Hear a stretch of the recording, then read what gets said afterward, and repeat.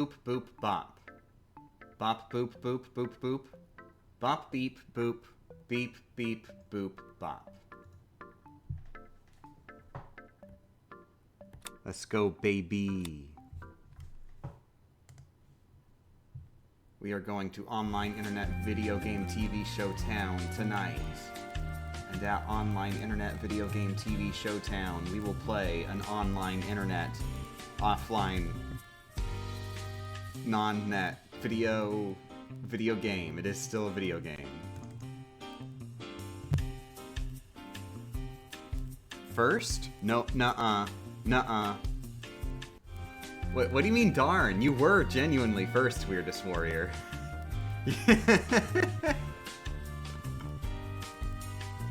Sam is a bot. Sam doesn't count.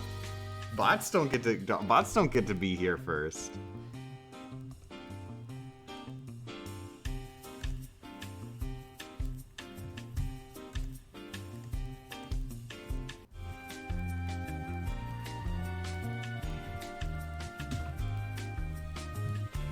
There we go. I am ready for video. Possibly also game.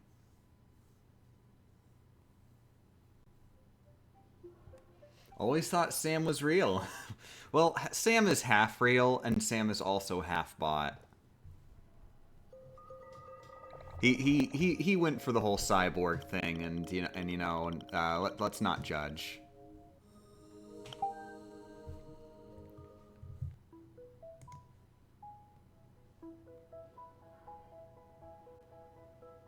But yeah, good morning. I am tweeting. I'm sorry. I am uxing. I keep dead naming ux.com. Famously good website.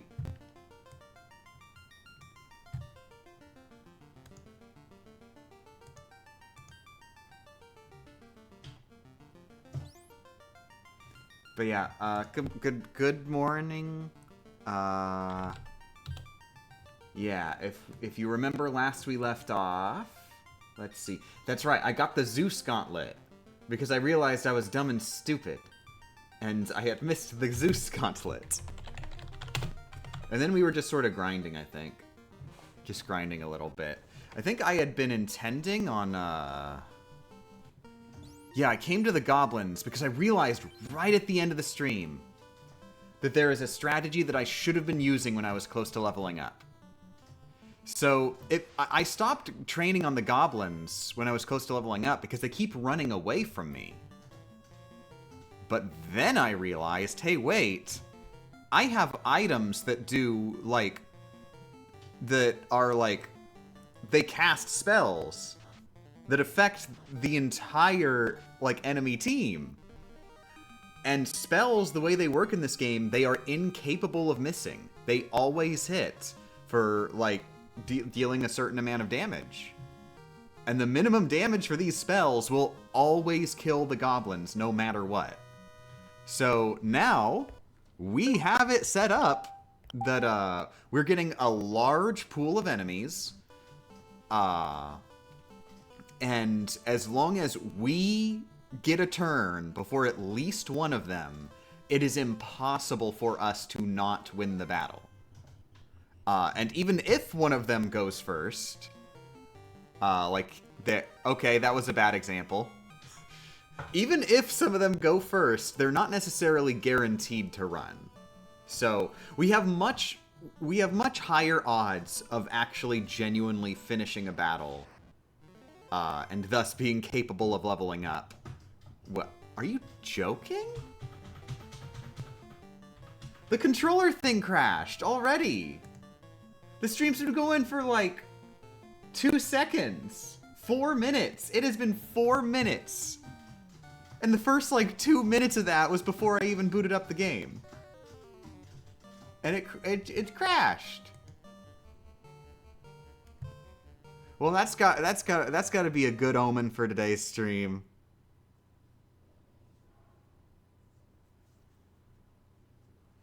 Good morning, Toucan.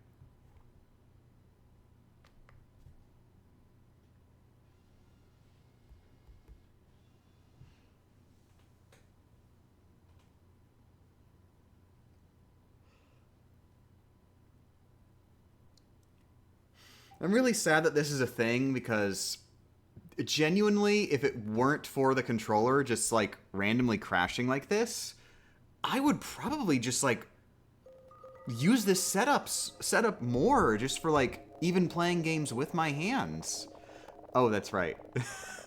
I was trying to use the foot stick. It was that's I have to set it up first. But yeah, I would absolutely use this thing just to play games casually with my hands, just so that I could play games with like my PS4 controller. That'd be so cool. Like not having to deal with like all of the Wii U's complicated like control setup stuff.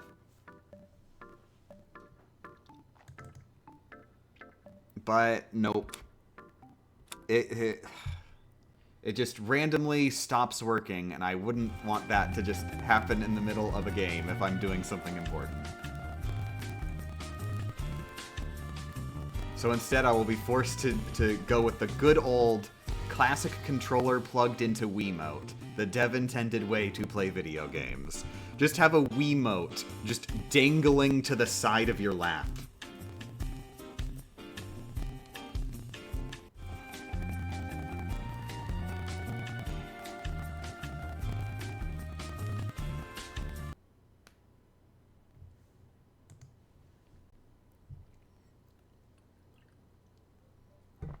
She went silent and I thought she ended stream?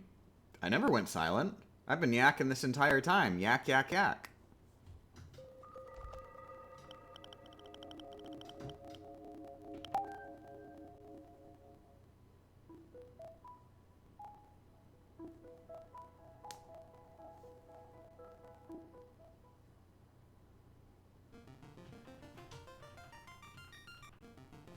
Okay, where was I? Yeah, we can safely pass the level up threshold with a very low failure rate now.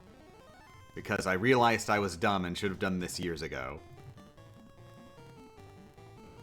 See? There. So the goblin attacked me, and then I just used a spell. So, guaranteed win.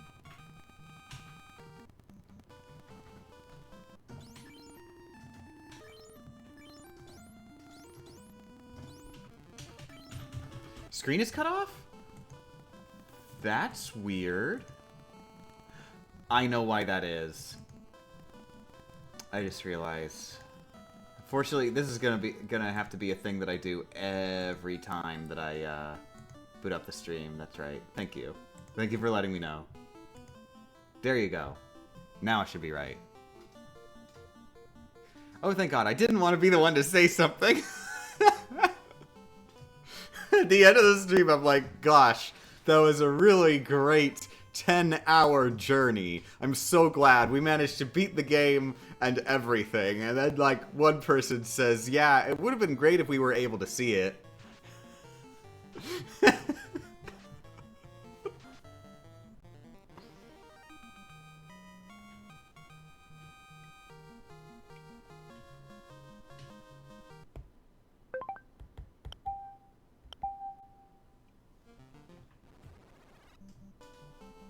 I did a whole 4-hour stream once with no video output. Were there people in the chat? That's the important part. Were there people in the chat? There was a few. Oh my God. And just nobody questioned it.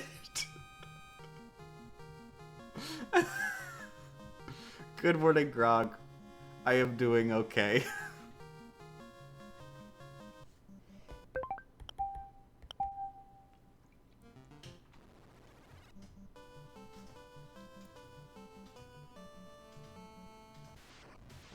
I once did an interview stream on the wrong mic the entire time. Oh God, so it was like really muffled. Your voice was really muffled in the background or something. That has happened with me. That exact experience where like it was the wrong mic. It was picking up like my webcam mic that was just like shoved in the back of my desk and like turned in the wrong direction and really terrible quality.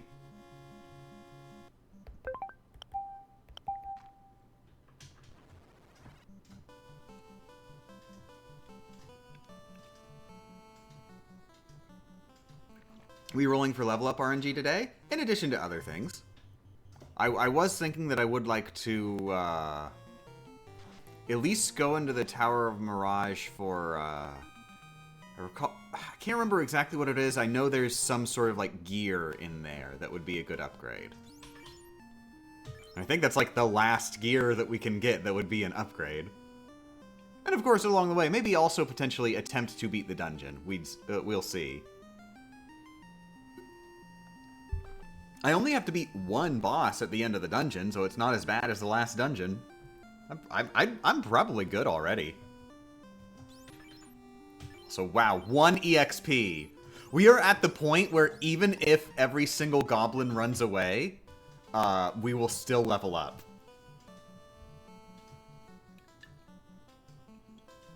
It was acceptable quality audio. Okay, that's good.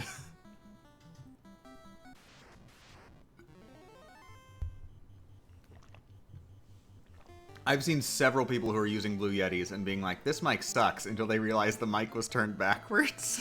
My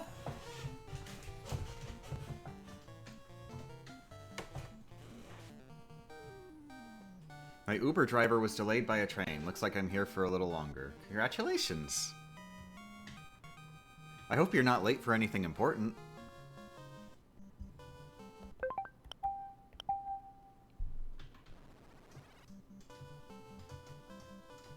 Love seeing the White Mage just be absolutely jacked while the other guys are just straight up dead. You should see the White Mage's, like, evolved form. She gets buff as shit.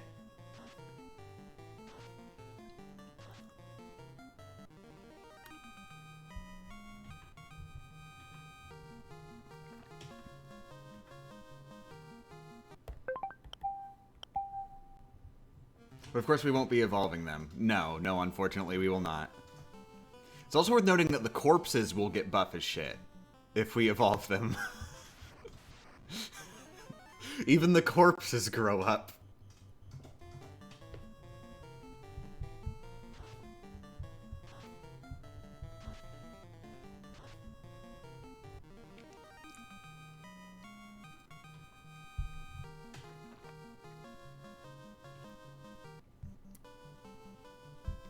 One thing I'm kind of sad about with the remakes of Final Fantasy is they sort of realized that the class evolutions sort of changed the art style, and the art style of the unevolved forms is more like it's more associated with the Final Fantasy brand. It's what all the sequels used.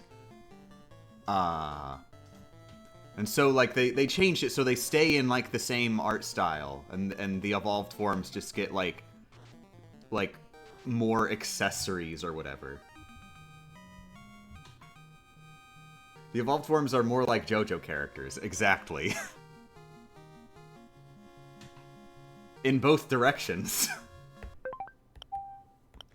In the original, they become more like JoJo characters in the sense of, like, being buff as shit, and then in the remakes they become more like JoJo characters in the sense of like, what the heck is going on with that outfit?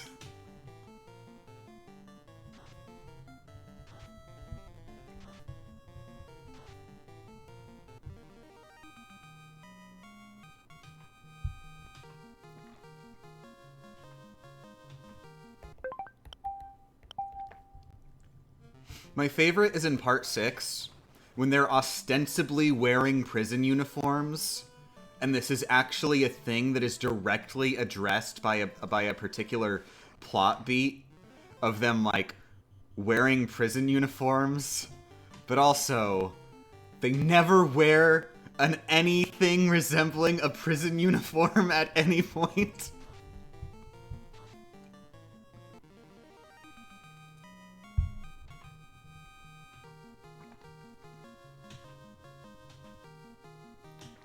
We have leveled up.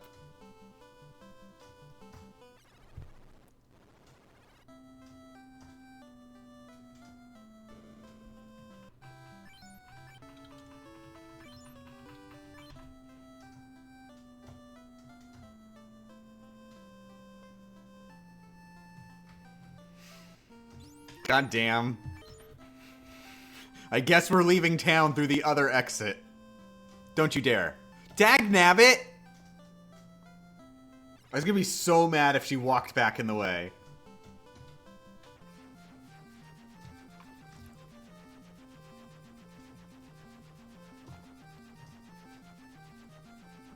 I'm also wondering, now that we're like using that technique of like using spells, we do have the Zeus Gauntlet on us.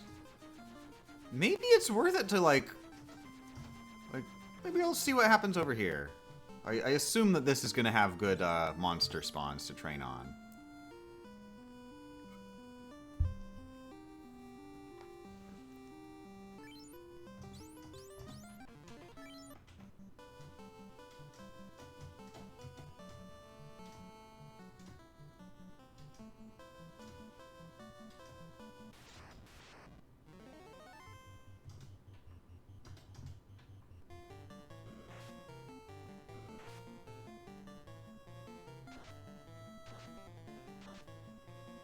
I sort of assumed that that would do more damage. Maybe this isn't the best.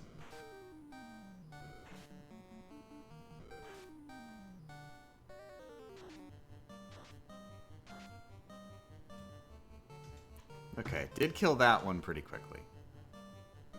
Dag Navigator.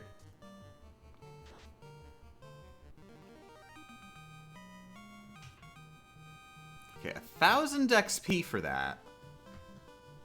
That's pretty decent considering that was just a random battle that I got and I didn't have to search for a specific one.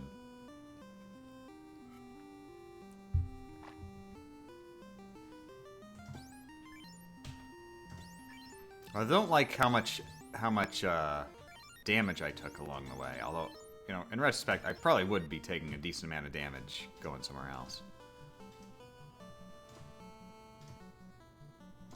So we're before Bahamut. We're gonna be before Bahamut when we kill Chaos. When we kill Chaos! So, like, I mean, that's just sort of the entire game thing.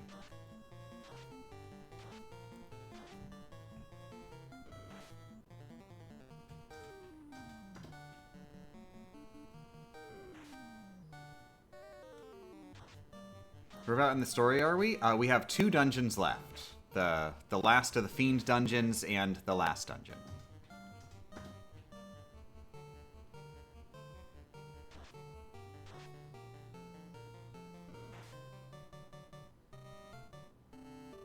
Meh.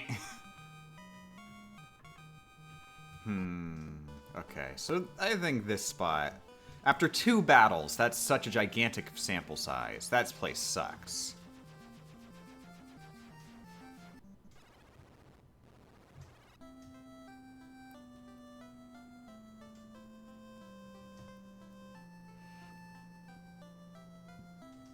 Which game is it? Final Fantasy. Why do we play it in Japanese? Because this is the most convenient version of the game available on a modern console.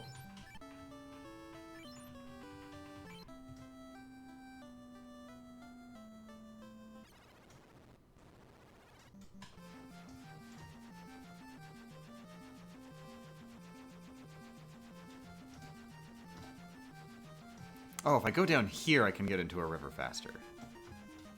There we go.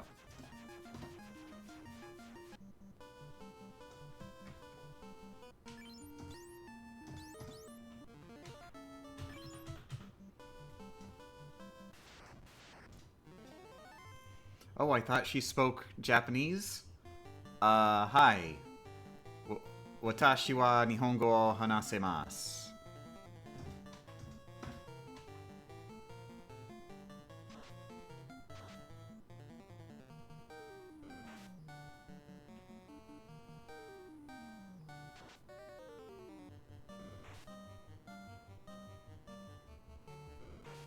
Yeah, chotto, tomato.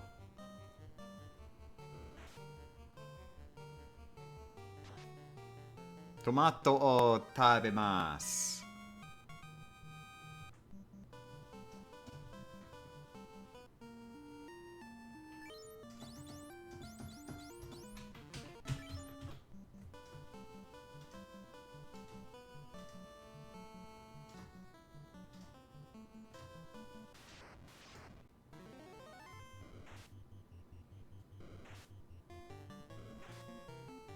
Oh.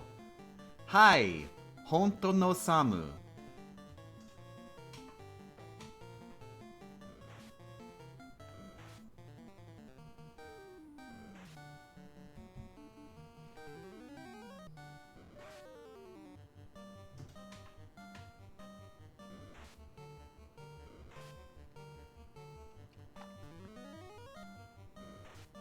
Does that mean the Wii U only sells the Japanese translation? No, that's not what that means. It means it only sells the original Japanese version.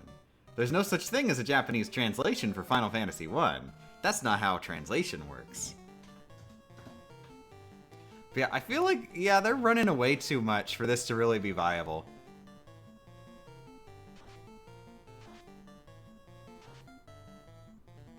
Oh, but was that just good RNG, or is this actually consistently dealing more damage against these ones?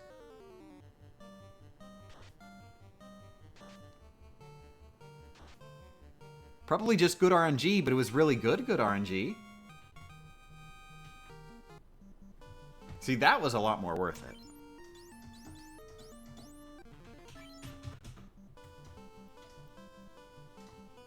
Sorry, Mason. Nihongo wakarimasen. So Yamate, could you stop? Permaband.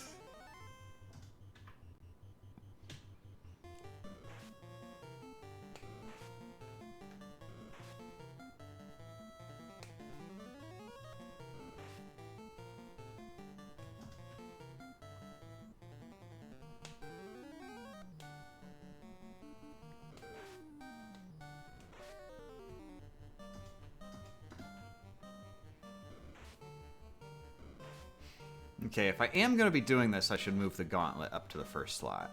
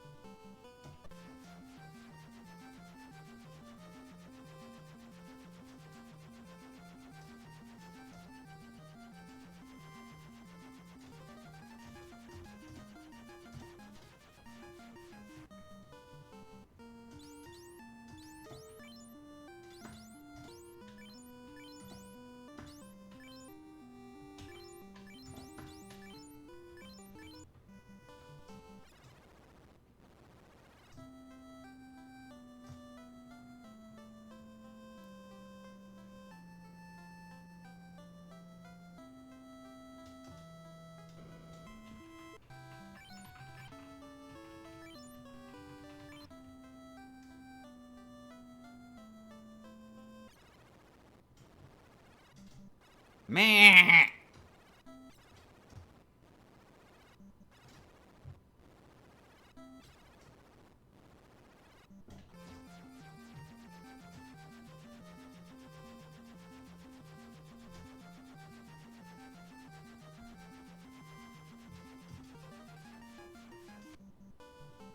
Okay. Yeah, I'm gonna try grinding here a bit.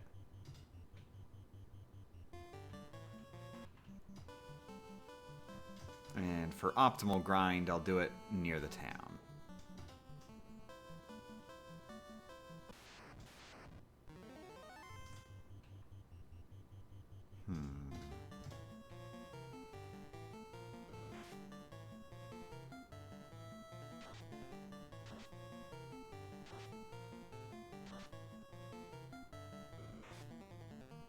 Cute lizards? Yeah, they're small little guys. For what they think they're gonna do to me.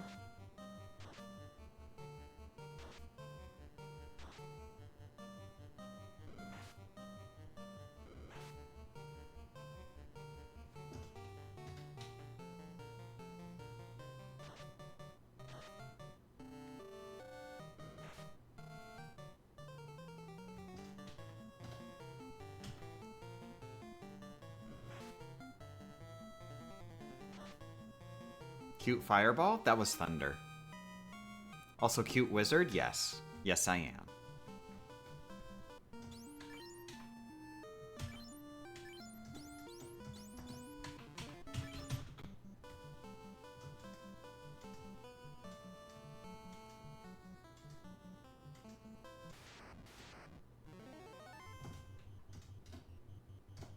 I keep thinking that's gonna be the gauntlet.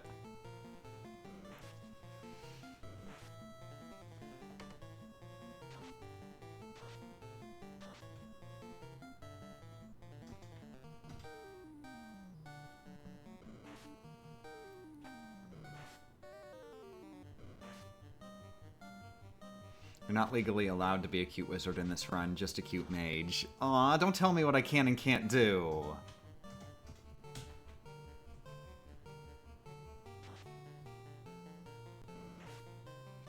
I like how the dead sprites just look like somebody told them a really bad joke in an anime. I mean, it was a pretty bad joke.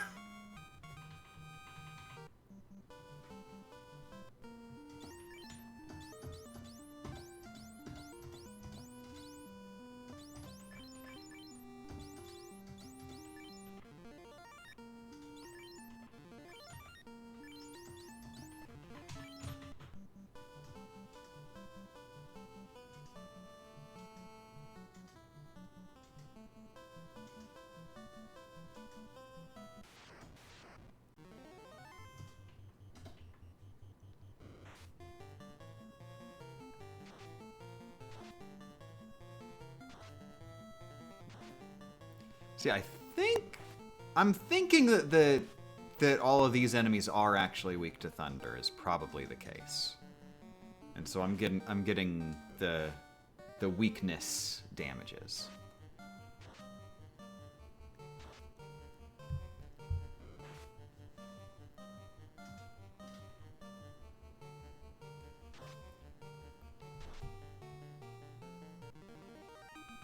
At least the menu seems to respect the idea of the solo white mage and pretends the other party members don't exist. Wait, what are you talking about? It pretends they exist all the time. Freaking look at this. Look at him. Rate is level 1. Burado is level 1. Karakuzu is level 1. And all of them have 0 HP. And look, Rate even has magic slots.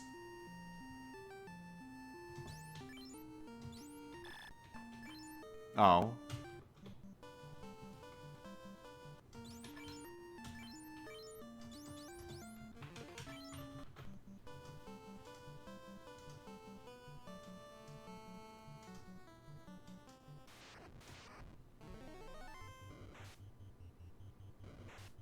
Well, that's cheating. Oh, come on! What does fire do against you? Because I got the impression you were, like, resistant to thunder. I think that's better than what thunder was doing.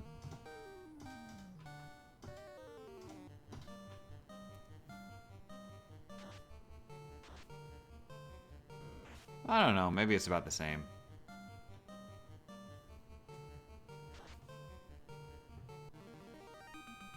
And where are those other party members? I can't see them. They're the corpses.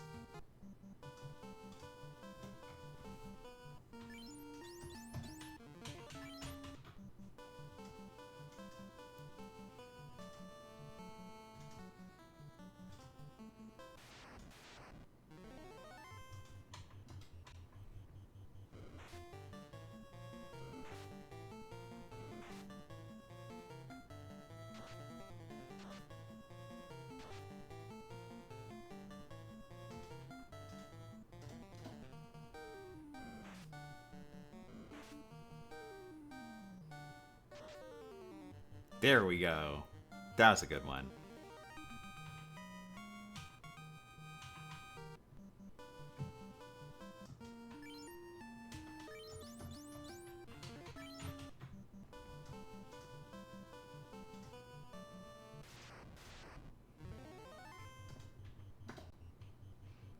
So I guess now that we're in the thick of grinding, and it's gonna be this is gonna be our lives for the next 8 hours.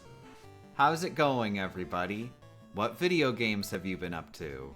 I hope good ones. I'm really close to level 120 Necromancy and RuneScape. And so I'm just gonna tough it out to get to 120 so I can just stop there and then leave Necromancy forever because all the Necromancy stuff, all the prices on it have crashed super duper hard. And they're going to be crashing even harder on like Monday or Tuesday, because they are patching necromancy so that you get less experience when doing rituals. And so, of course, less people are going to be buying all those items even more. They're going to be caring about necromancy even less.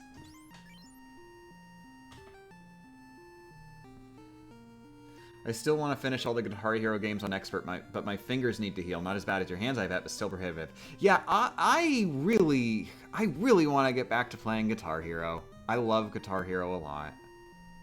I am going to 100% complete every single game in the Guitar Hero / Rock Band franchise. Which, yes, it is one franchise. Doesn't matter if it's owned by 2 different publishers. It is one singular franchise.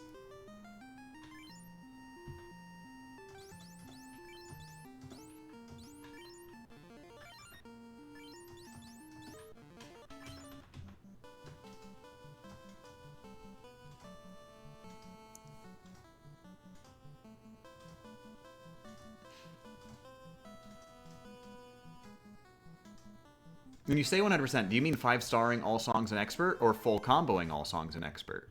I don't think full comboing is, like, tracked by the game, is it? I don't think that's tracked.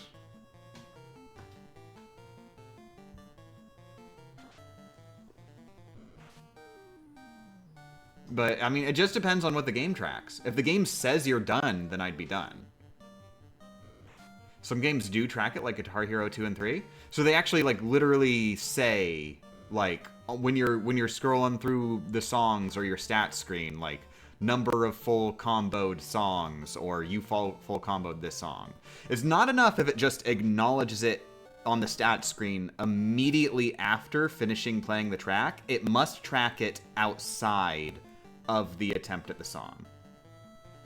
It's marked with gold stars. Okay, it's required.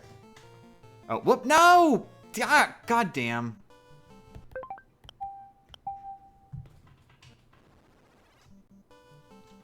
So yeah, it's absolutely required. 100%. All achievements only requires full comboing any 20 songs. Yeah, but achievements are stupid. I never use achievements to decide what is required to complete the game. I use the game to decide what is required to complete the game.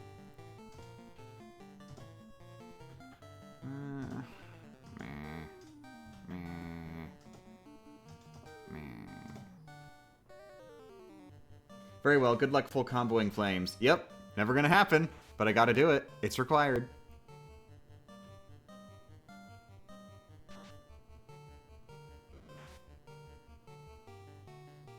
And you'd hate Project Sekai because they track full combos and all perfects. I am so glad Melody of Memory does not track all perfects. Or rather, all perfect perfects. Because there's perfect, and then there's perfect. You do have to get all perfects on every song, just not all perfect perfects.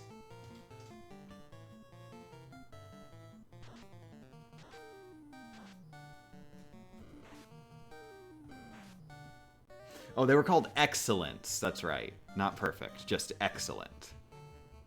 And there's vanilla excellent and rainbow excellent.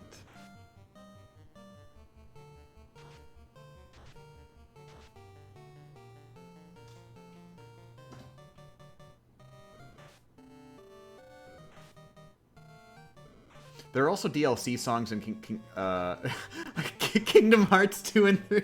Dagnabbit. In Guitar Hero 2 and 3 that are bugged. So you physically can't get full combos in them. Good thing that they're DLC, and I'm not counting the DLC since, like, most of it is lost media now. Or rather, lost media in the sense that you can't get it officially. That's not true lost media, but you get what I mean. They're not functionally a part of the game anymore, so I don't have to count them.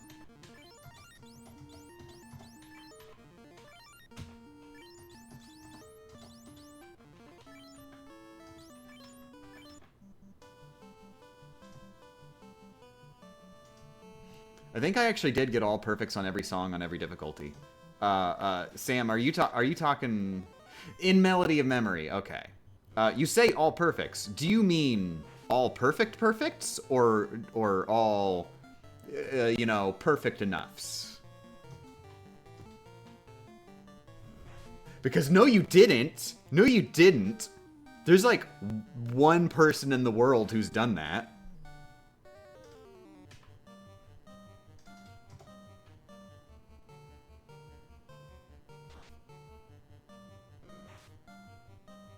Do you want to also get full combos on all instruments? Yes, of course. I mean, why is this even a question? I just said the game decides what is required to 100% the game. The game says, look at all these instruments, and it tracks all these instruments. What am I gonna do? Not?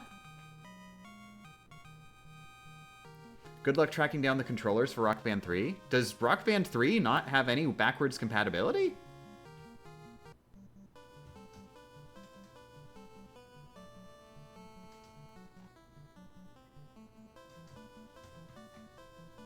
Does it not let you play with it like just a vanilla controller? Because like all that stuff is fully allowed. All that matters is that I like do the 100% stuff. Doesn't matter what controller I use.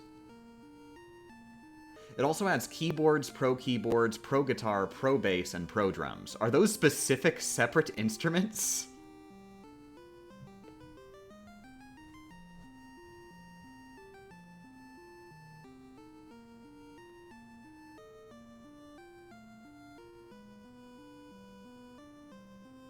Just all perfect, not perfect perfects. I couldn't consistently do that. Oh yeah, God no.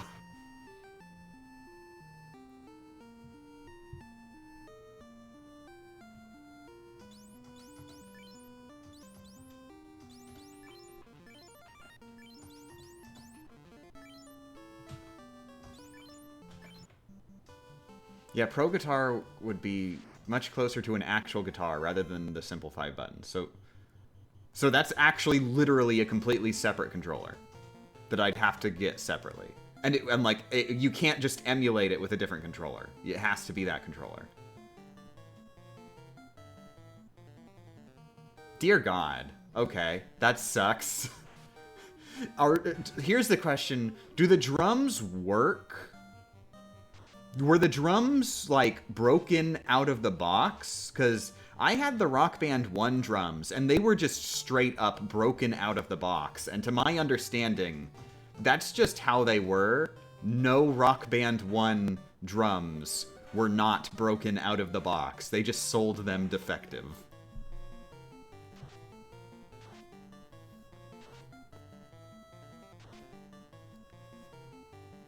The old drums do work. I don't know. I don't know.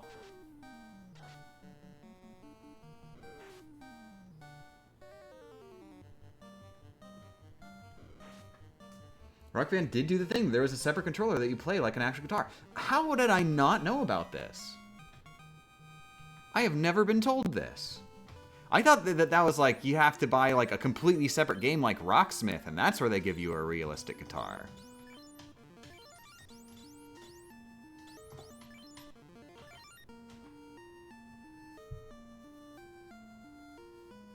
You know, I think one thing to note, I will allow myself to move on to the next game after I only 5-star every song, I think. I think that'll be a basic thing. So I'll be allowed to move on from Guitar Hero 3 to World Tour after I full combo through the Fire and Flames on Expert. I mean, after I 5-star through the Fire and Flames on Expert. Goddamn.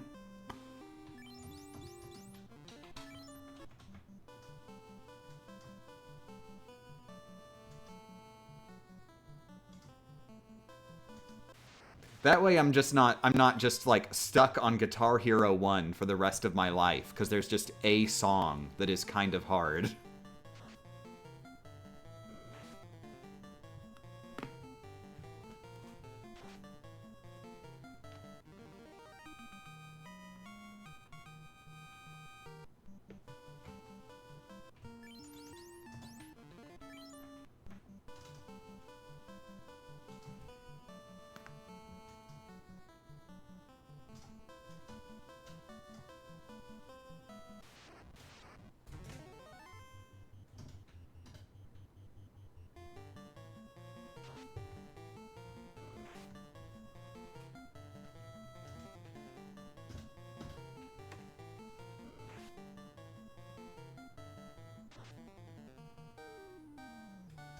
even like pro players haven't full comboed literally all songs in all games. Like, it took just last year for Akai to full combo all the songs in Rock Band 1.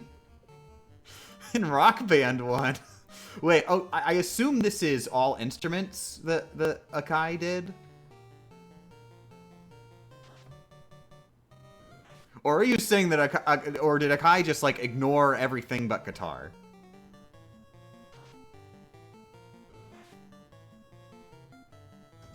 Not all instruments, just guitar. That's impossible. That's impossible. Do you mean including DLC? Like, Akai was the first person to do it, including DLC?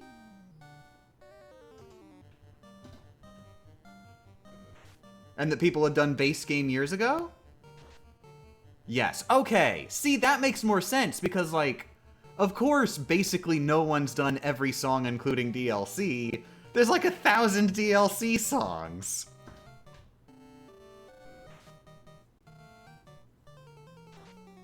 And half of them are lost media. Are 100% of them lost media, actually, yet?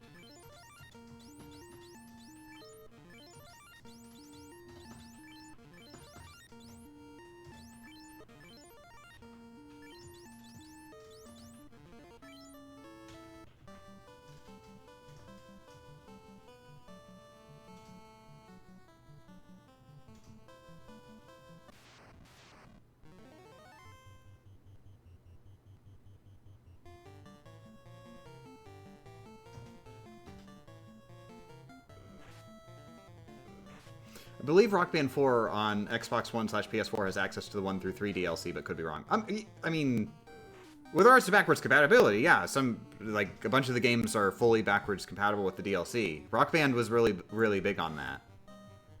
But, like, I don't see how that's relevant.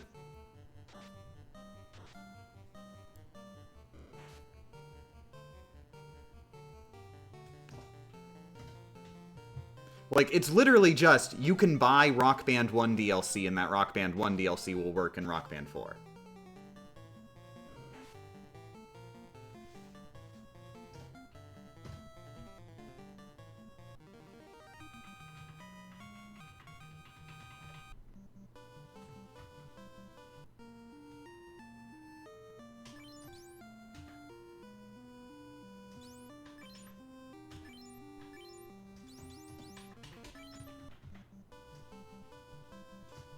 Out of curiosity, at this point, can you read Japanese?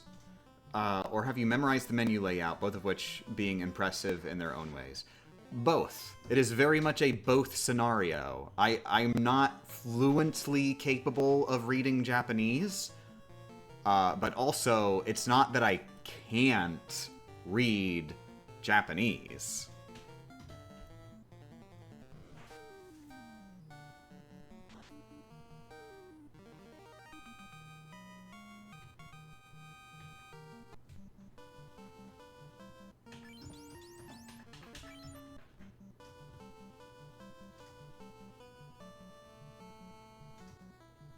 But I mean, if I were to, like, play a game like Final Fantasy that I don't have the menus memorized, and it had these same menu options, Tatakau, Maho, Kusuri, Mochimono, and Nigeru, I would be able to figure out exactly what all of those menu options did, even if they were aligned differently, because I know all these words. Attack, magic, I think that's like medicine, something like that. I'd recognize it as a medicinally related word. Like that'd be potions and stuff. Mochimono, that's like held stuff. I guess I wouldn't technically know exactly what it does, but I'd know what the word means. It's one of those cases where, like, one of your options in battle is just bag. What does bag mean? It probably has something to do with my inventory, but I don't know what But what is a potion not an inventory? In Final Fantasy 1 NES, no, potion is not inventory. Completely separate. Your inventory is actually your equipment.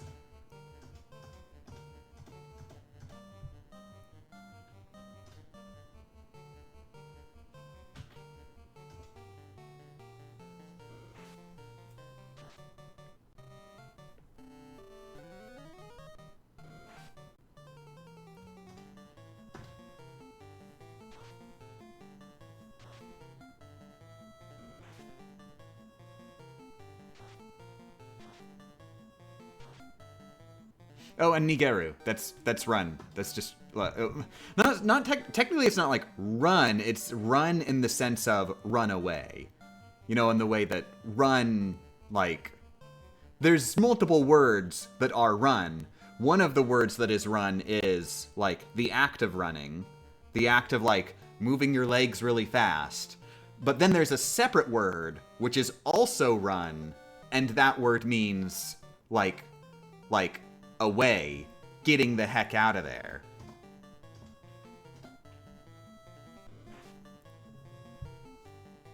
And Nigeru is the second one. Like run versus flee, exactly.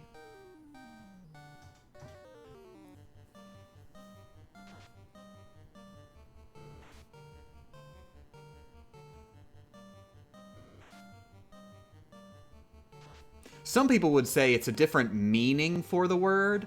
I argue it is in fact a completely separate word that is both pronounced the same and spelled the way, and spelled the same way.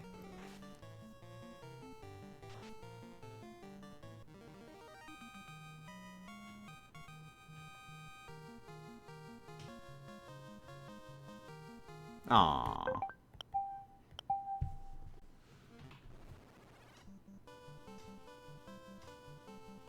Literal semantics. Exactly. It is, in fact, literal semantics.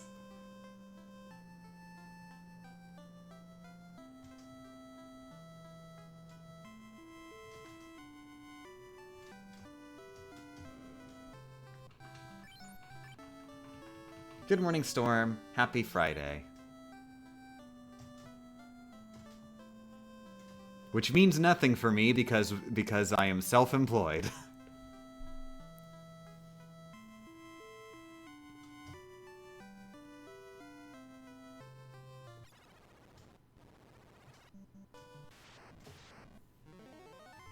Oh my! Friggin' troll party up in here!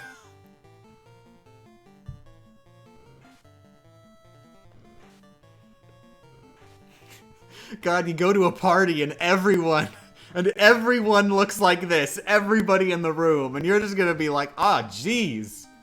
Maybe I shouldn't have come to this party. Did they not want me to come?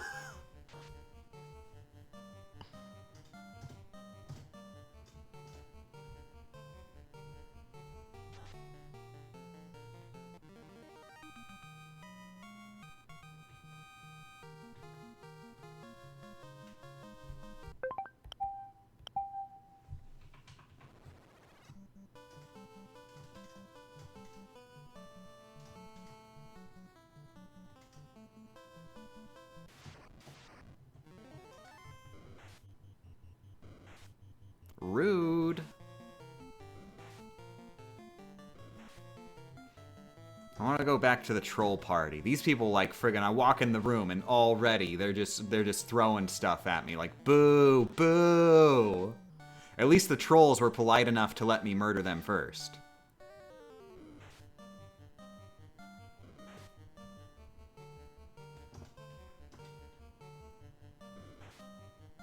How are my hands doing? Slightly better every day.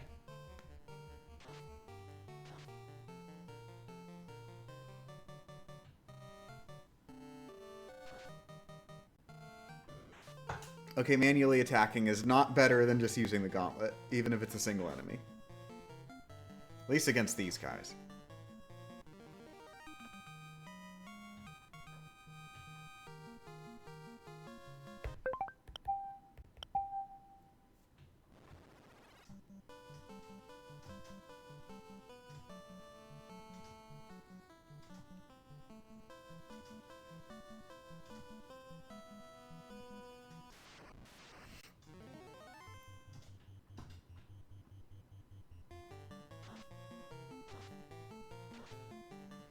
We're resetting because we are trying to pass the level up threshold with like the best possible stats. Minus HP because I don't care about HP.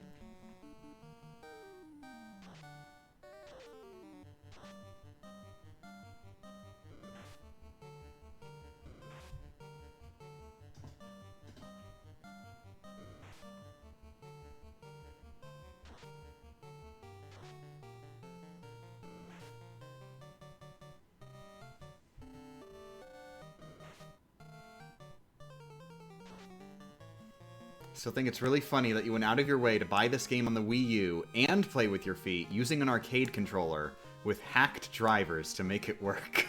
I mean, no aspect of this was like me on purpose going, I must do it this dumb way.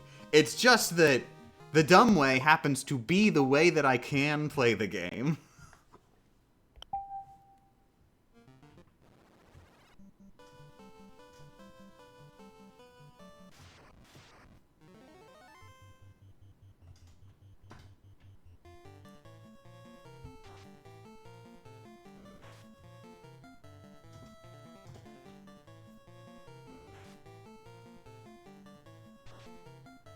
Oh, wow. Was that even worse?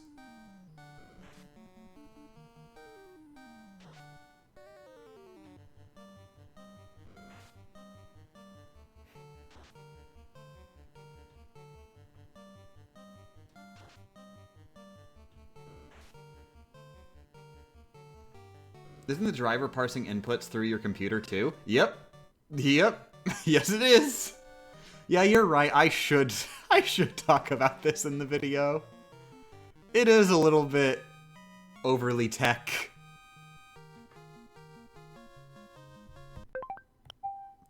I was already planning on having, like I did at the beginning of the most recent Yu-Gi-Oh video, which ended up being a really not making sense thing because that video is Patreon exclusive. Just like a shout out saying, hey, my hands, give me money.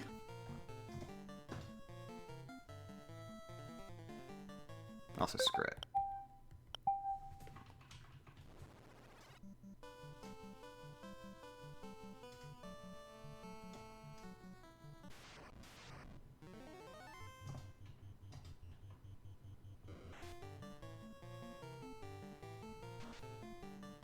Oh, this is a Su-Ochu. Wait, is this the one that was translated as Marlboro?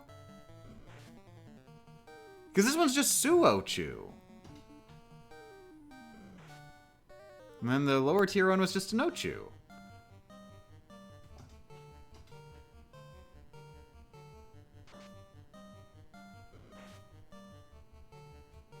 What's going on with my hands?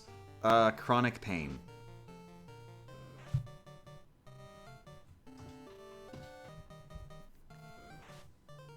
I have been unable to play video games with them for, like, 9 months.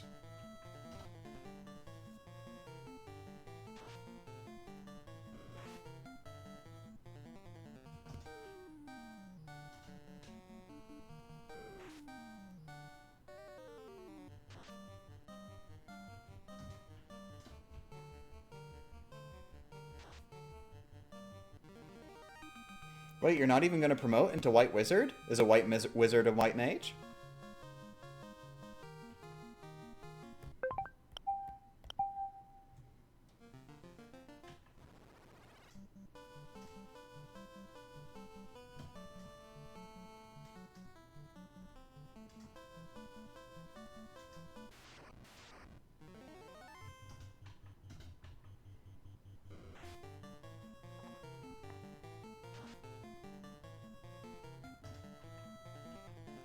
Oh, whoops! Wrong one.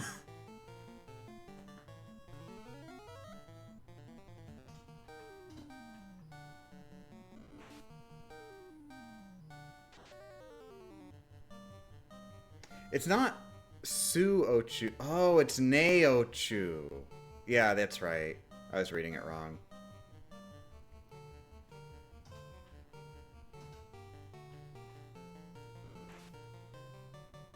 I blame the Nintendo Entertainment System.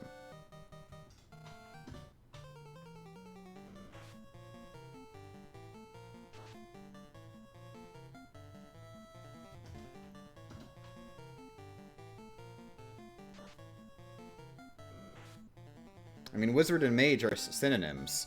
When I say I'm doing a solo run, when I say I'm doing a White Mage solo run, I'm not saying that I'm gonna semantically determine what a quote-unquote White Mage is myself as a human being by looking at a dictionary. I'm talking about a video game with systems.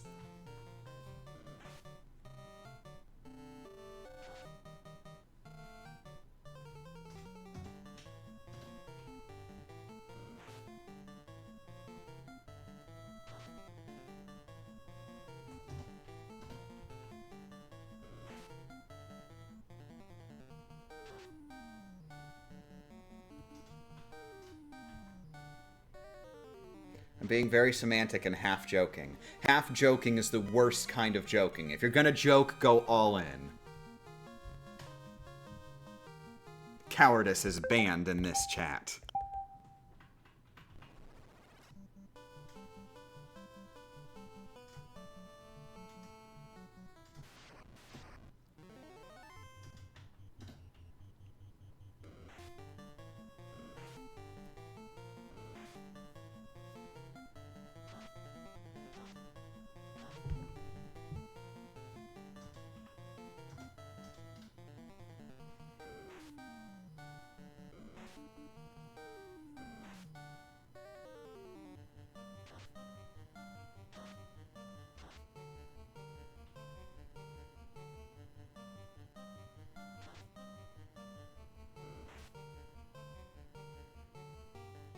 I use half joking when I'm not sure if the joke will be seen as a joke or an actual comment.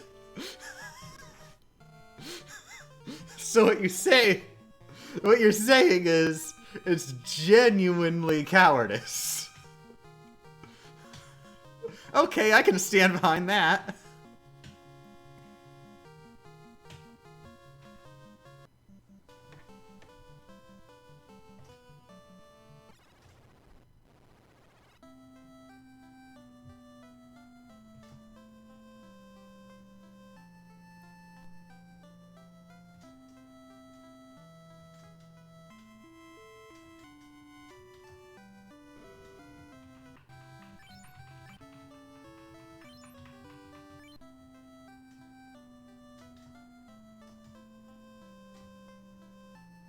Oh, I just realized. This might be faster.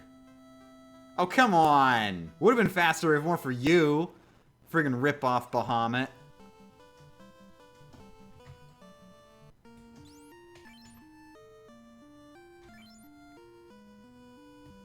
Yeah, screw it. I'm leveling up again. Nobody can stop me.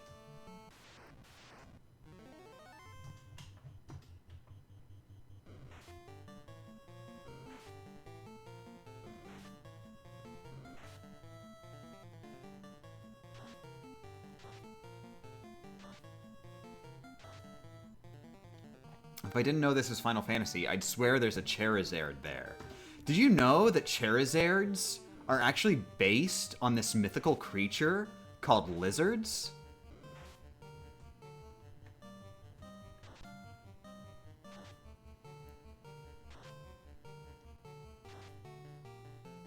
Aw, I was hoping for a full combo.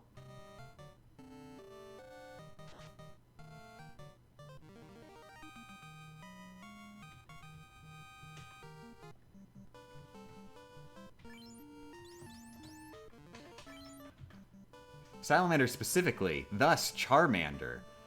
Are they actually called Charmander in the original Japanese version? You can't do, like, they're based on this, and that's why the English name is this. 'Cause that's not how the design went.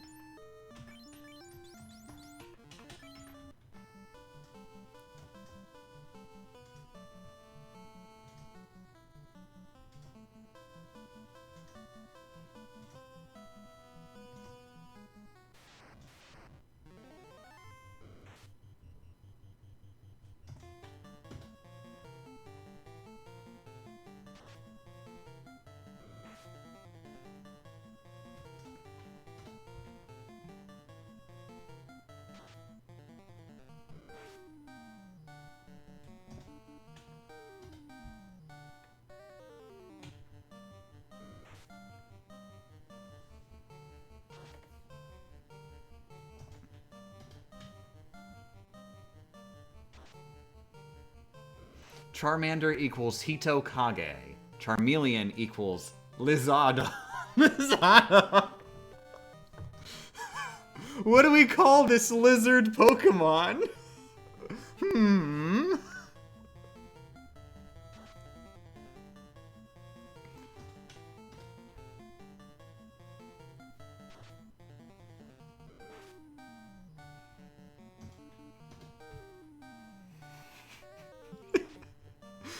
Did you know that in Japanese, Pikachu isn't actually known as Pikachu? In Japanese, they call Pikachu Den no Nezumi.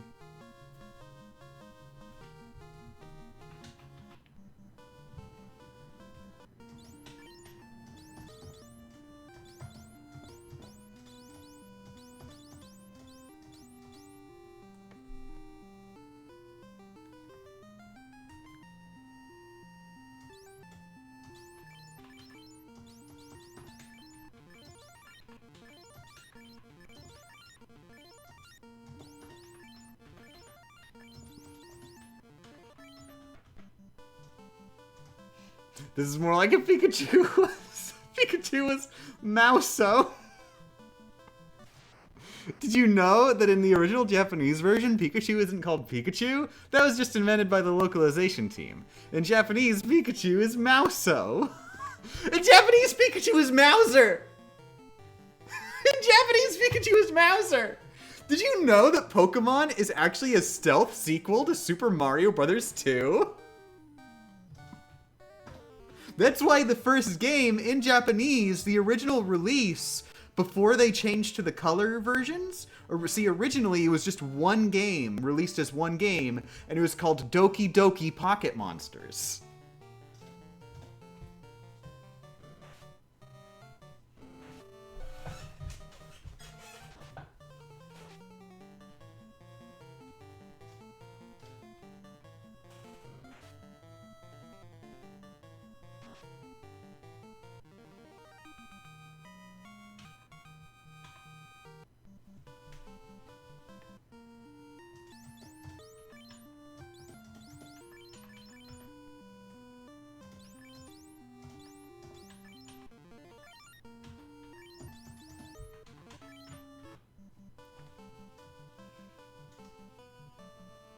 Raichu is Ratsu?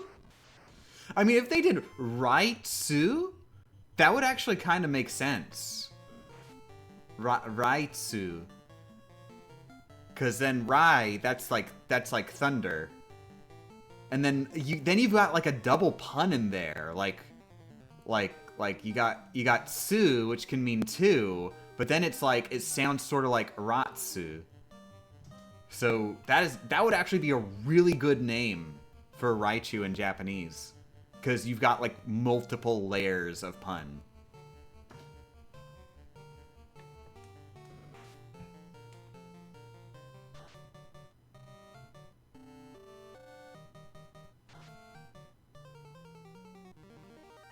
Although the pun would be ruined when you get to Gen 2, and then they introduce... actually, here's the first form of Pikachu. Pikachu is the second form. And Raichu, wait, you're not 2 anymore.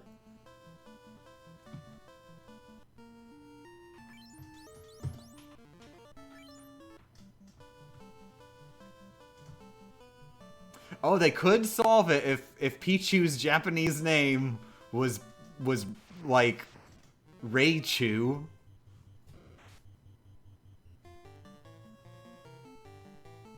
Ooh, hey, that would actually... Then you got sort of a naming scheme. Raichu, Raitsu. They're very similar there.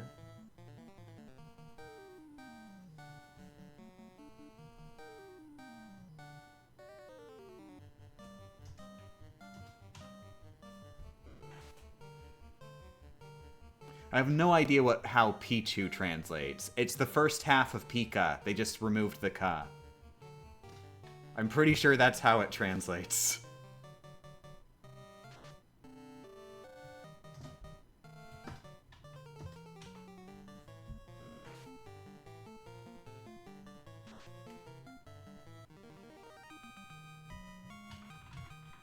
I like this new hobby I have found of like creating fictional hypothetical alternate names for Pokemon that still like do the puns.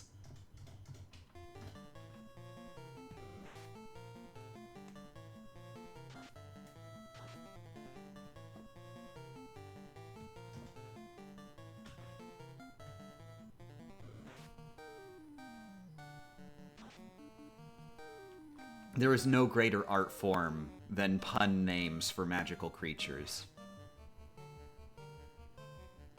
Bulbasaur says, ooh, possibly Poochie. Oh, yeah.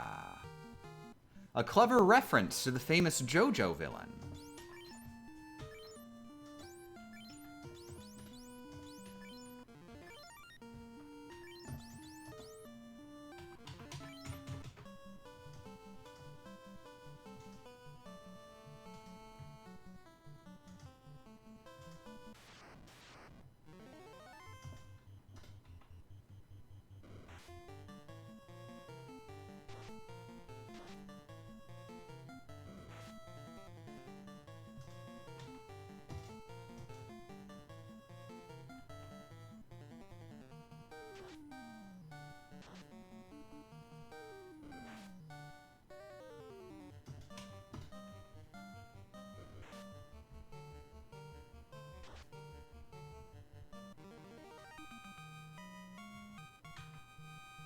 I don't remember. Does JP even have the ch sound?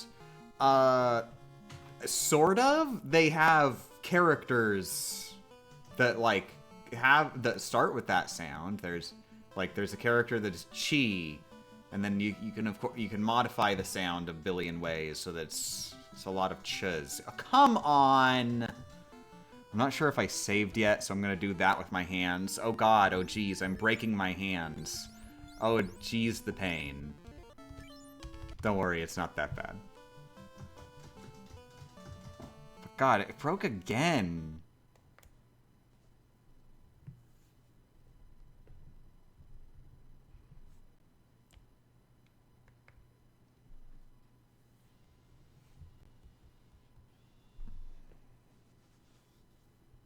Chi, cha, chu, cho. Yeah.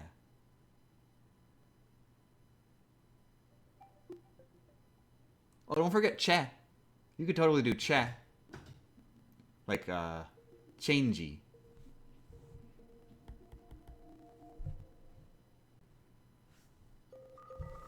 Che only used in loanwords. That doesn't mean it doesn't exist. You can't just go, it doesn't count because other languages influenced it.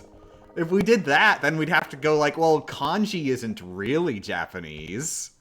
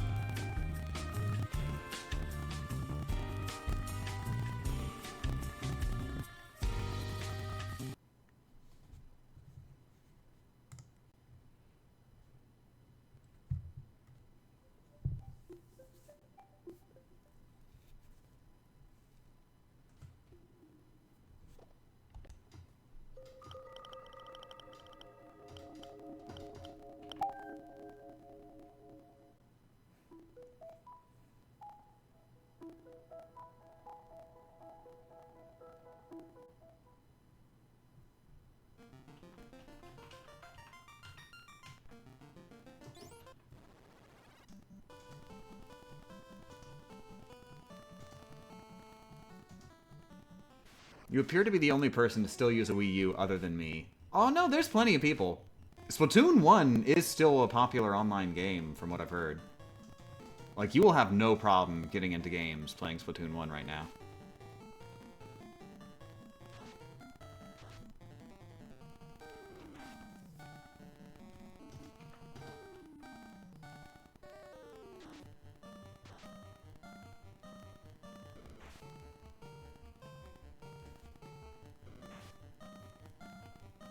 Splatoon servers are even still up?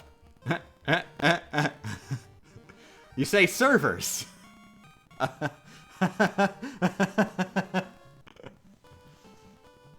don't got those.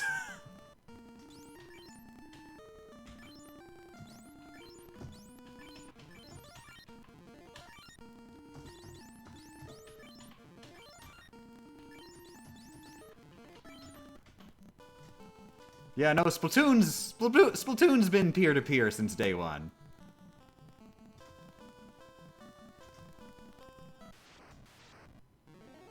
Now, Nintendo has not deliberately, like, stopped doing handshakes. Because of course, as a console game, it's designed such that you must handshake Nintendo to be allowed to connect to the internet. But they don't gotta do anything more than that. And they only have to do that because they deliberately stand in the way and say, you must shake my hand.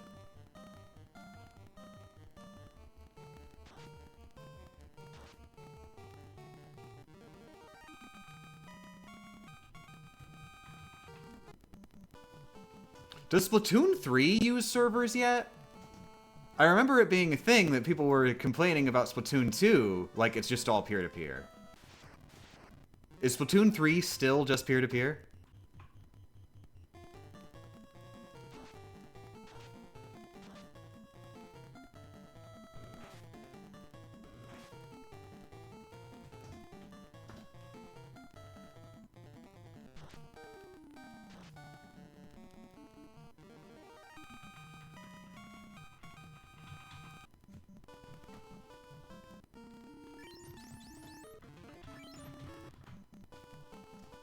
Didn't notice Game Champ was back to streaming. Good morning, Logan. Yeah, I'm very happy to be back to streaming. I just, you know, getting work done in general. Well, I was sort of hoping that I'd get through Final Fantasy faster. Somehow I underestimated how long it takes to grind for hours and hours for a single level up.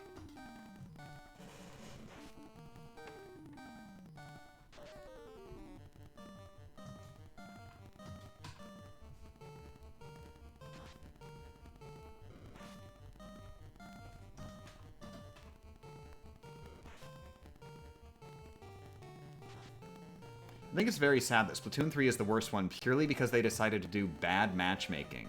In all caps. What did they do with the matchmaking that makes it bad?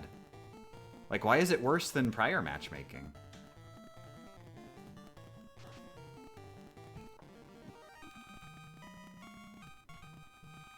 Do they matchmake players of similar skill levels instead of just randomly?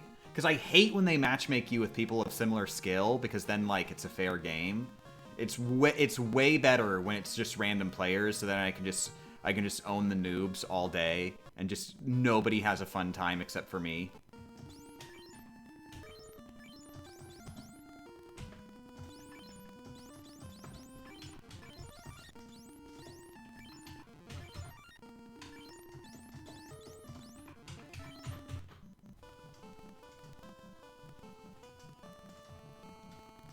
Specifically for X Battles / Salmon Run. Wait, aren't X Battles the highest rank? Also, isn't Salmon Run cooperative, so it doesn't matter what the skill level of everybody else is?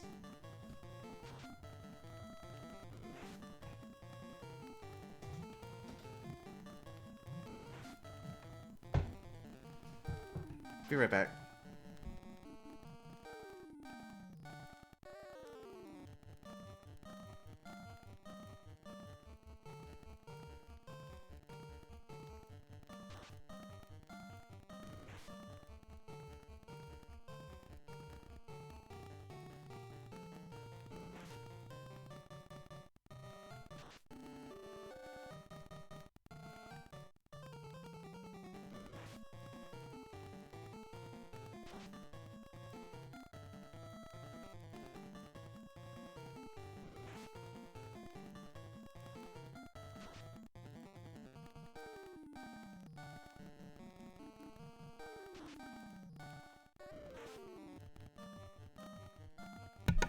Good morning.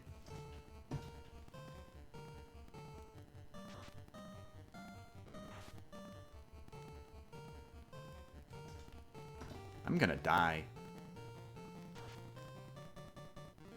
There we go.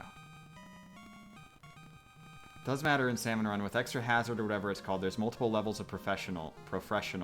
And if your teammates and or you aren't up to scratch, you're gonna fail. Yeah, but who cares? It's cooperative. Who cares if you fail? If you fail, it's because it's because you didn't carry your team.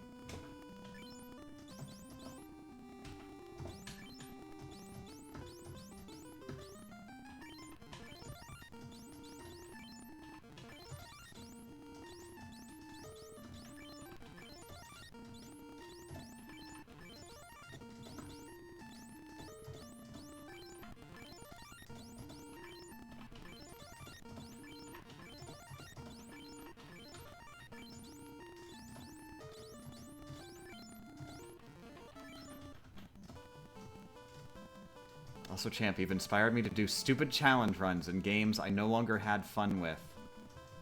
Because I had done everything. Oh, yay! Congratulations, Penguin.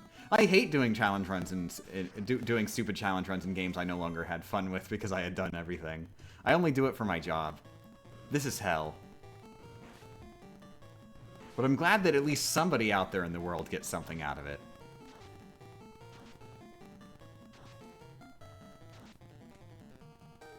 This YouTube video shows this person being unable to make a match for an entire rotation because their X power got too low? So the game wasn't matching them with enough people, even though it was done during peak hours. Oh god. That's definitely an issue. So the problem isn't that it's matching people of too wide skill levels. It's that it's matching people of like, it refuses to match people if they're far away in skill level from others. It'll just say you're not allowed to play if you're too far in skill level from others.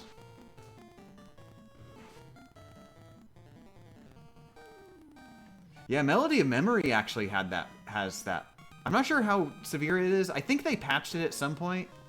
But when Melody of Memory came out, it was like, it flat out 100% refused to ever match somebody of a high skill level with somebody of like a certain number of skill points below them, period.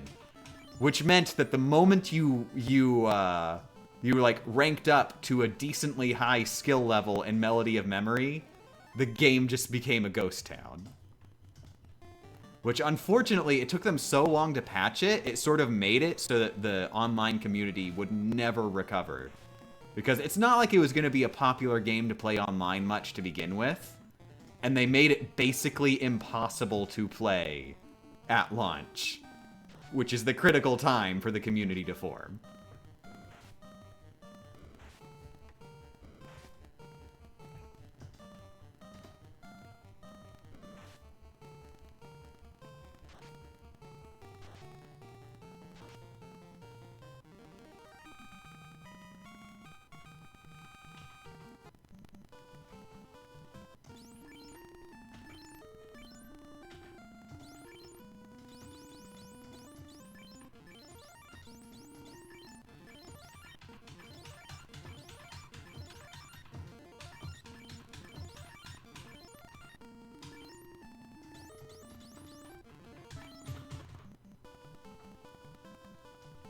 This reminds me of the singular time I got in an online game this year and yet Melody of Memory. Oh, I remember it so well. We did multiple matches and we were on pretty equal skill levels. So it was fun.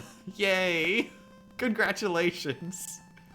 Unfortunately, now, if you want to 100% Melody of Memory, which includes, like, you've got to play with 100 unique online opponents, you just have to cheese it.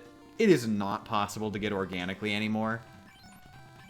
There's a way to cheese it. You just battle with the same person over and over again, and every match, you back out, and you delete their player card that it gives you after you play a match with someone. And by doing that, it actually forgets that you've played a match with them before. So it'll count them as a unique opponent the next time. So all you need is to find one partner, and you'll be able to 100% the game.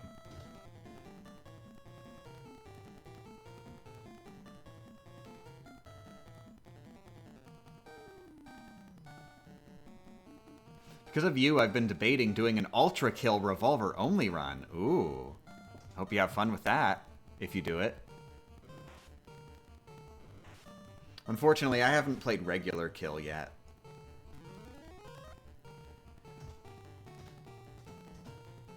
Are you weak to fire because you're ice?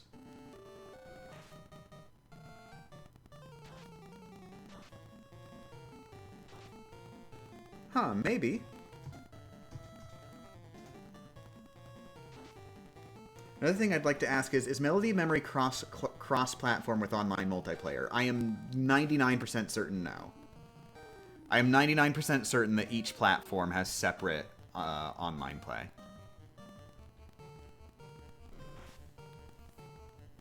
Because keep in mind, I'm not sure if Sony has changed it yet. I'd honestly be kind of surprised if they did, but at the same time, maybe they've changed it.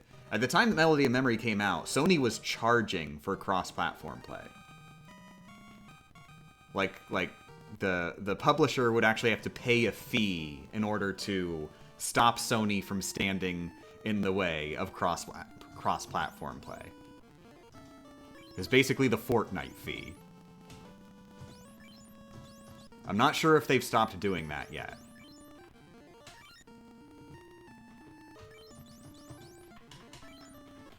But yeah, there's no way that Square was gonna pony up the dough for cross-platform play when it's just like a tiny little add-on mode that doesn't matter. That's really just an afterthought. Like, nobody, not a single human being, is buying Melody of Memory for the multiplayer.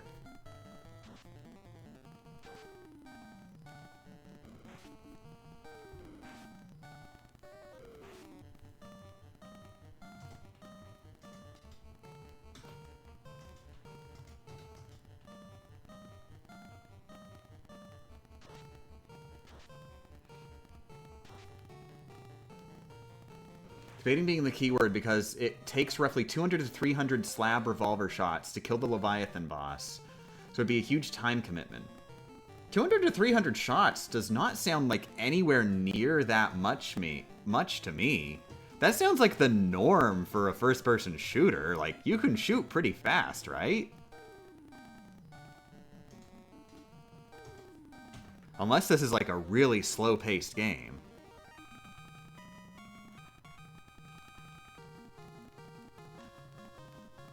Hey, Game Champ, you plan on streaming Big Run for Splat 3? My hands have not been functional since they patched, like, all these new modes into Splatoon 3. I have been physically incapable of playing Splatoon 3 since they've been patching all these things into Splatoon 3. I don't know what Big Run is.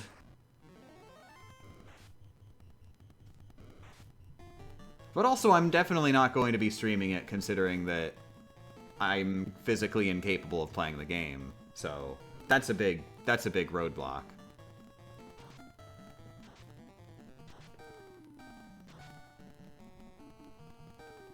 I was hoping I could use the PC version I bought with the PS4 version I got with PlayStation Plus. Oh yeah, no, I'm sure that's not gonna work. If it wasn't cross-platform, I'm shocked that one person was also on PlayStation, playing Melody of Memory Online in 2023. I would honestly, between all the platforms, I expect that PlayStation is going to have the biggest, like, online ecosystem. Because it is, like, Kingdom Hearts, which has been, like, brand loyal to Sony more than any other platform.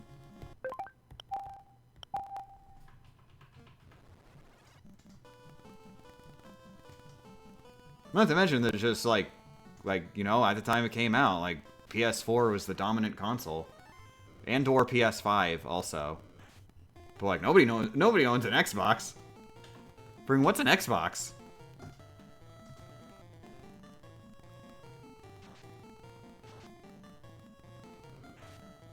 But then while people do own a Nintendo Switch, it's the only Kingdom Hearts game on the Nintendo Switch.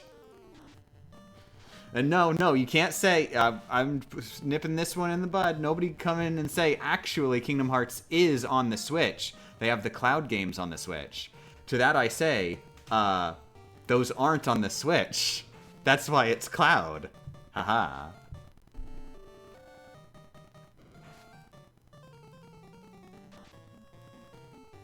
The Slab Revolver fires one shot every 3.2 seconds. Okay, that is decently slow to fire like 200 to 300 shots then. If it's only able to fire every 3 seconds. Because I was thinking like the standard like lowest level pistol type gun in a game would usually you could just go pow pow pow pow pow pow pow pow. Just every time you click, that's a shot. And like there just wouldn't be a limit. But if it's every 3 seconds, okay, that's gonna be limiting it a bit.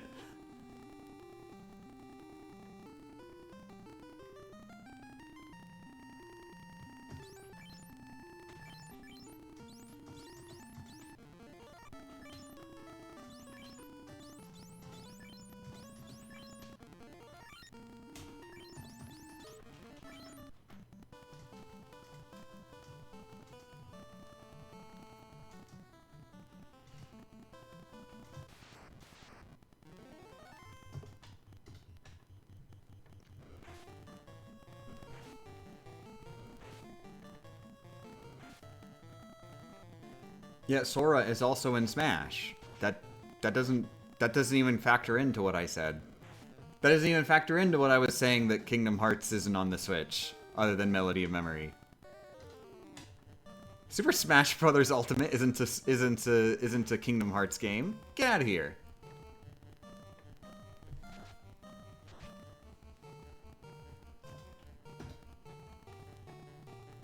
Also, I blame you for me adopted the mentality of if you're gonna do something stupid, do it all the way. You're welcome. That's the best mentality.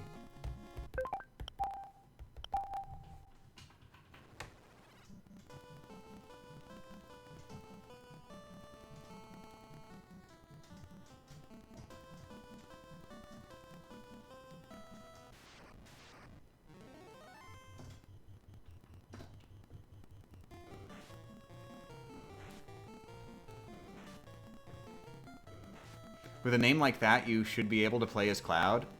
Don't you actually genuinely get to play as Cloud in Coded? Isn't he one of your party members in the Coliseum in Coded? Or am I remembering wrong and it's just Hercules?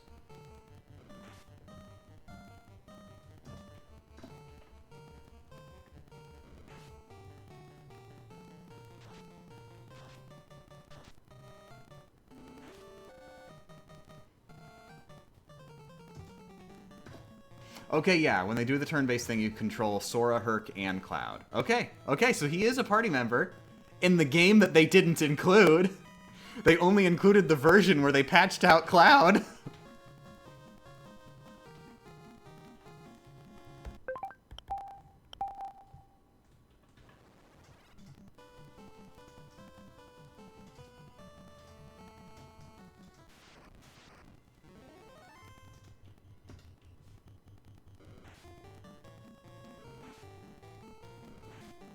Why do you keep restarting? Stats.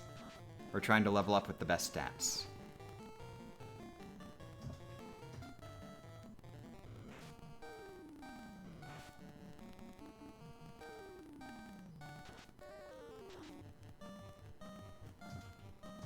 I mean, technically Recom exists, but I guess that doesn't count. What about Recom? You can't play as Cloud in Recom. You can summon Cloud, but you are not capable of controlling him. He attacks on his own. Like, literally, you press buttons on the controller and nothing will happen.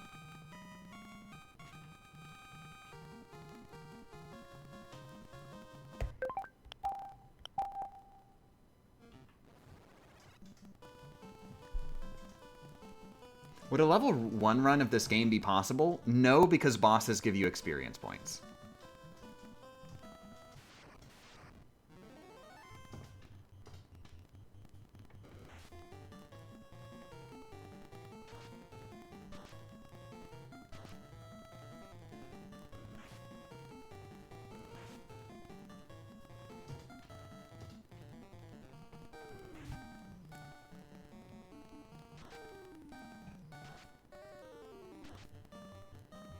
What if you hacked the game so you didn't get XP? I would argue that hacking the game is not a mechanic in the game, so no, you can't do that.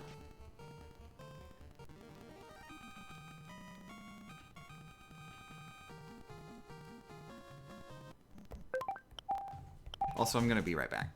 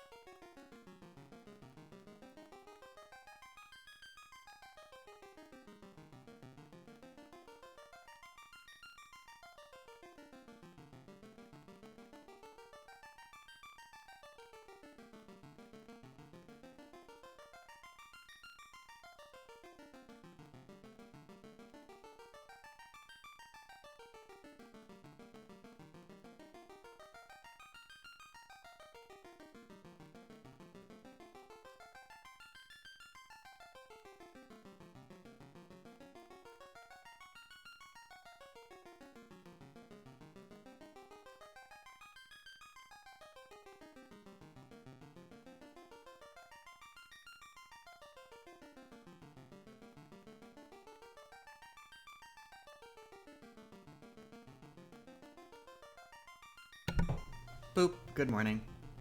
How's it going? What'd I miss?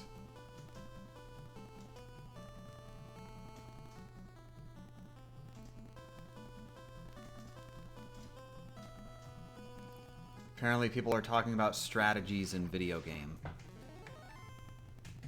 And breaking glass. Good morning, Renard.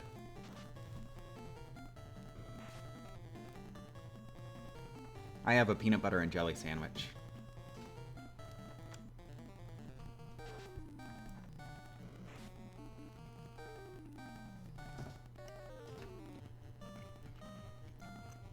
We were discussing the logistics of bypassing a stone wall that you usually need the shotgun to blow up. So this is about real life.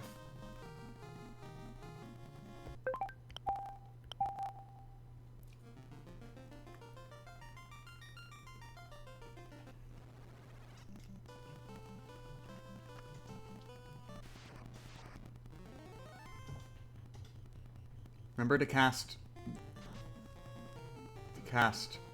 What? To clear yourself of debuffs? Like self-doubt? I don't get it.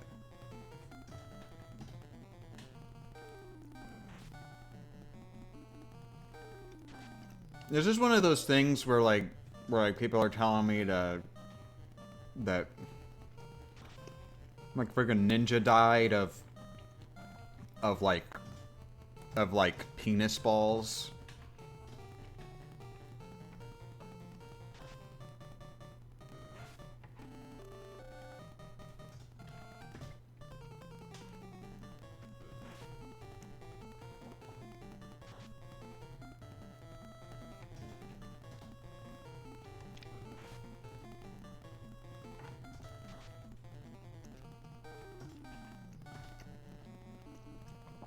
It's a skill in Shin Megami Tensei / Persona.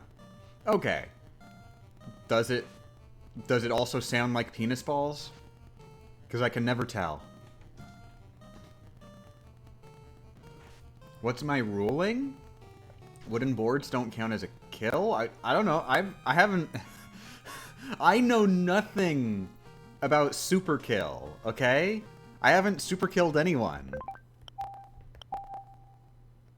My lawyer advises me to state that I have not been proven to have super killed anyone in a court of law.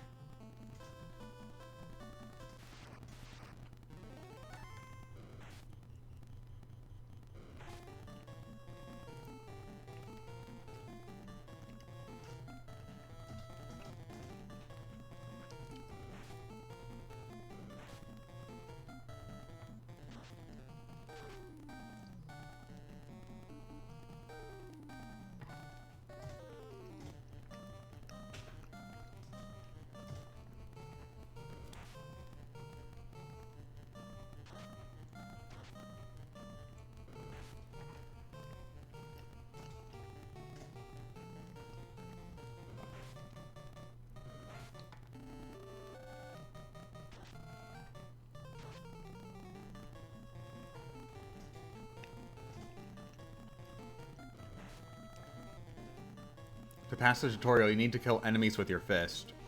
Wait, you have a fist? You have a fist and you're doing a revolver-only run? Is the fist better than the revolver?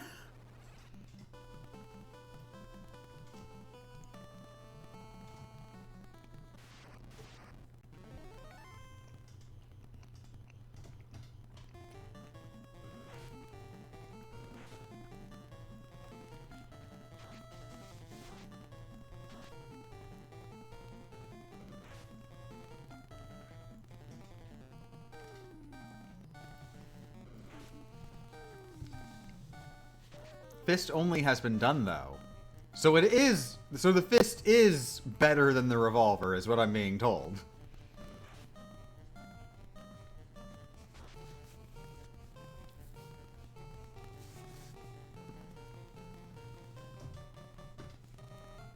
So if you were doing fist only, then this whole problem where you need the shotgun would be irrelevant, because actually the fist is an alternative shotgun.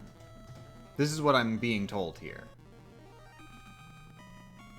It can launch back projectiles. You can punch bullets to send them back at enemies, is what I am hearing.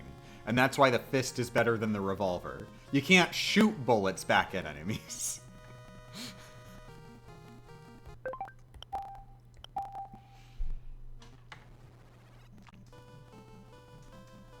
Ooh, getting a getting a parry fully refills your HP. Okay. It sounds like fist only genuinely is like a much less challengey challenge than revolver only. It genuinely is better than the revolver. Okay.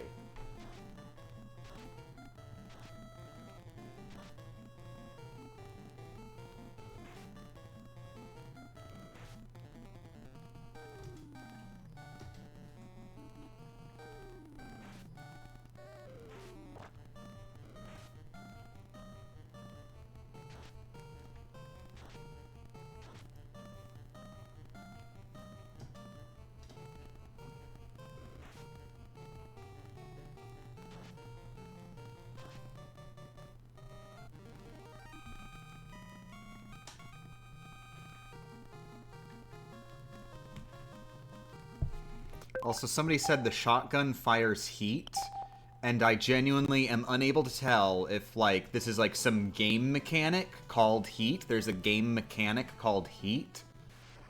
Or if you're just saying as a matter of fact, well, the shotgun, it shoots just the solidified concept of heat.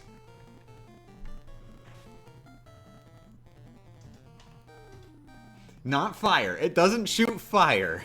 It shoots hotness.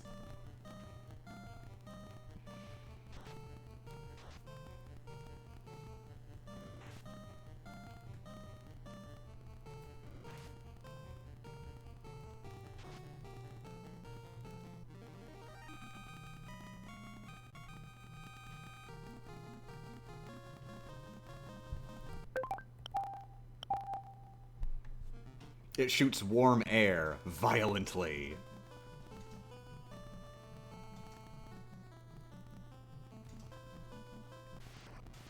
With the shotgun, you can parry your own pellets to make them explode.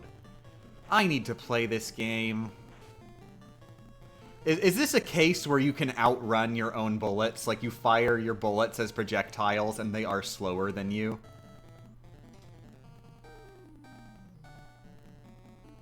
Yes, good.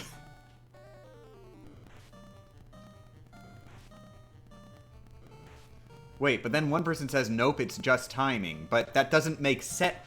If your bullets move faster than you, then you can't parry them. Unless, like, there's a teleporter. You can't time it to... You can't... If you fire a bullet and it moves faster than you, you can't time it to parry it. Because it's moving away from you. You parry before they accelerate. Oh, of course. So they're bullets that just linger in the air a little after you pull the trigger.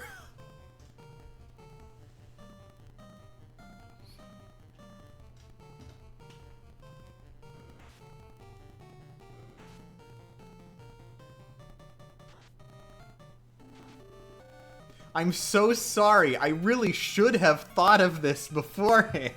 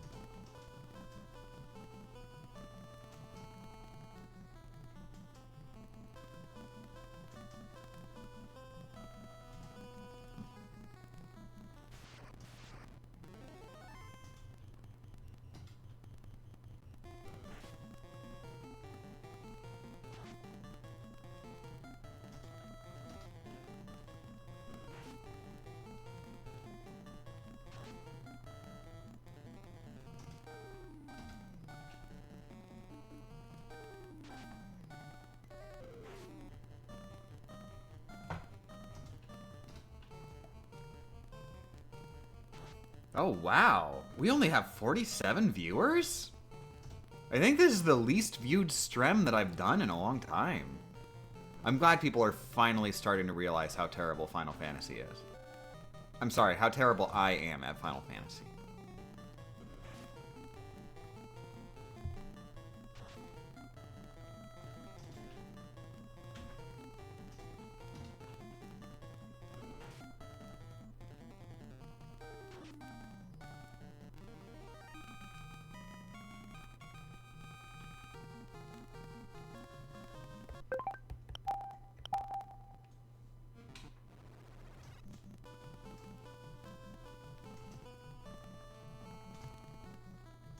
Also, you know, I'm thinking about it, and I'm not sure if there's really any reason for me not to reach level 50 now.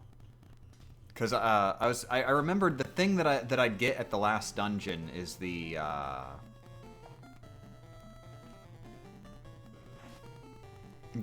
pro cape, which that is legally a shield, the one type of like defense item I don't have yet.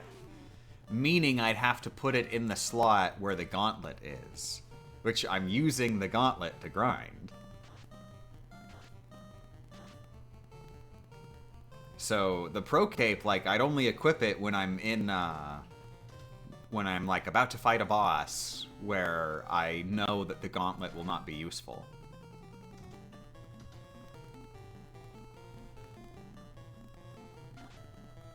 When it comes to grinding, I don't really need it. Your voice sounds so pretty now compared to how it was when I first started watching your videos? Wow, that's... Thank you, but, like, that's also sort of like a backhanded, like, wow. You don't sound terrible now. But thank you, Frying One Pans.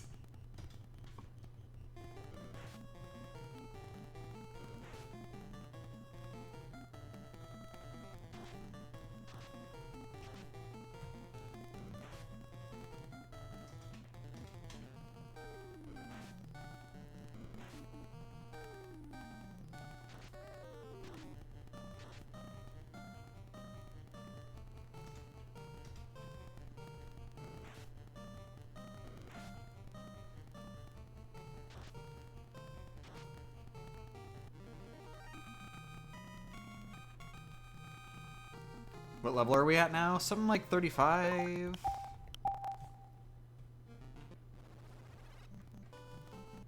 Yep, 35. And we're about to hit 36.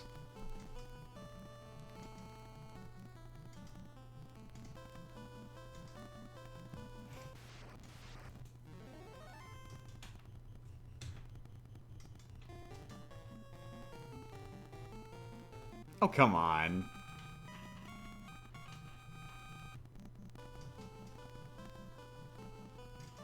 Come on, think, how close are we?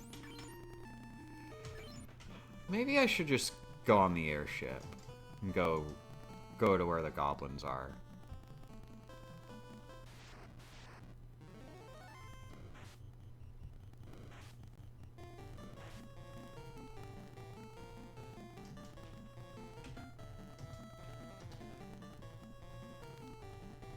What do you think, Miss Gamer Champ? Do we ban environmental kills? I don't know. I don't even know what this game looks like. I do not have a concept for what this video game is.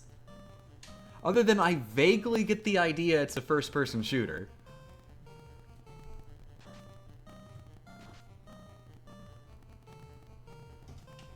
You asking the wrong champ. You should go find Overchamp. Or wait, no, Ultra Champ. It's not Overkill, it's Ultra Kill.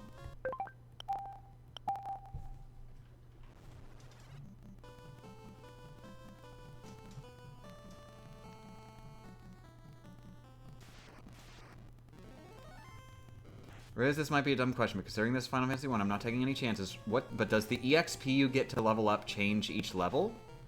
Or is it a flat level? It goes up. It is a constant upward. Every level up takes more experience than the prior level up.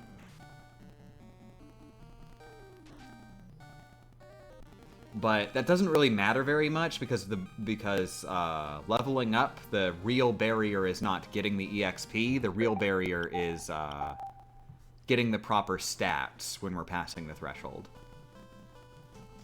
You spend far more time doing that than we spend just getting the experience.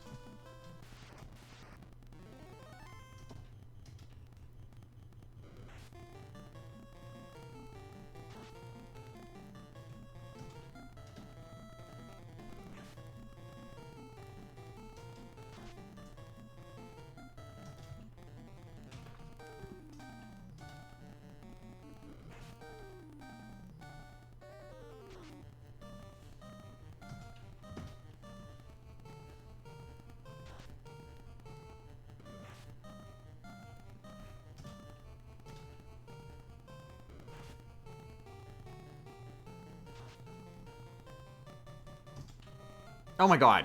Dagnabbit. Hate this game.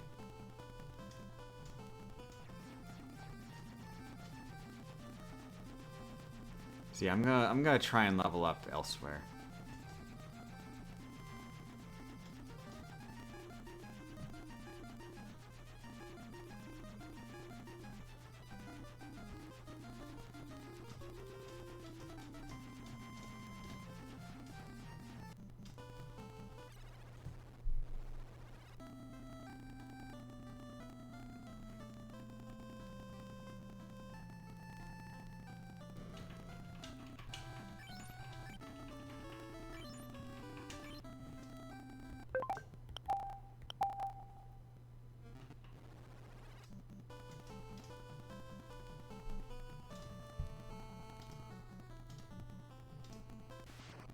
Good luck, but personally, the main level was the worst part. Are you talking about Ultra Kill?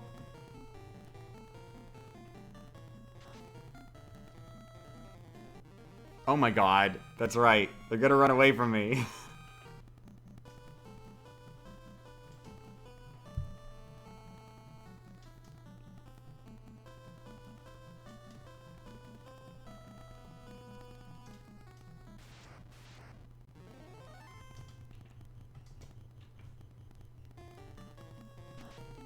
Nice. Since they're goblin guards, they're worth more exp.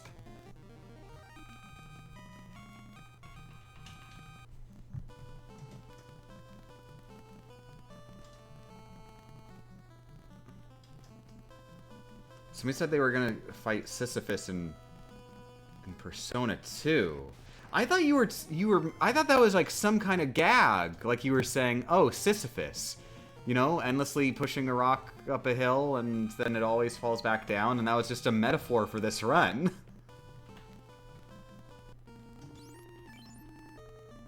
Instead, it was a major spoiler. I can't believe this. Now I know that Sisyphus, my favorite character, is in Persona 2.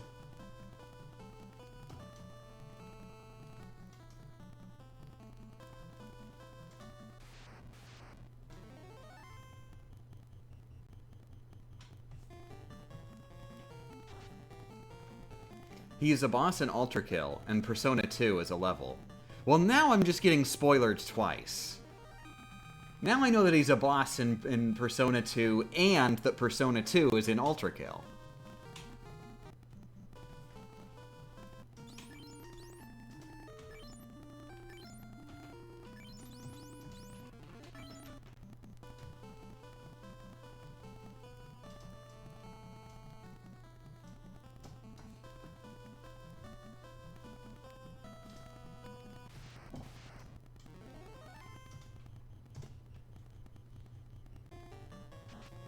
Ah, heck yeah.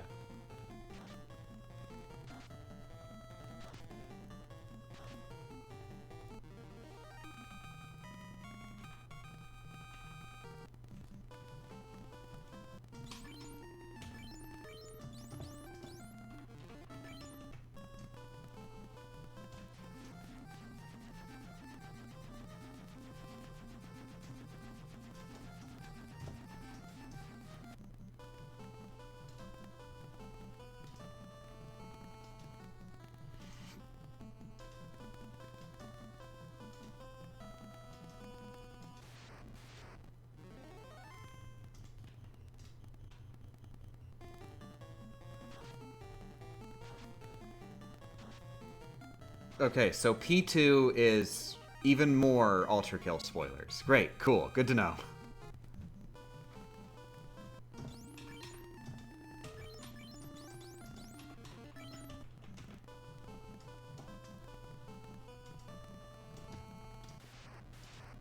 Good morning, Roll of Tape. Thank you for the good luck.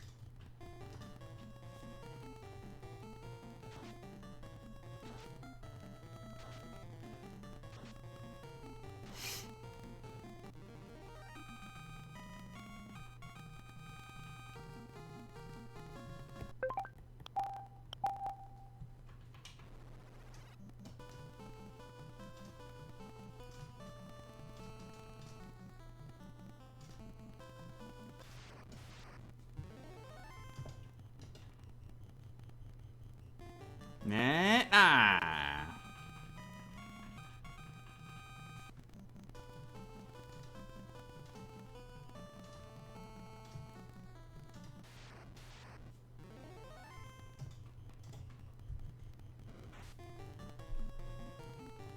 Ooh, there we go. That'll get me closer to leveling up.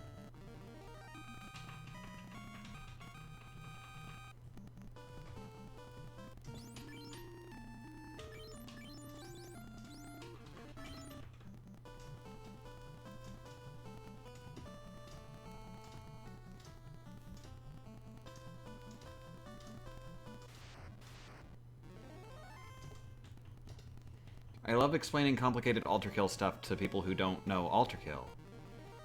I mean, I'm just don't, I mean, it's just spoilers. It's not even an Ultra Kill thing, it's just a spoilers thing. Now I know that Sisyphus is in it. Now I know that there are hidden levels that you need to get P ranks for them. Now I know what a P rank is.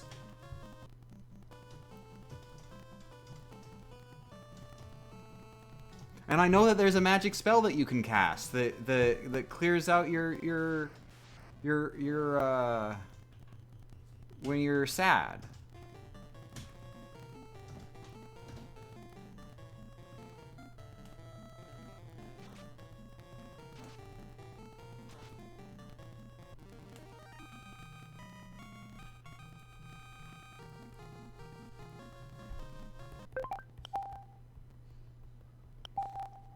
I mean, the only hint you get for any of this, and then it's just another spoiler! Now I know that there's a door in the final level that has P's on it!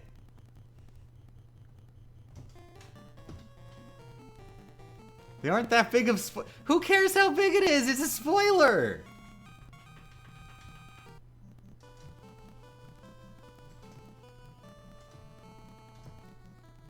I feel like Sisyphus right now. Oh my god. People are just always ultra killing me.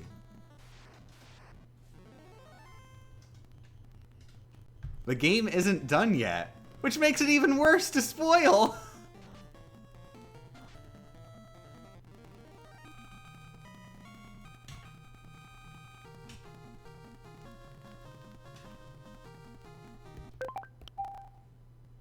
Whoops.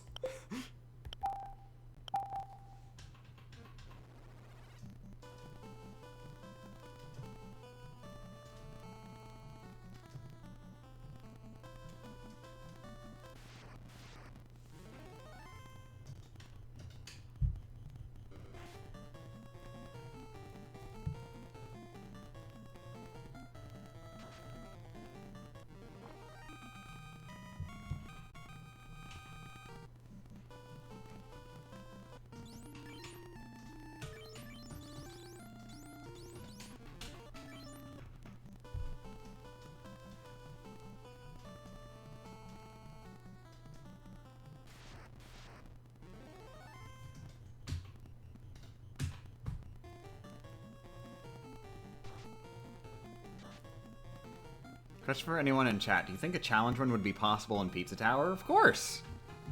Like, I mean, I think a really obvious one would be just like all P ranks, as in not getting a not P rank ever, and if you get a not P rank, you have to reset the game. I think that's like the basic obvious one, and I haven't even played the game.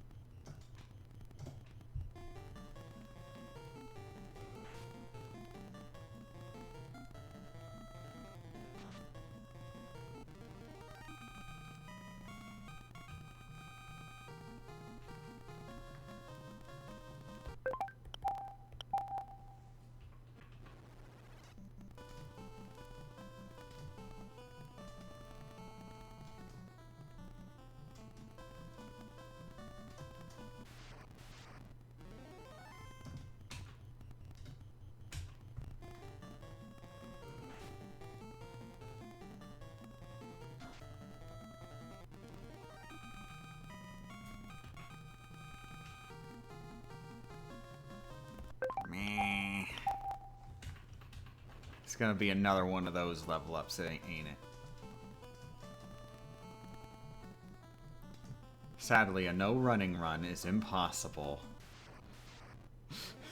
The fabled walk only.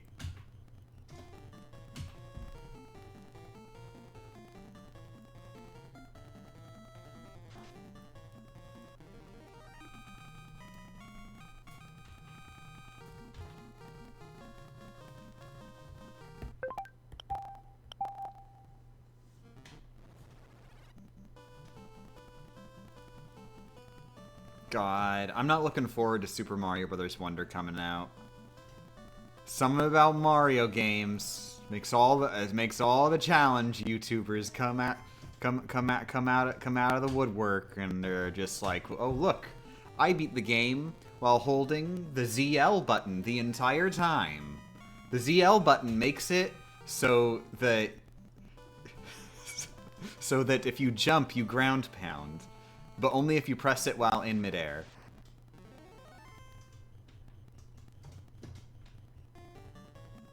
Also, ground pound is never required or even hinted at being required.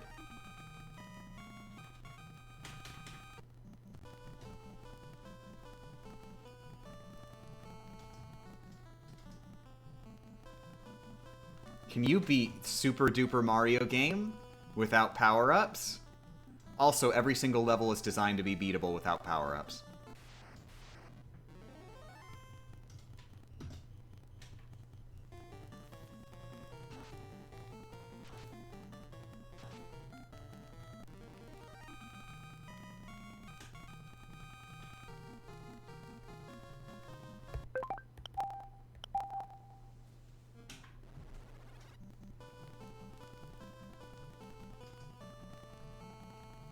Can you beat Super Duper Mario game, but only using feet?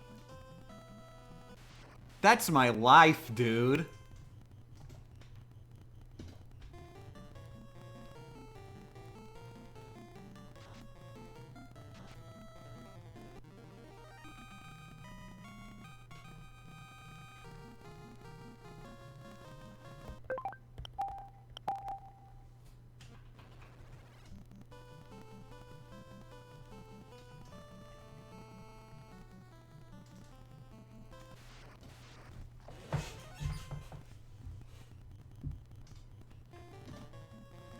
Can you beat Super Mario Brothers Wonder? But you're not allowed to move, but only on the ground, but you're allowed to move as long as you're in midair. And then when you actually watch the footage, they move while they're on the ground, like, all the time, constantly, but they just sort of don't really count it because they did it sort of just a little bit on accident.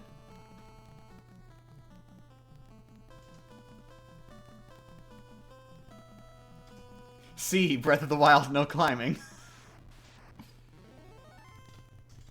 It always bothers me so much, like, Breath of the Wild, no climbing is like, people are like, wow, check out this hardcore gamer over here, GamerChamp 3000, beating Breath of the Wild without climbing. They're just straight up in the video, I just go, look, okay, look, I climbed there, but I take backseat it. I take backseat my climb. So the run is safe.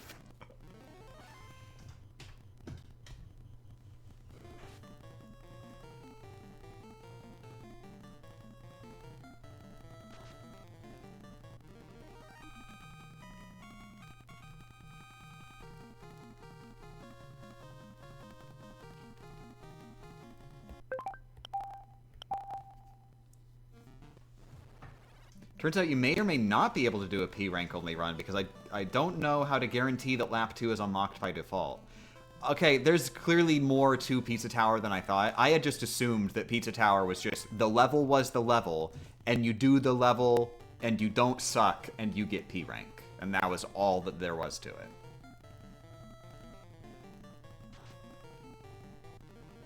It's okay, Game Champ, you learned. How dare you? I have learned nothing. It is my defining character trait.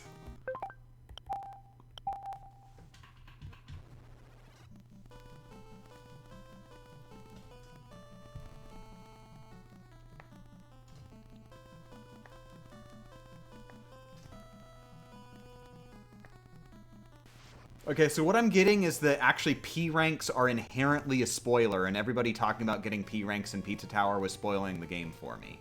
P ranks are like a secret unlockable mechanic. Okay. God damn. I didn't even know it, but I was angry this entire time.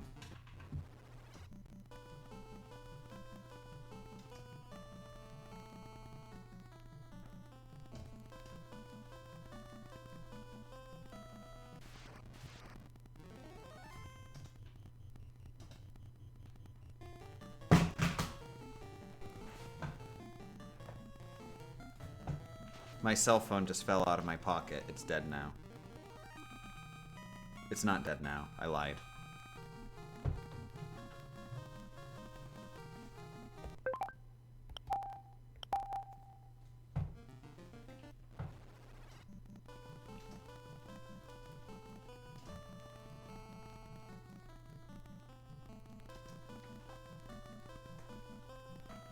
Ooh, speaking of spoilers, I mentioned on Twitter I finished Steel Ball Run, like 2 nights ago. God, Steel Ball Run, it good. I like Steel Ball Run.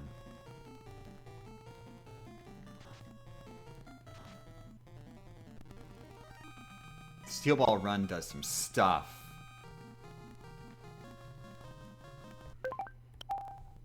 I really want to play the JoJo video games now.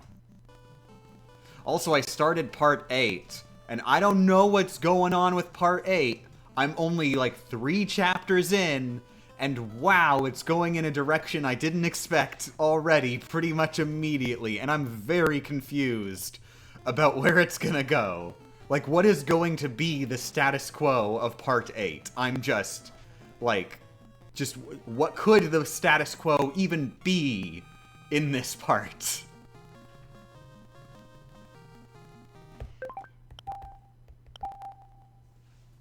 Like, I feel like every prior part, the status quo seemed like, you know, it seemed natural to expect what the status quo would be. But then Part 8, and don't know. I don't know. Like, I got the impression that this guy was going to be the main character, but then I learned some things about this guy.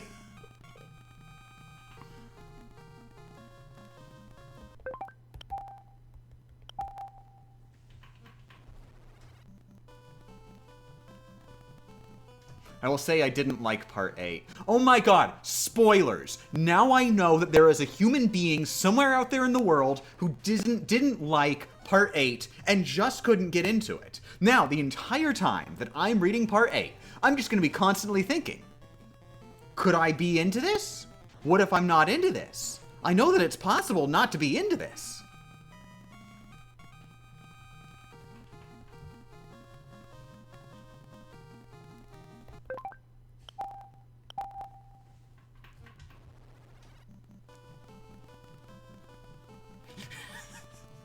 I hope I'm going to clarify. I am joking the heck out about spoilers right now. Don't worry. Heart emojis.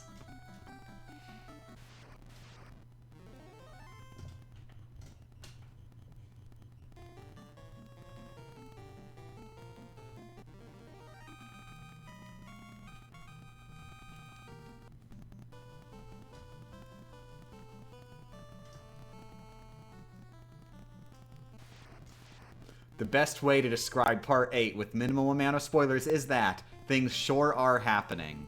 If I had hands, I would be doing the gag where I just slam on the table as hard as I could and go, God damn! And just run away from the microphone and just like every 10 seconds scream a profanity.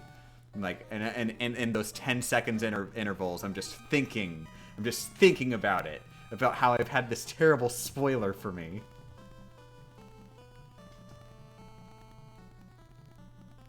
But alas, slamming my hand on the table would not be a good idea.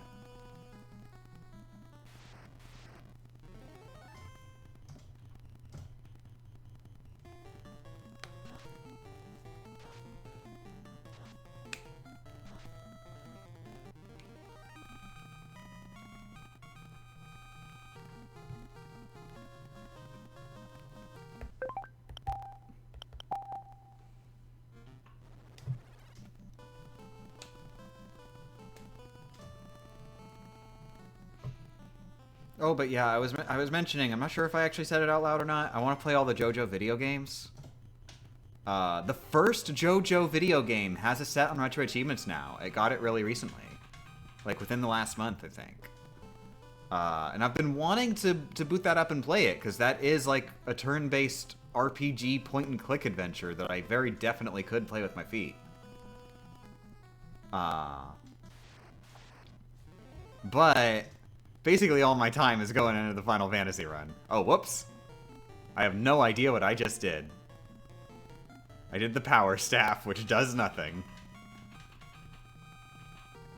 What do you think of Small Ant 1 saving after every gym in his Pokemon Platinum hitless run? I mean, I think that's totally fine. Like, he did a segmented damageless run. And that's cool.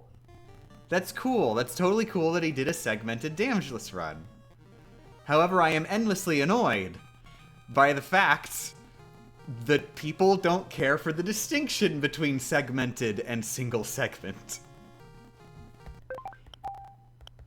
And Small Ant's video went viral.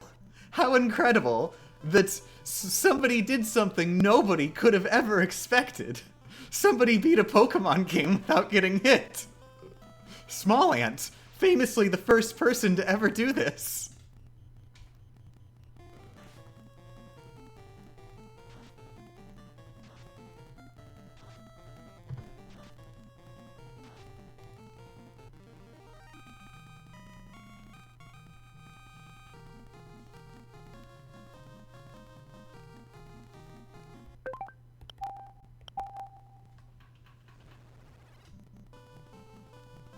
Can't believe that people think you did your run because of Small Ant. Always fun when I get the rare comment on the Mario Odyssey jumpless video that's like, geez, do something original.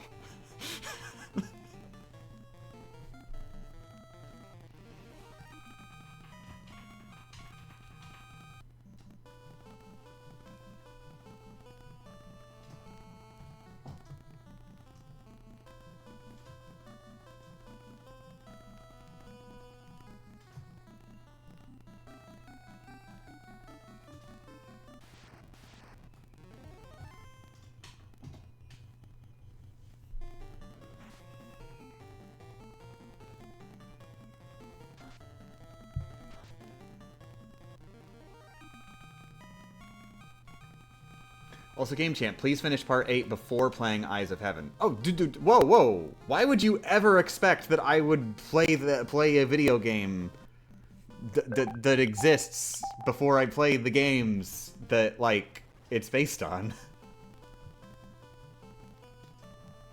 Yes, I'm going to... I would never play a game that came out after... I would never play the Super Mario Brothers the movie, the game, before I watched Super Mario Brothers the movie.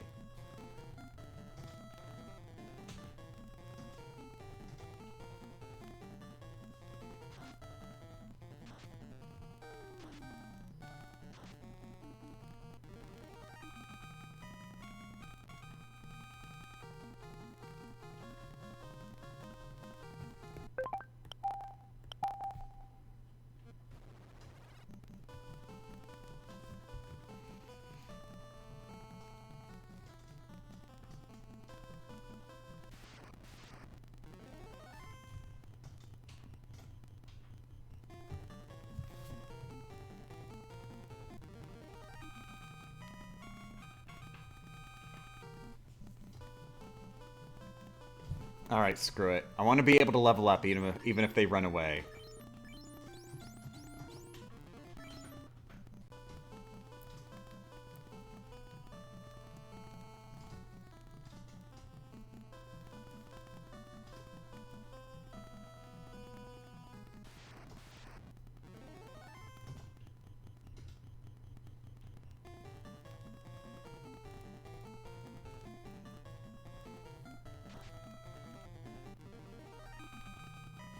I think that might actually be the fastest possible result. Because if they were to, like, attack me, then I have to... Or, even if, like, I got the first turn, then I'd have to sit through me doing the attacking animation for every single one of them. Whereas them running away is actually the, is actually faster than the attack animation of me killing them.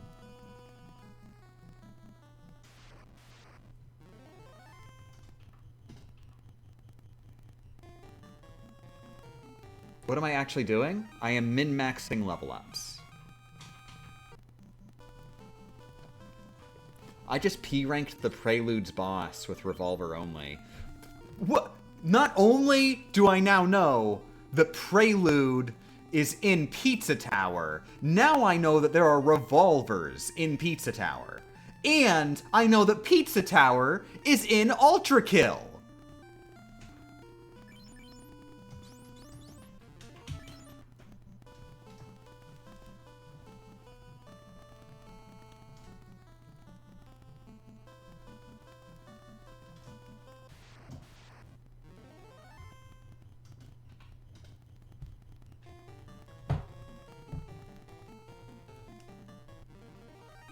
Pizza Kill. Don't tell pizza what it can and can't do.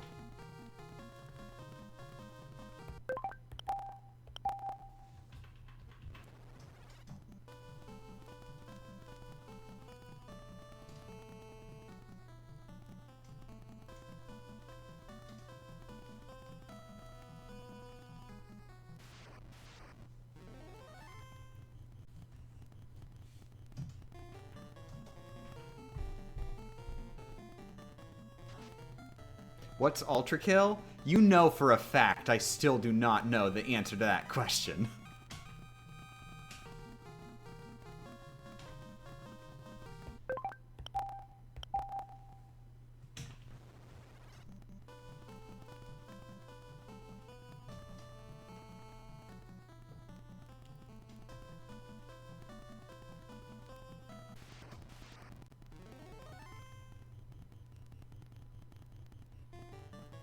Oh my god! So I think that theoretically means that I could not possibly affect the RNG in that battle. Like, I just got RNG roll 1. Or rather, RNG roll 0.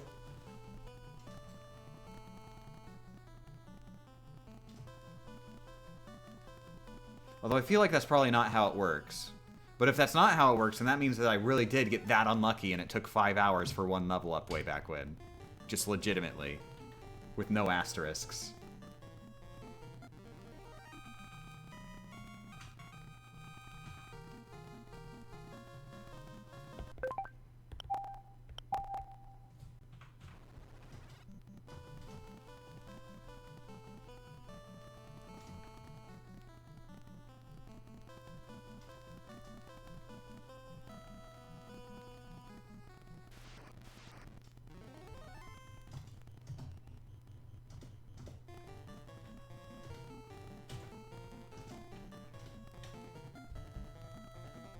Me ranting about spoilers is only like 20% of it. I am 80% just stomping my hat in frustration.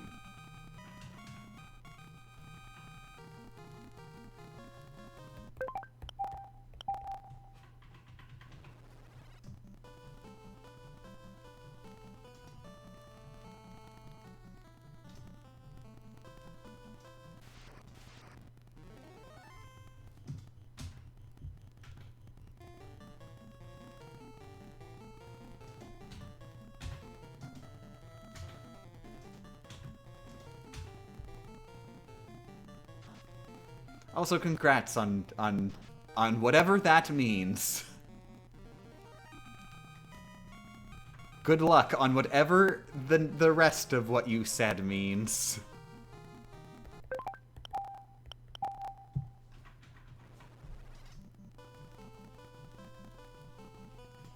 Is Ultra Kill a VR game, or am I thinking of something else? I think there's a VR game called Overkill. Or are they both VR games? It can be? Oh, so, genuinely. It's not a VR game, but I wish it was. Okay. So Plush just lied. Plush filthy lies.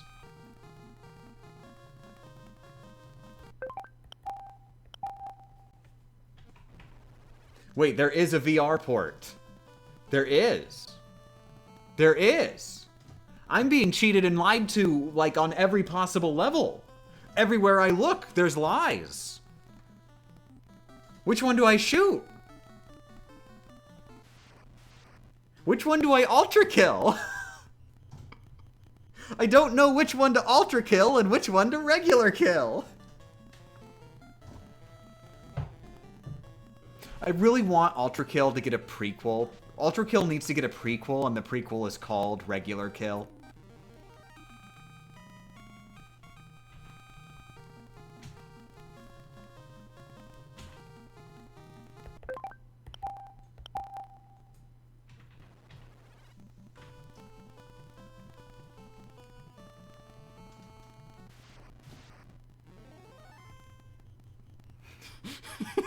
Say something only the real lie would know. Ask a question only the real liar would tell the truth to.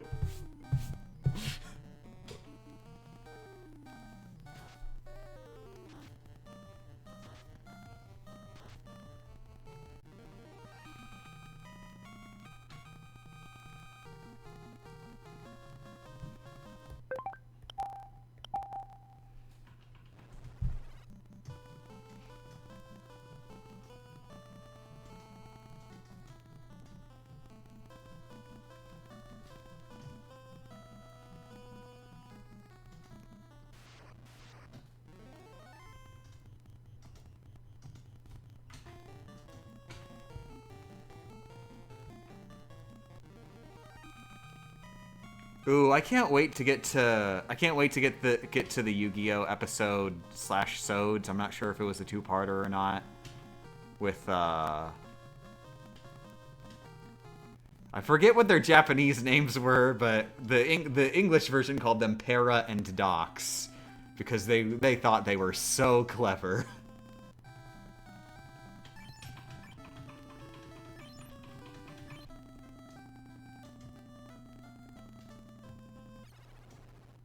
By the way, I leveled up.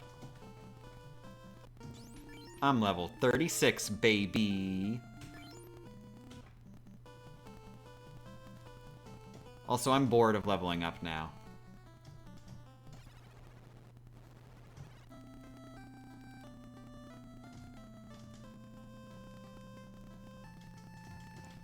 I'm gonna restock, and then I'm gonna go do the Mirage dungeon.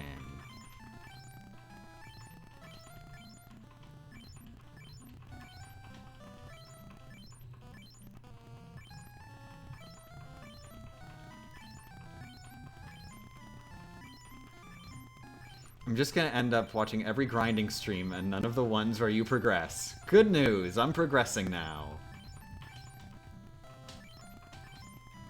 Oh, wait. I was already full on potions.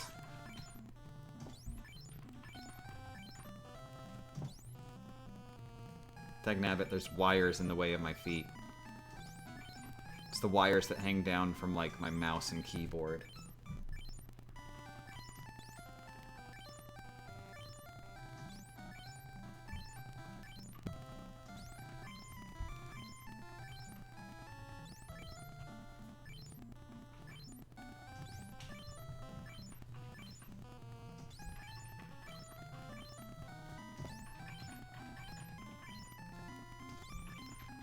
Ooh, you got a first try? You first tried vehicular manslaughter? Congratulations.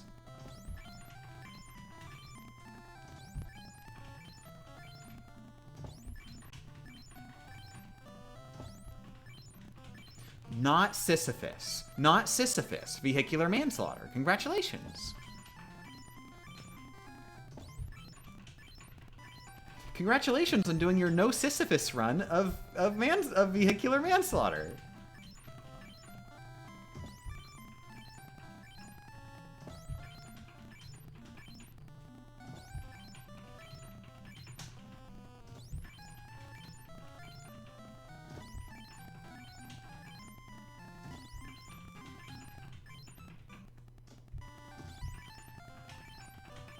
But yeah, you said something correct earlier. Please no one tell her what I'm talking about. Is there, like, a thing in Ultra Kill? Is there a point in Ultra Kill where, like, there's an unlockable mode, and the unlockable mode is called Regular Kill? Is it one of those things, like how in Super Hot, there's a mode where you can play without time slowing down, which, you know, it's Super Hot without the super or the hot? But then you can play there's a mode, an unlockable mode in Ultra Kill, which is Ultra Kill without the Ultra mechanics. No, it's a secret level in Act 3. Okay, Regular Kill is a secret level in Act 3. Incredible spoilers. I am permabanning you for the incredible spoilers. How could you do this?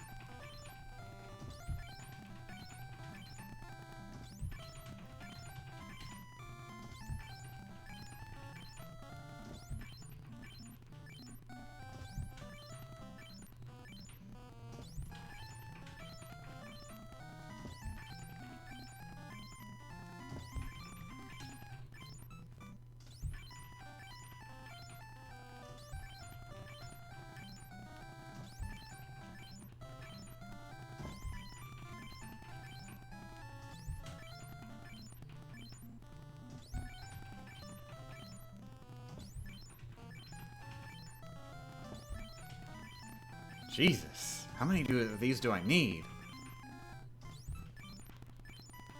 I must have been low.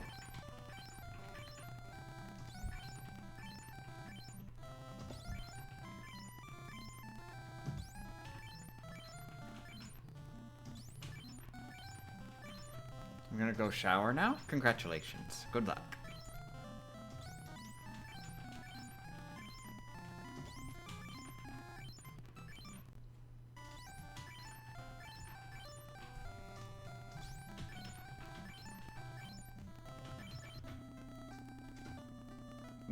Meh. Oh no. He's not legally allowed to leave town. I've trapped this man here. In this game, you're not even legally capable of, like the NPCs can't even legally change direction while standing in place. Am I allowed to? Yeah, I am allowed to, but NPCs can't. So he's just stuck staring there for the rest of his life until I move. He almost got away, but then he realized he actually kind of wanted to stand there.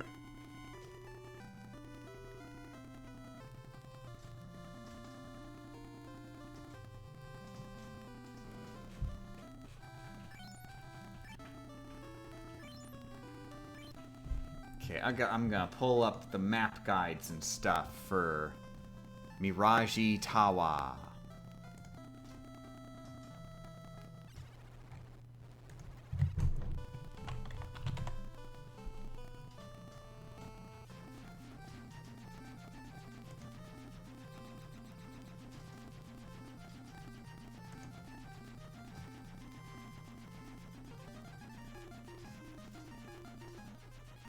But before I do that, I do have to go to Elfland.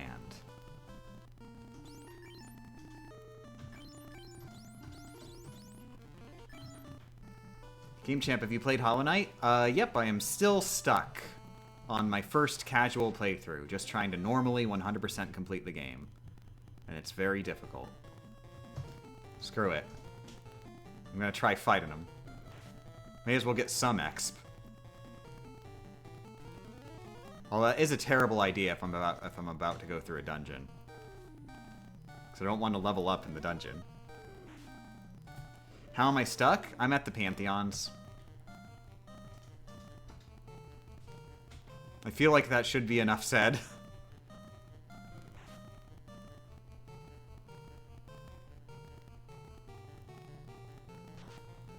Which I believe, if I remember correctly, that is all I have left in the entire game, is beating the Pantheons.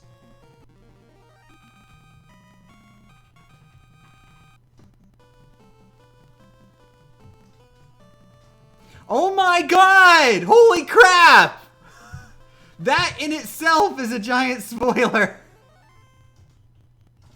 One, it's a spoiler to say that there's a fifth one. Two, it's a huge spoiler that I didn't know that I don't need to beat it. Three, of course I do if I want to 100% the game. What are you talking about?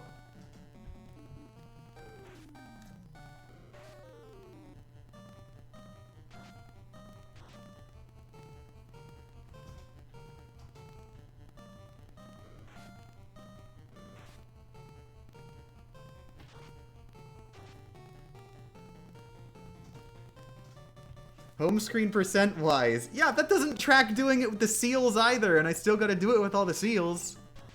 The game tracks it.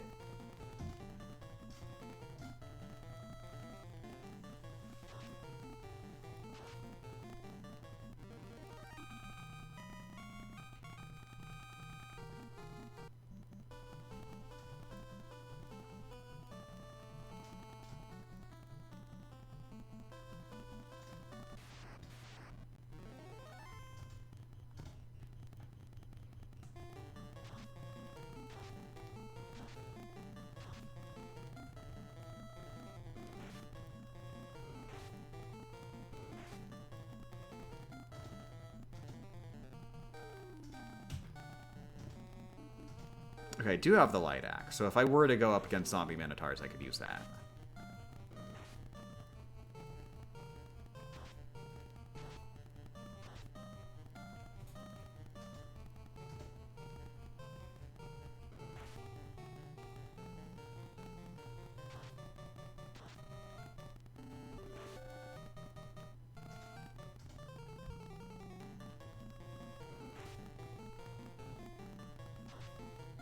Friend, what's the point if you're all gonna run away?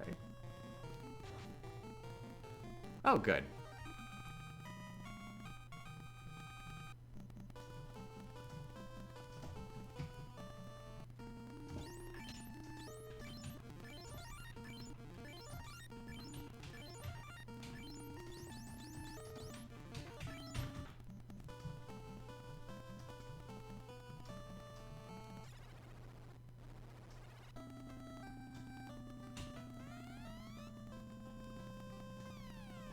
Wait, do I actually have to go to the Mirage Tower to talk to them? Because I still can't talk to them yet. I thought that was what the slab was for. And I know I got the slab.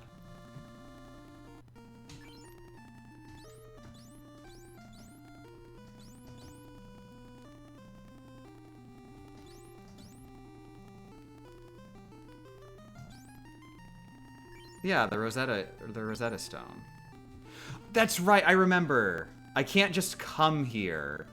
You have to take the Rosetta Stone to some guy in one random town for no reason.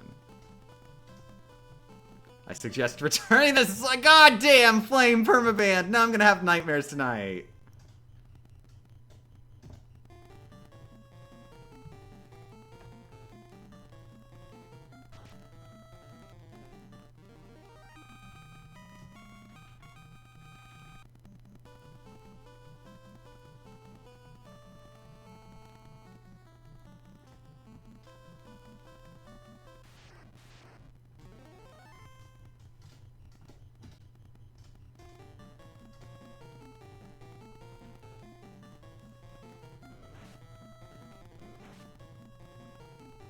Wait, how is 100% a casual run? I just genuinely consider 100% completion to just be like a normal casual thing. When I play a game, I 100% it. That's when I'm casually done with it.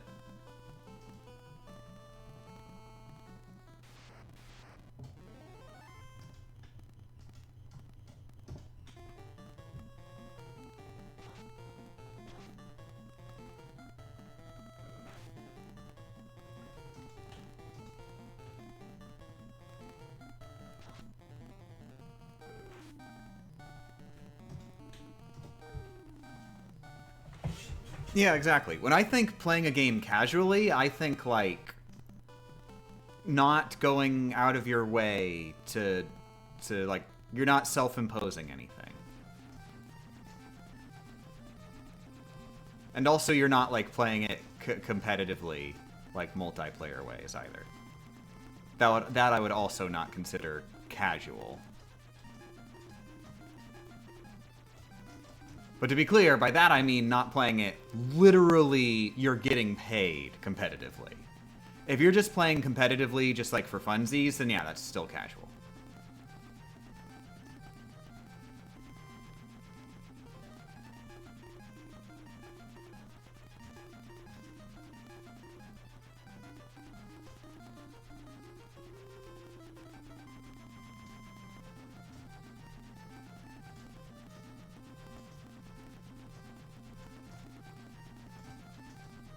Is speedrunning casual? I wouldn't say so, because that's like a self-imposed thing.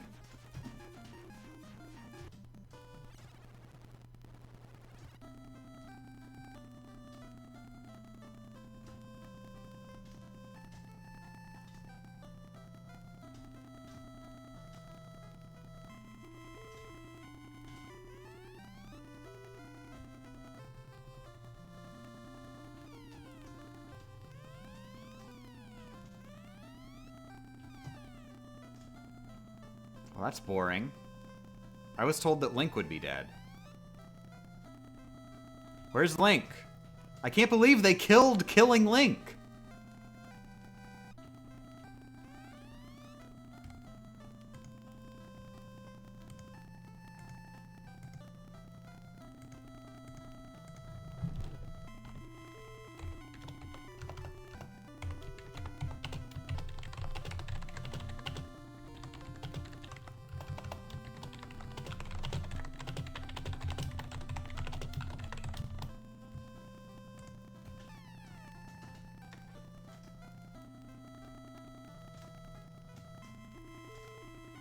For me, playing casually is going through the game at your own leisure, without any restrictions or whatnot. Yeah, exactly. And for me, that's just normal, casual, 100%.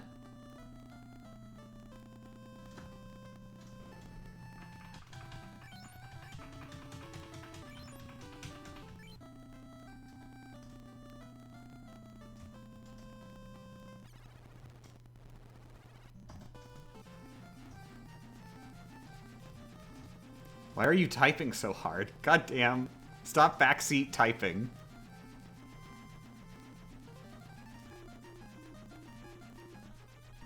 I'd say it's just like, oh, that's just because, like, it just sounds that way because it's amplified through the microphone. But no, everybody, like, is always like, why are you typing so loud? And it's just, that's just typing. How can you type except loud?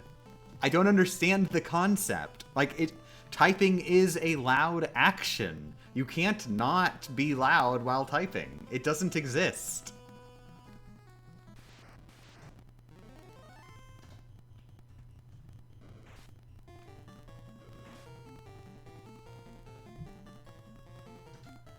Oh, I can't run.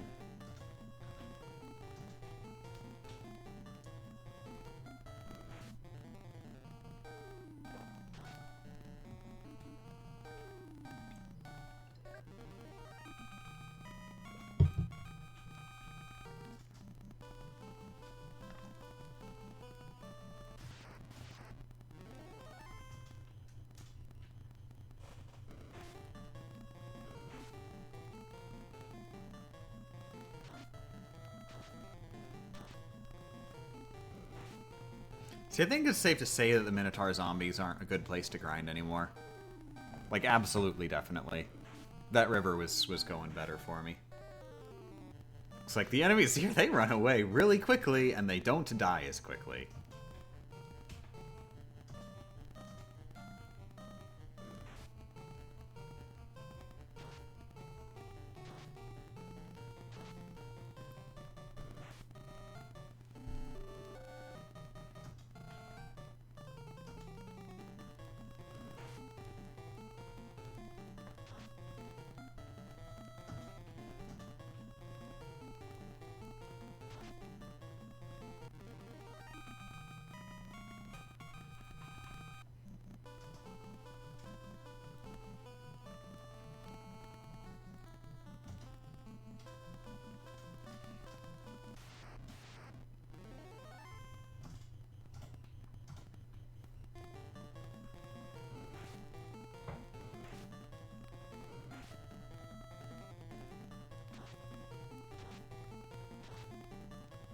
Was I dealing more...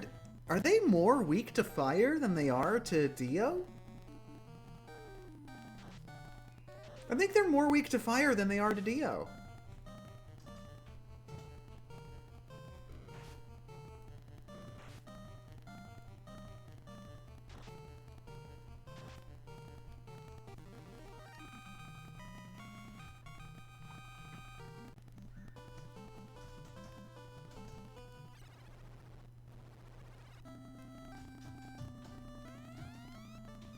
There we go. Now I can understand what they're saying.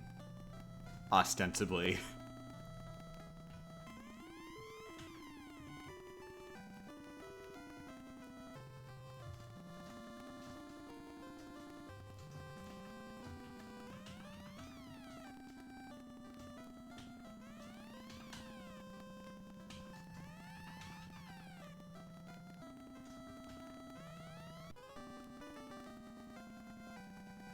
Okay, it's actually called a chime here.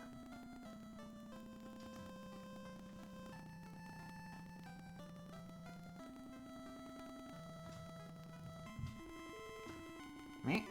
Oh, that's right. There's a magic shop. Where I can't even buy anything. Ooh. A raise. I can get a raise. Ah! Ah, I didn't realize you could do that! You can walk from one door to the other door.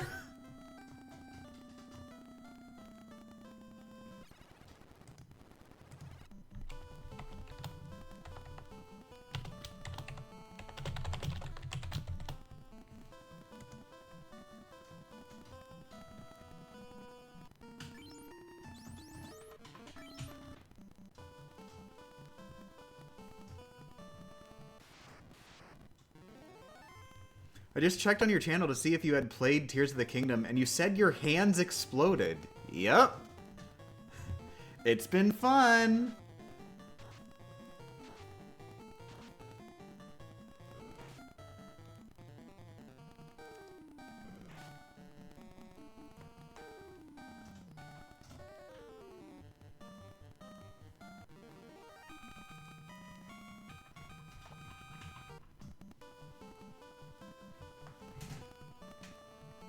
The only thing more fun than losing the ability to do like the one hobby that you enjoy in the world is for that one hobby to also be your only source of income. Oh, and also you can't, like, live life in general. That's a super extra fun aspect of it that you get as a bonus.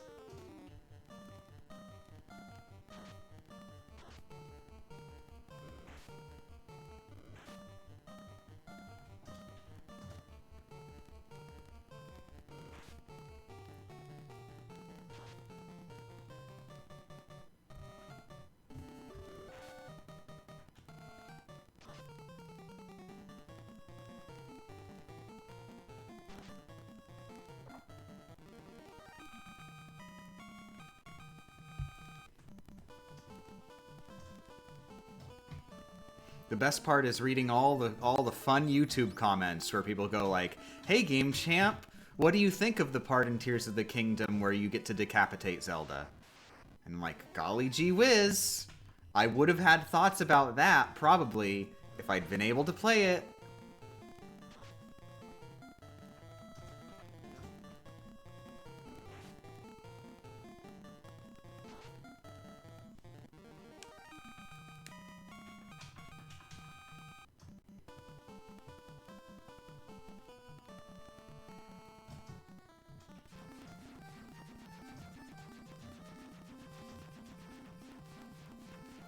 Yeah, it's much harder to shower or wash your teeth when your hands are exploded. Yeah, showering was terrible. One thing that you might not even think of is just opening doors was a whole experience. It's also fun when the people around you just sort of forget that you're incapable of using your hands and are just like, "What are you doing, you idiot?"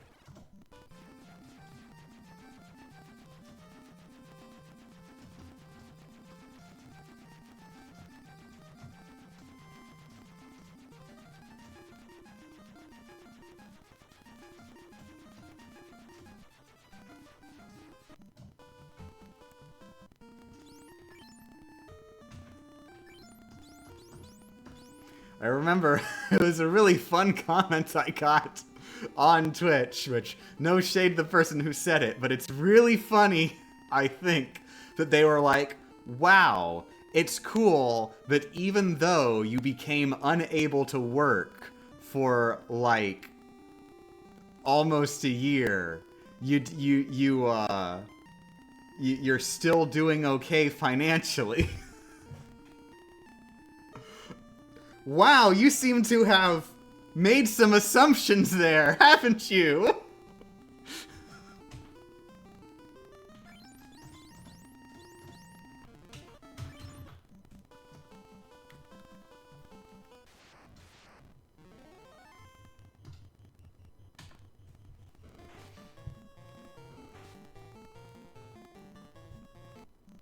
Screw it. I'm just gonna sleeping bag across the desert. Meh. Let me sleeping bag across the desert. Meh.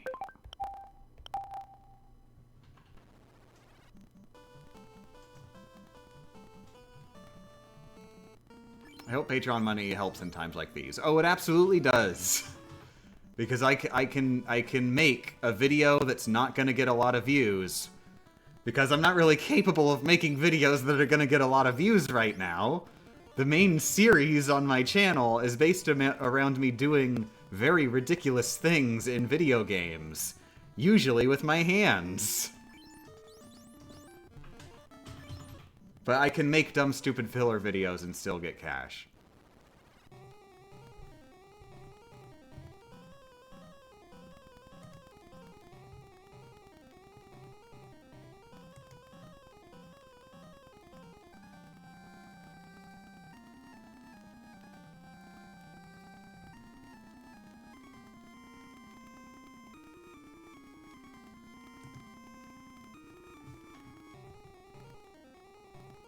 Okay.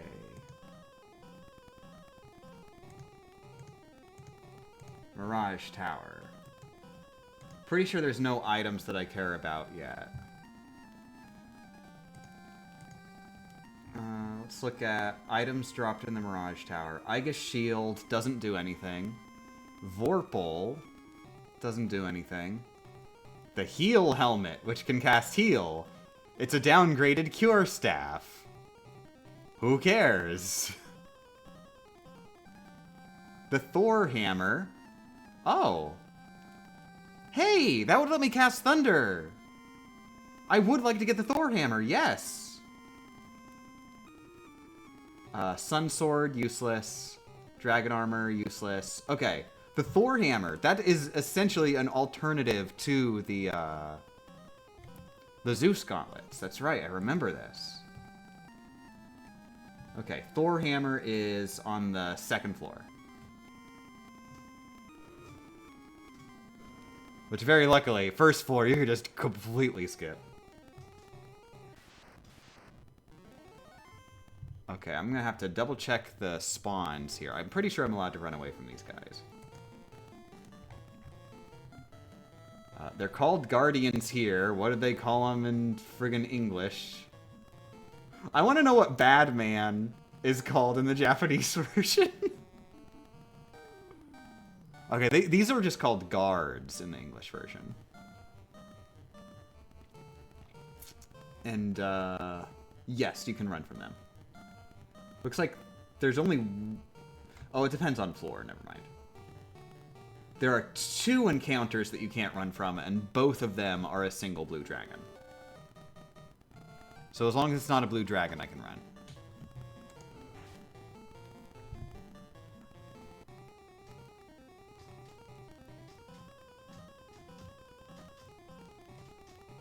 Good morning, Crimson. It's going good. We're going into the Mirage Tower, and I'm gonna go grab the Thor Hammer real quick.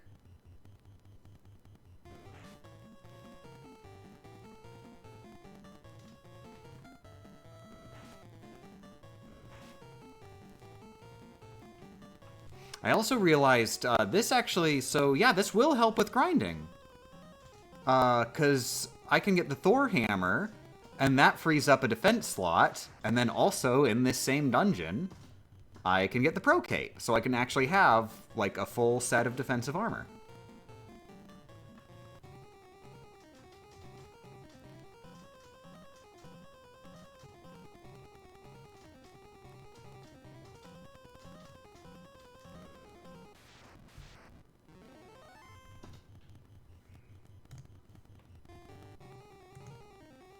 Okay. Looks like there are not any, like, automatic battles in this room.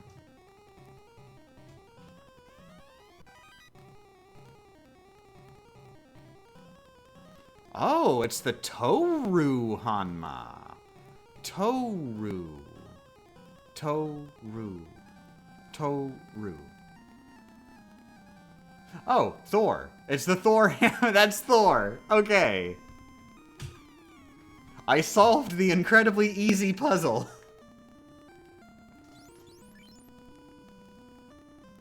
Okay. So if I was going to put that in a particular slot... So the Mage Staff does fire. Well, there's no reason for me to put it anywhere right now, not until I actually get the Pro Cape.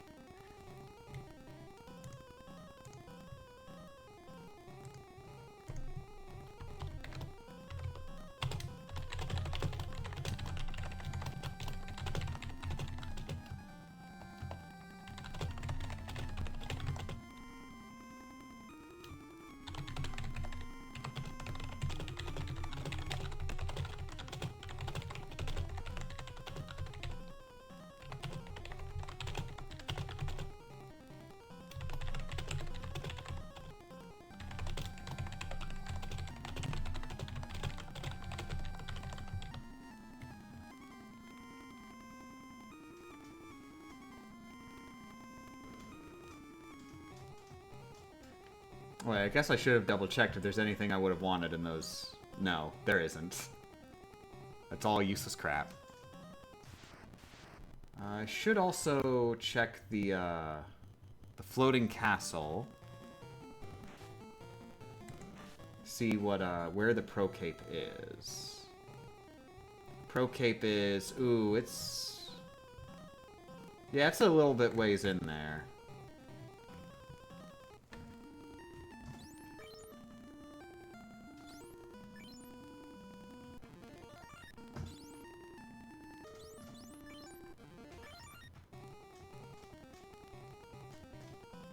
But yeah, I'm gonna go for it.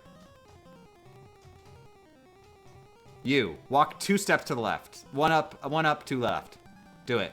Yep, one more. No, no, left. No, no, up. Left. Yep, left again, No, no, no, no, no, no, left. Oh my god, up, left. No, left. No, up, left. Left. Oh my god. Oh my god. Up, left. Left. Oh my god! Maybe you can't. I wonder if this is like an RNG thing, like the RNG is stuck in a pattern. God damn. Screw it. There. Now I talked to you and found out that you don't do anything. I swear, I think I just saw him walking to the left right when I went to the stairs. Did anyone else see that? I think he just did that. I think he genuinely just did that.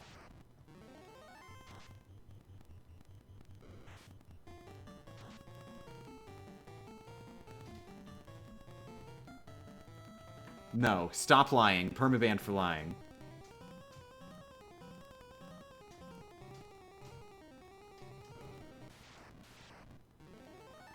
Oh, it's a bee dragon.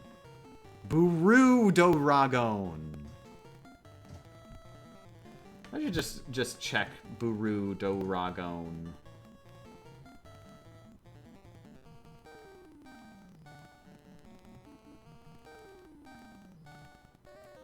Elemental vulnerability. Okay, so it's not weak to anything, but it is resistant to earth and lightning.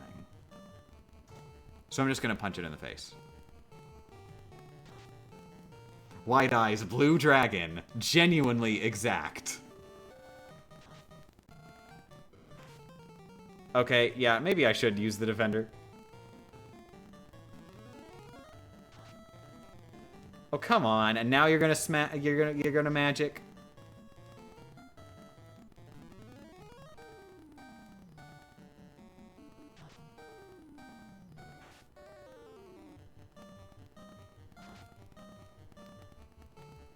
Kind of debating using silence. They've got 454 health. That is decent. Maybe I should use silence.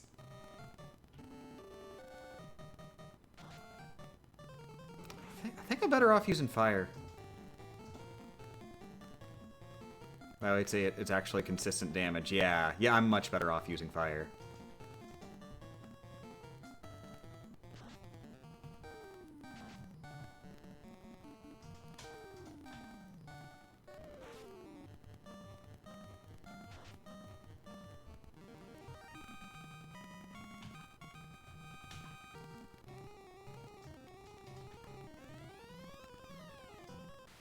Oh my god!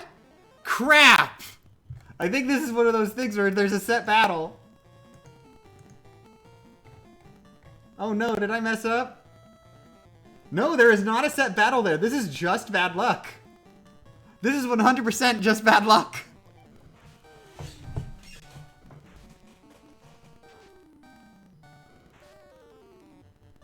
Holy crap!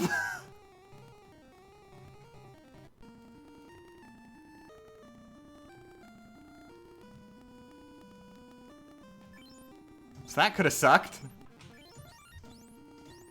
I need to get... If I got rid of this tent, then the... No, the potion would be only one to the left. Never mind. I need to get rid of... The tent... If I got rid of the tent and the cottage, then the potion would be right at the bottom, and that'd be much more convenient.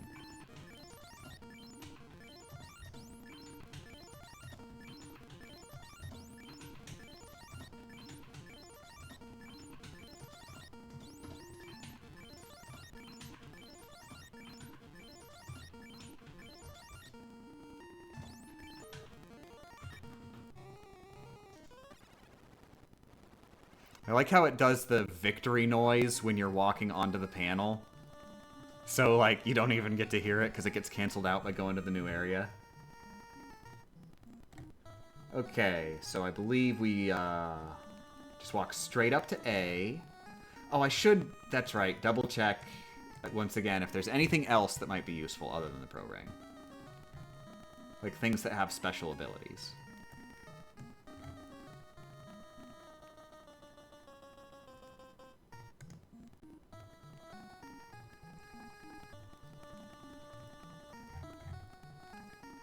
So there is the Bane sword, which casts Bane, which I have no idea what Bane does. Bane casts poison. Huh. Tiamat is vulnerable to poison, so theoretically that actually does something. But I doubt it matters much, because I'd have to have that equipped instead of all the other stuff I have equipped. Although, if I am preparing for a boss specifically...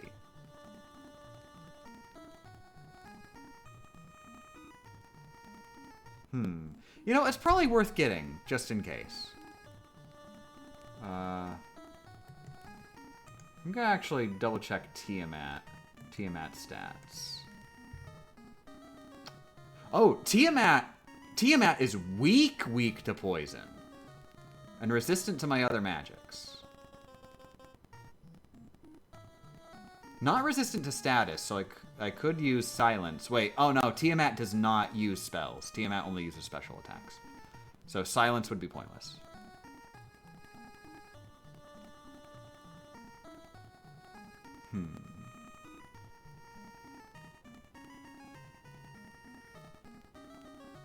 Yeah, it seems like poison would be a good idea then.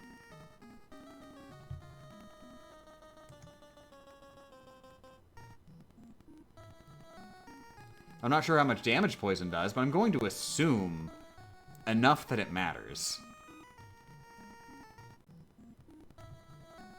Okay, so I'll go for the Bane sword on this floor.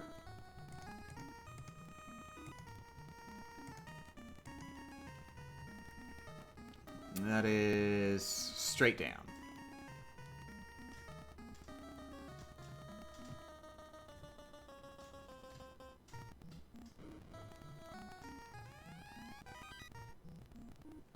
The Raise Saber. Are you sure on that? Are you sure this is a really raising saber?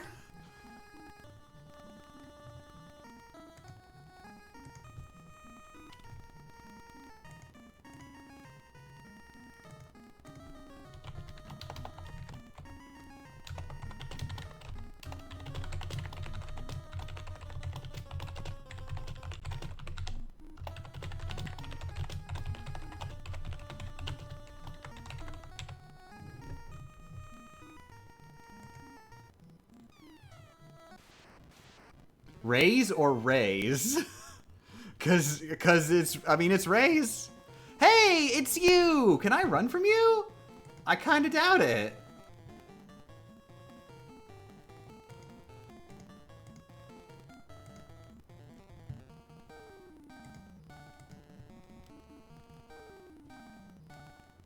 Okay, I cannot run from I. But they're pretty weak now. I've been going through the game pretty a lot. I could probably just murder him pretty straight up. Only 162 HP. And not resistant to fire.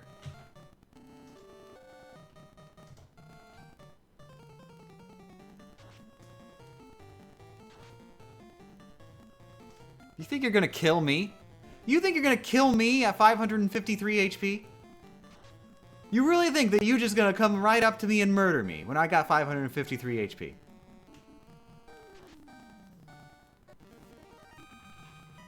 Remember when Devil Eye was like literally any thought had to go into beating it? Also, I'm definitely gonna have to actually level up before finishing this dungeon. Because I'm getting close to the threshold. Close enough that I'd be worried.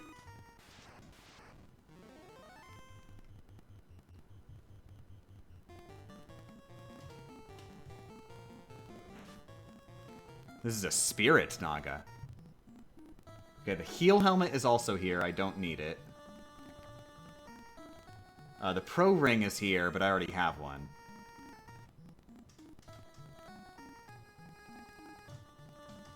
Not devil eye, it's an evil eye. Oh, it's an evil eye, not a devil eye.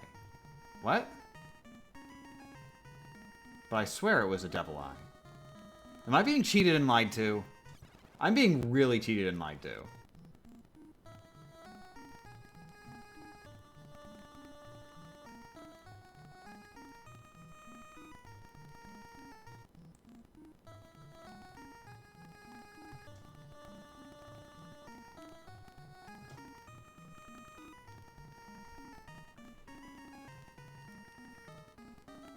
I'm being cheated and lied to. Stop it. Stop trying to gaslight me on this.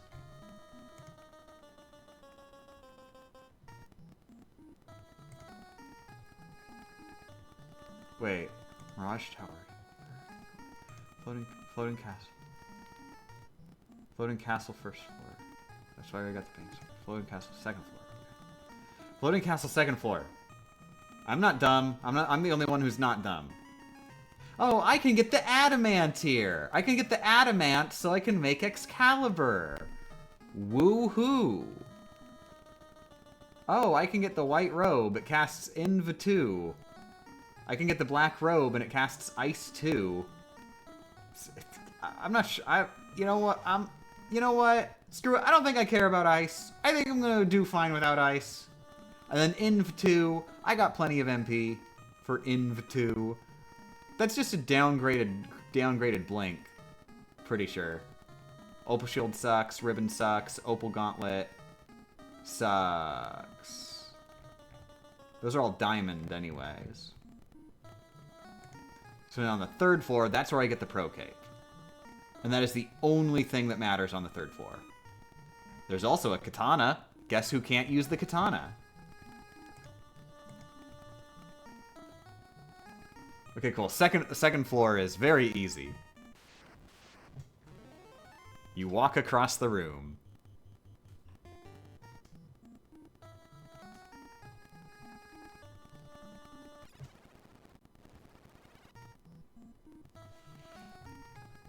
Okay, now the Pro Cape, that's number 32.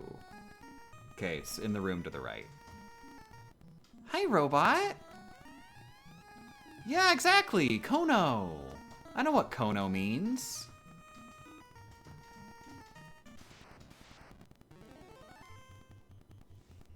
Okay, Guardian and, Soldier. Which got translated to Sentry for some reason. Is this the last dungeon? Nope. I'm nowhere near ready for the last dungeon.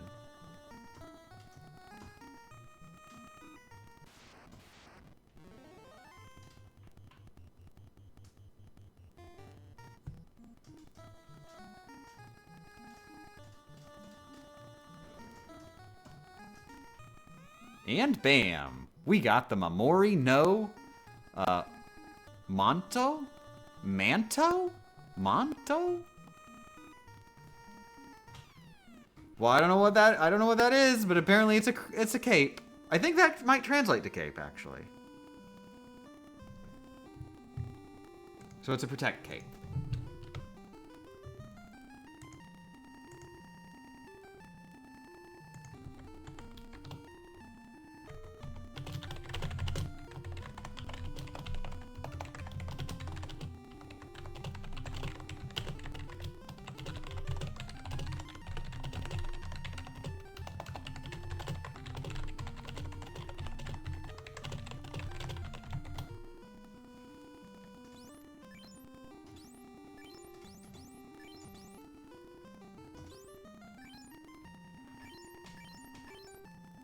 There we go.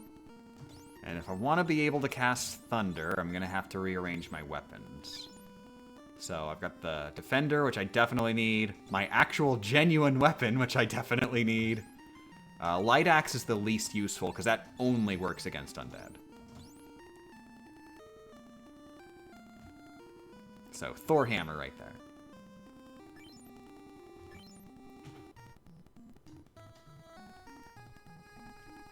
I just want to double check what's in 35. Cash. Jetpacks and butlers. Here we come.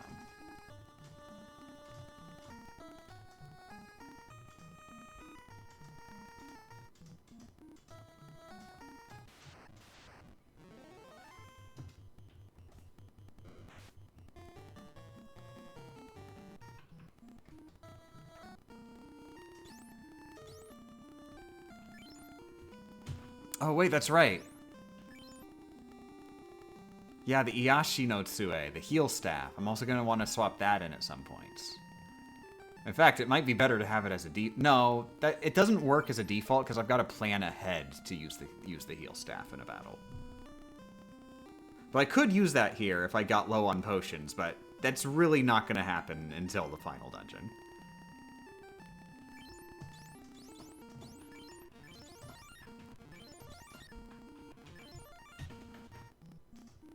Okay, so I am not going to risk fighting Tiamat yet. I'm just going to escape the dungeon just to make sure I can save all of the loot grabbing. So every attempt on the boss, I only have to just go fight them. No inventory management.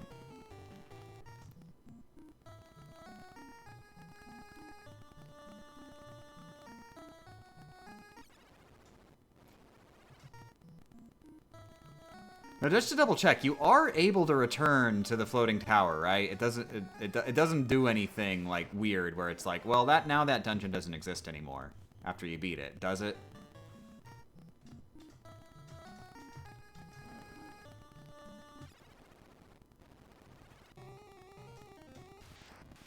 Me.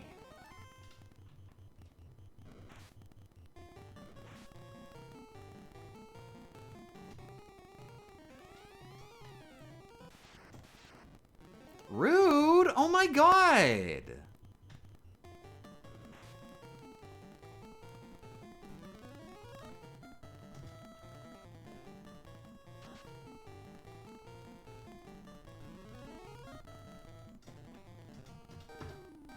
Okay, wait. Were those actually spells that the dragon was using, or were those special attacks?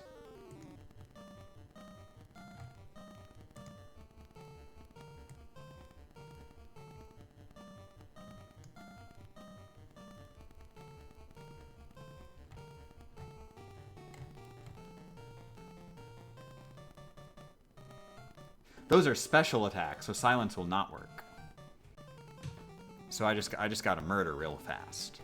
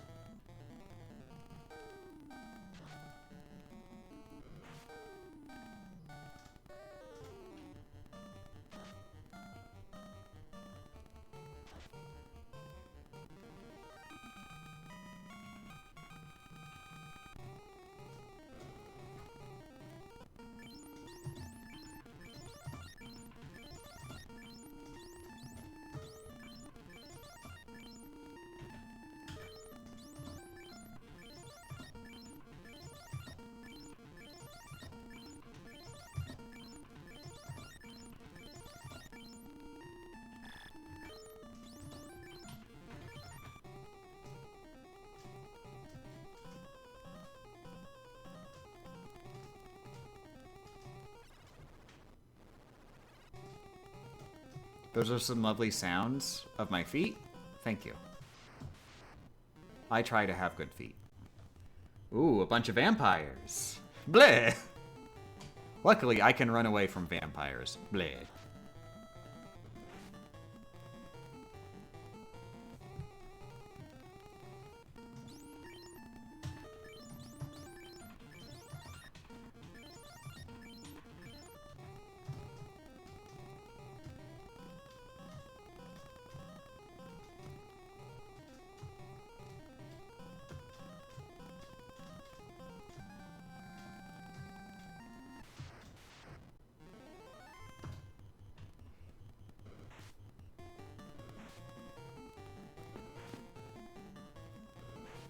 Oh, crap. They can stun me.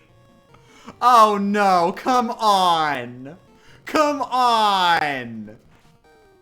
Oh, my God. They barely deal any damage, too. We're going to be here forever. Oh. When was my last pedicure? Puricua? Puricua, Puricua. Puricua, Puricua, Puricua, Puricua, Puritide, Qa, Futariwa. Okay, good. We escaped before I could finish.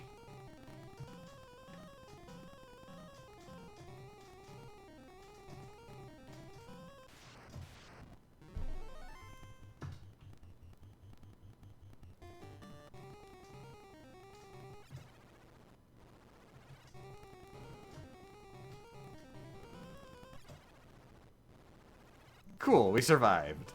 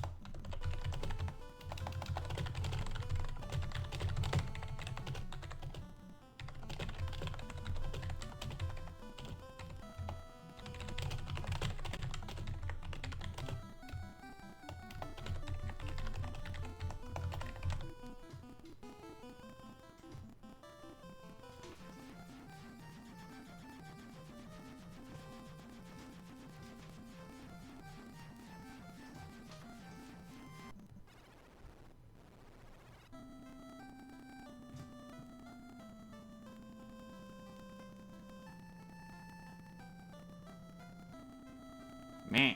Meh.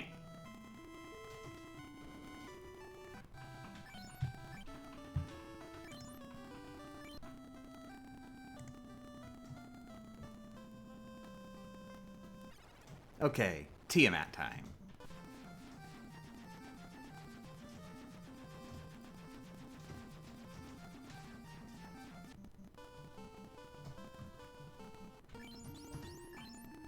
Whoops, that's potion time. Oh, that's right.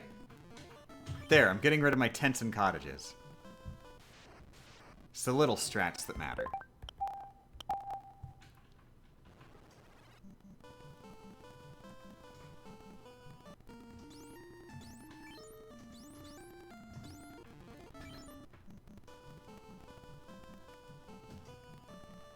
There it is.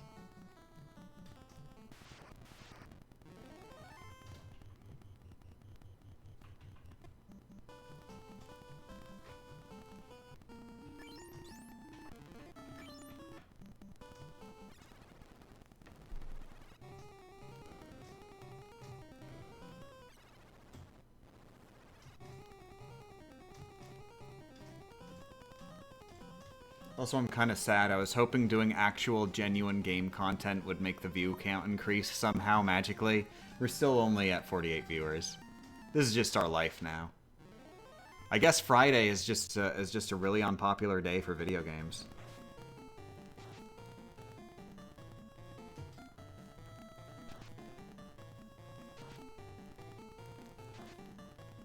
Oh, speaking of... Did everybody hear about Volition? Volition got closed down, and I'm sad.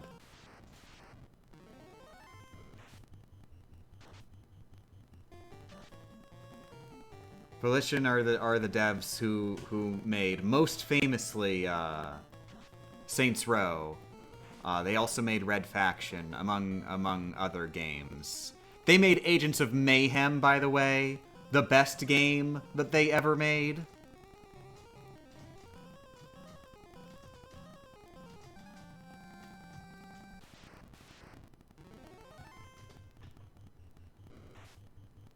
But yeah, they got shut down, and apparently it had something to do with some complicated tax reasons or something. But don't worry, don't worry. It is going down in history as they went woke and went broke.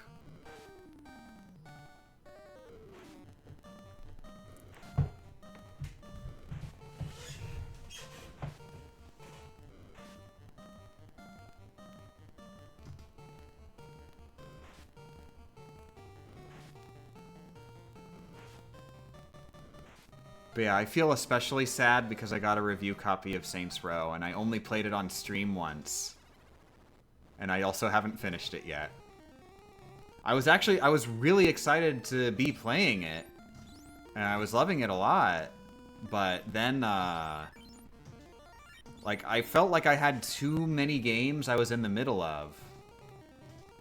So it was just sort of on hiatus until I cleared games from my backlog. And then my hands broke. So I haven't been making any progress on any backlog. Let alone playing games I want to play for fun.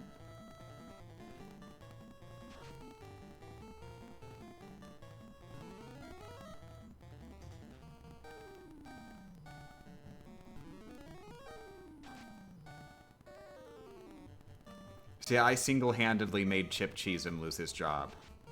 It's all my fault because I didn't beat Saints Row. Is this not a game you are playing for fun? Hell no! I'm doing this for cash money! If I were doing this for fun, I'd be doing it on Retro Achievements and getting achievements.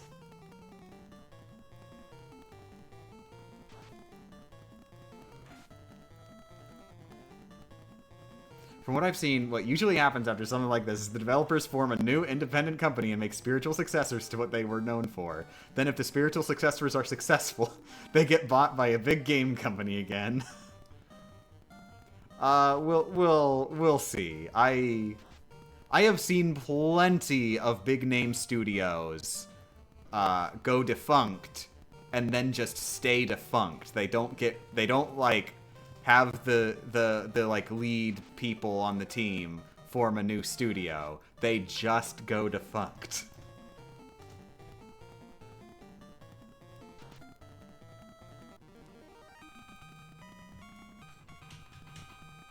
Crap, I just remembered.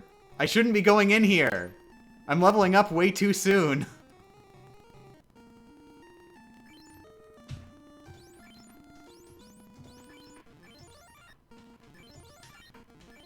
Wasn't that a fun little detour in which we accomplished nothing?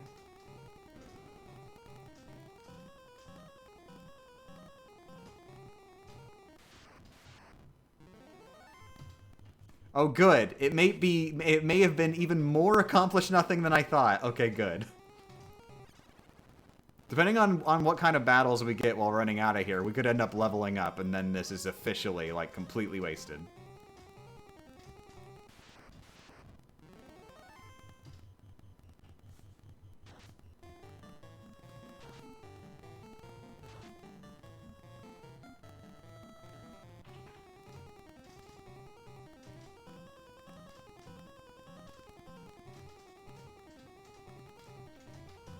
But also, this makes things really awkward.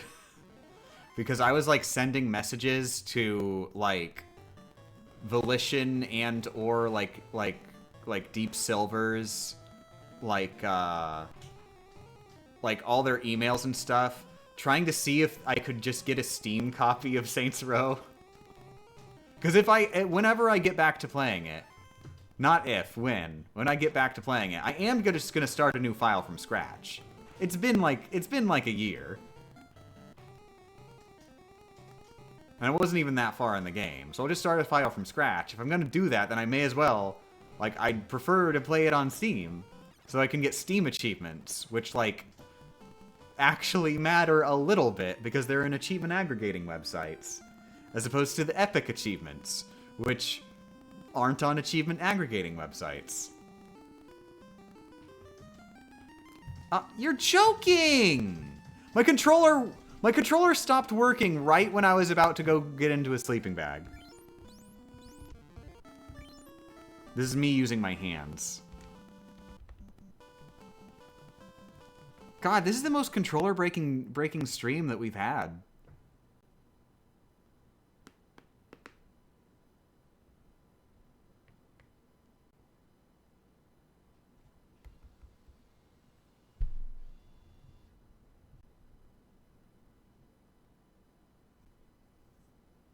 Do PlayStation trophies matter? Yes, because they also are tracked by achievement aggregating websites.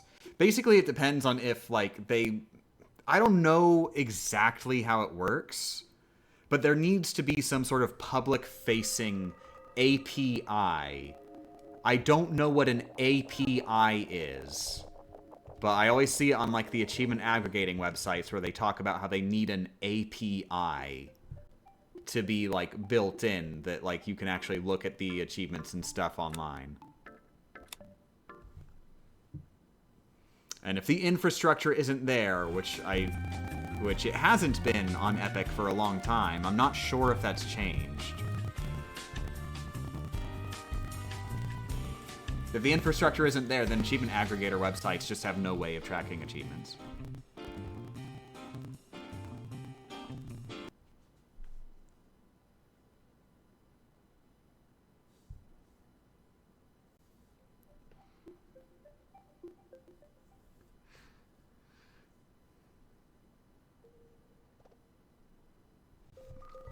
So yeah, the big platforms where achievements do actually matter are PlayStation, Xbox, Steam, are like the three really obvious ones. And then it depends on what aggregating website you use. They technically are able to track stuff like Google Play and I'm not sure about like the iOS achievement system. I'm sure they have one.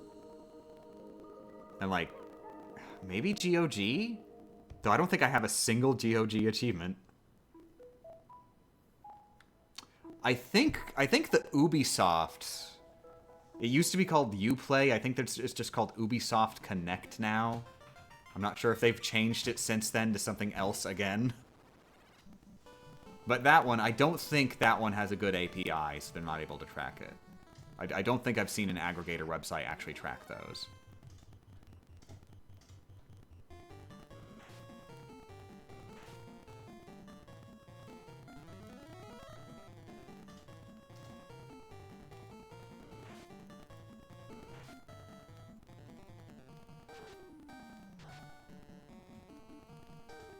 Okay, I'm gonna guess they're resistant to that.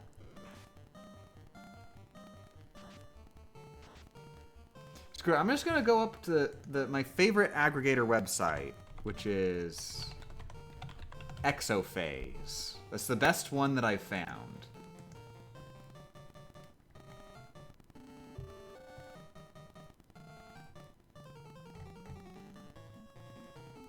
Yeah, on this aggregator website, it does track Ubisoft achievements. Never mind.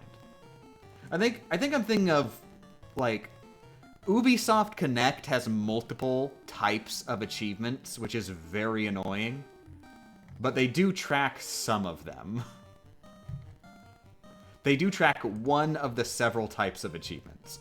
Okay, but yeah, so they track PSN, Xbox, Steam, EA, on which I have 0 achievements, Retro Achievements, Google Play, GOG, on which I have 0 achievements, and Ubisoft. I'm sure there's more that I just haven't linked.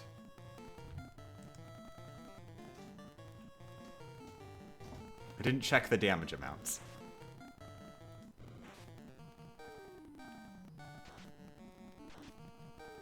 I have no idea if that's better or worse.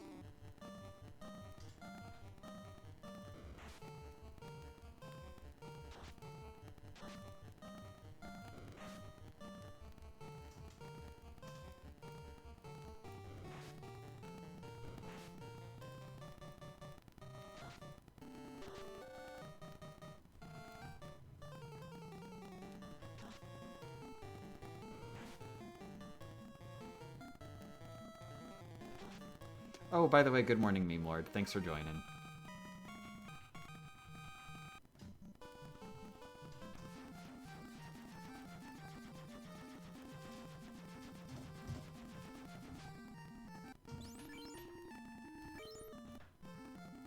Eh, screw it. I don't need to sleep there. I'll just use some cures.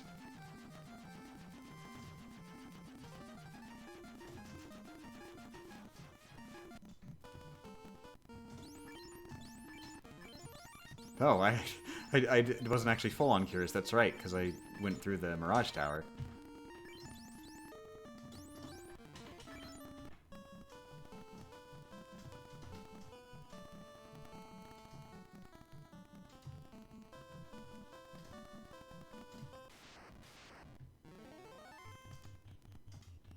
Oh my god, Dagnabbit! I pressed up, but it didn't recognize it because it cheated. It probably thought I went diagonal up left. Debating, maybe I should put the Thor hammer in the first slot now. Yeah, that doesn't really cost me anything, and I'm not going to be breaking against random enemies very often. I mean, blinking. What level am I? 36.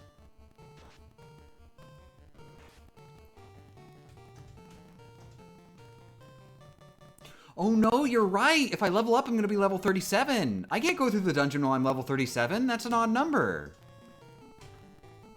Crap!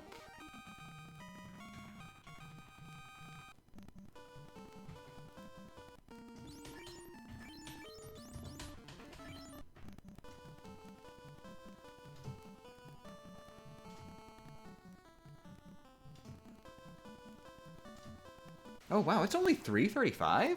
I thought it'd been longer than that. I guess I did sort of start the stream a little bit early.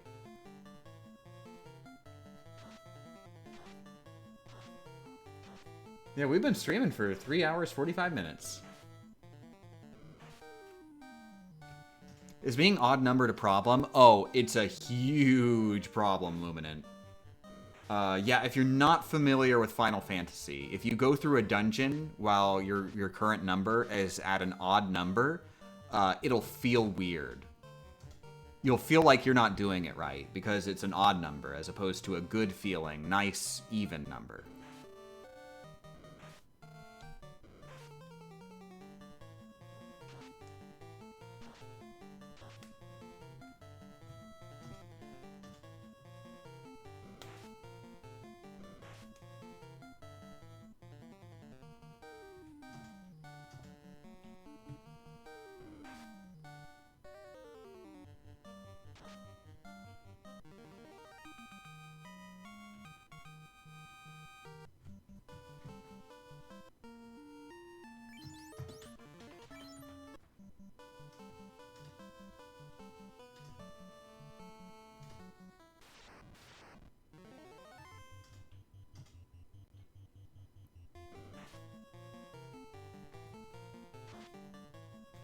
Is the Thor hammer not dealing as much damage as the gauntlet?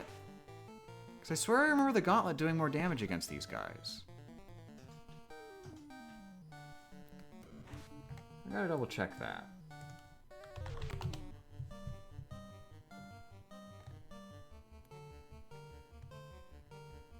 So Thor hammer casts Lit 2.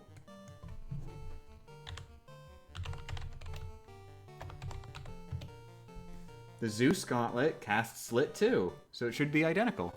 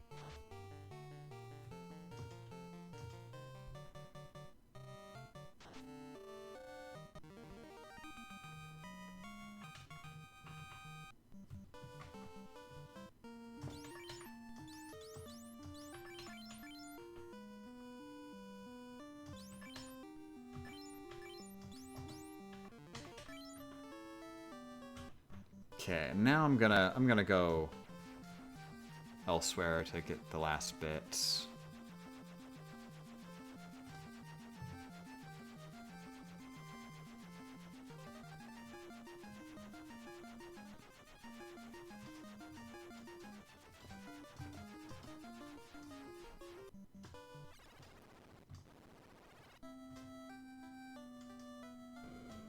Is this the game with the insta-kill if you get the boss to 6,666 HP? You're definitely thinking of a different game, because that is more HP than anything in this game could ever possibly have.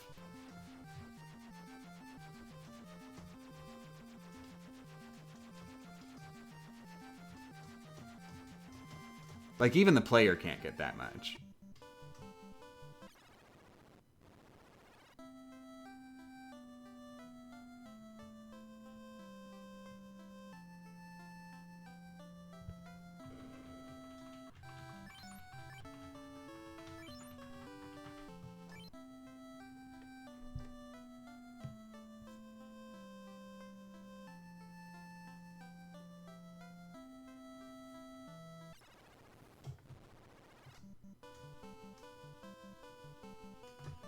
Wait, why did I go into that inn? The whole point of going to Corneria's Inn was so that I wouldn't have to go to this inn. Degnabbit.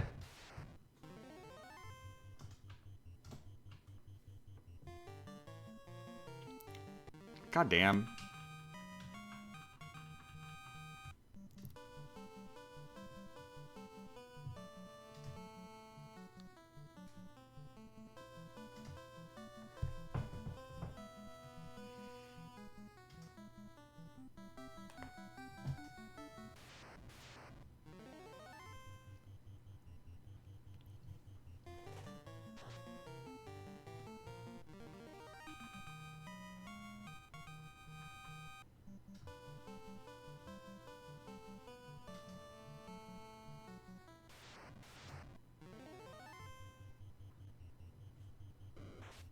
Oh, good. It attacked me.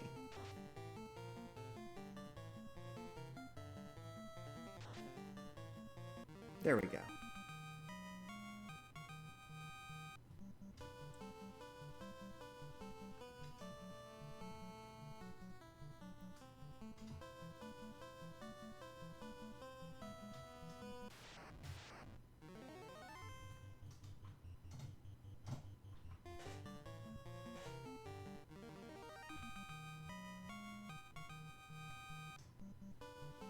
Is there a way to integer overflow the health? Since I'm guessing max is 9999? Or 999? Just regular? Not 9999? No, because that is not the max. You can, in fact, go over 1000. However, only barely.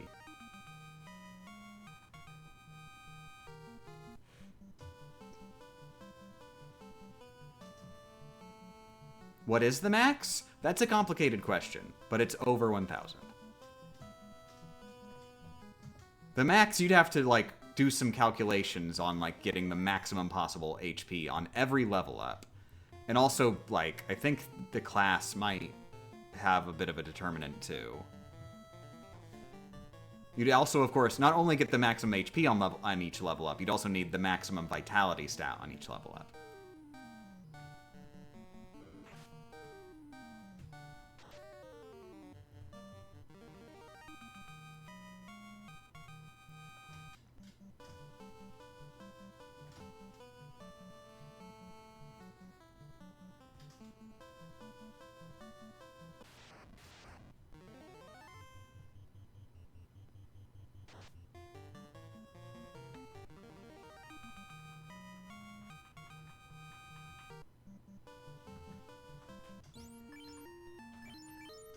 Okay, this is a little bit slower than I expected.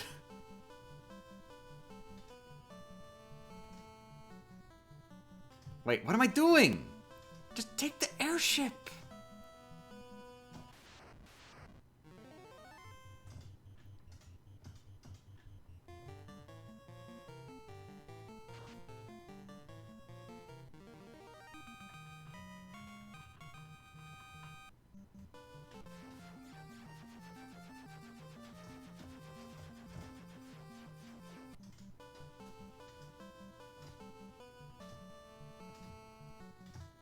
How long have I been doing this run for? 10 days.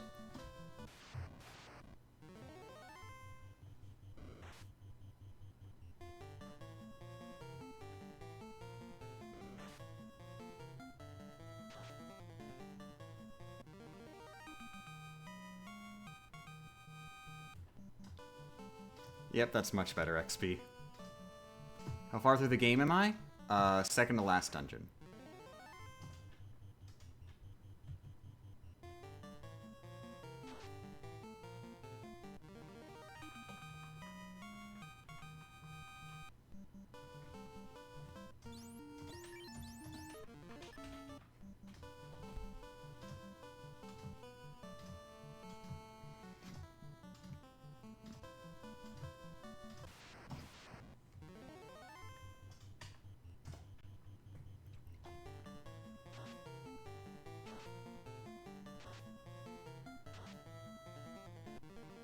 Good job?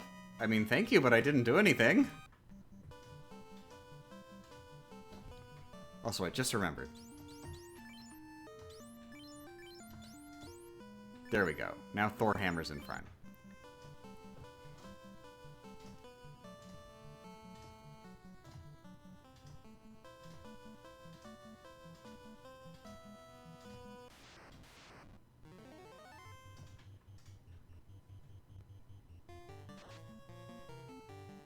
There we go.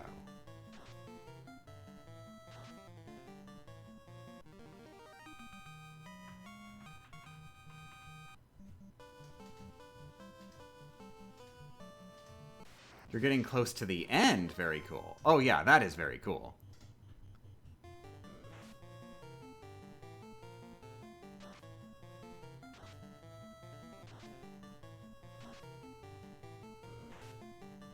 Funny thing, the only people who are alive for me are playing Final Fantasy. Are they playing Final Fantasy 1 or just Final Fantasies?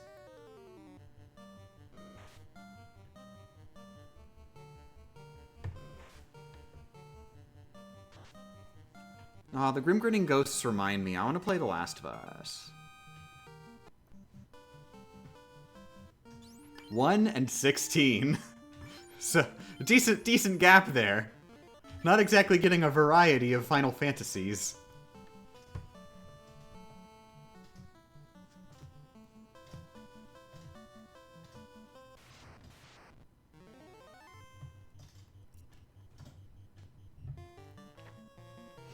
I believe the correct plural is Leviosa.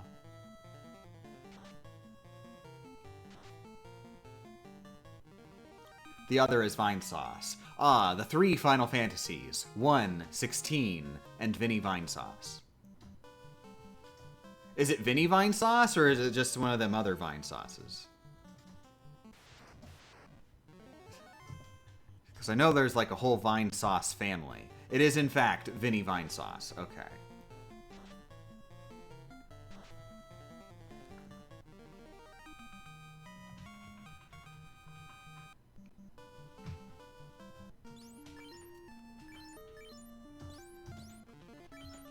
Which The Last of Us do I want to play? Part 2. Because I still have not played that since they patched in gyro aiming. And grounded. And permadeath.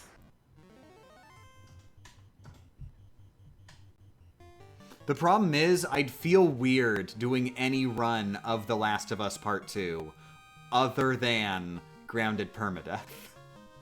But also, that would be hell.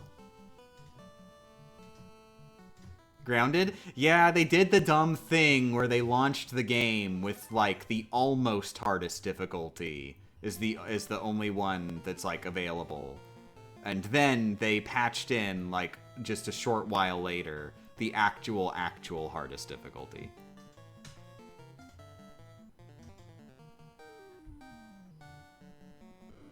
Will you ever play The Last of Us Part 1?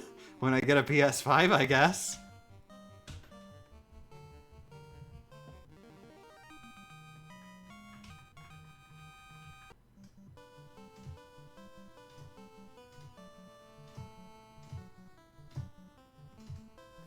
Just like KH3. Not like KH3, because KH3 patched in critical like a year after, wait.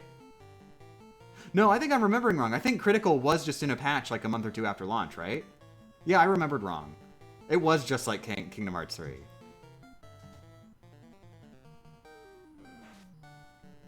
Because there was some stuff they patched in very close to launch.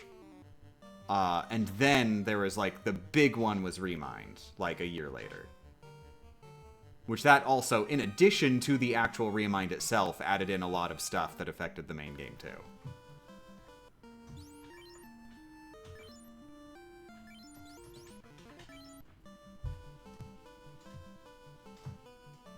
Good morning, Tapis. Thanks for joining.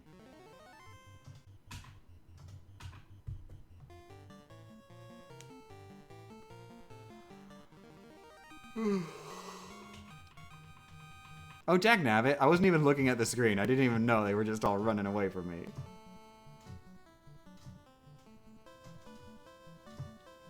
me. Honestly, the big thing is just playing The Last of Us Part 2 with gyro aiming is like what I really, really, really want to do. Because gyro aiming is so good. It is ridiculous how good gyro aiming is, how good it makes playing a shooter. And The Last of Us, especially Part 2, I think has the best third-person shooter gameplay in the genre. It is just the best one. So playing it with gyro aiming, there you go. You have made the perfect third-person shooter.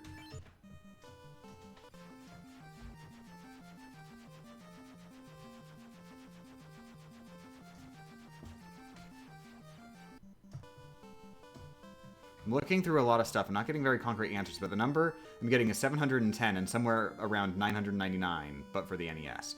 That is false. The max HP is not 710. It's not somewhere around 999 either. You can get over 1000 HP max. It is absolutely a thing you can do. I'm pretty sure it depends on the class, but that is a thing you can do. Because I remember with one of my, like, solo runs, I got really close to 1000 HP at level 50.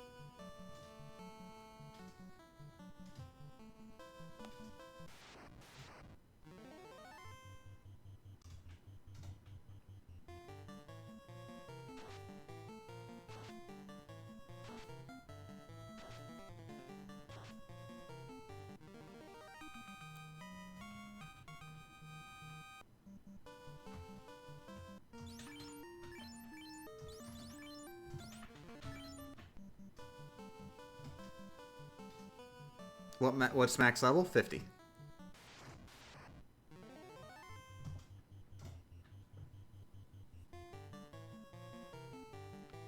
Man.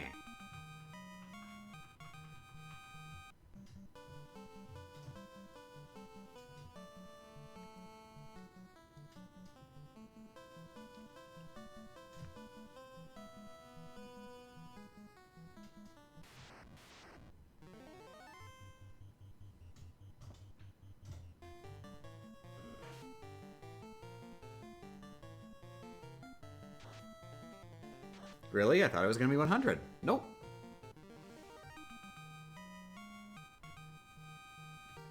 This is why you gotta play video games in release order. Don't play it in release order and you're gonna get real funny ideas about leveling up.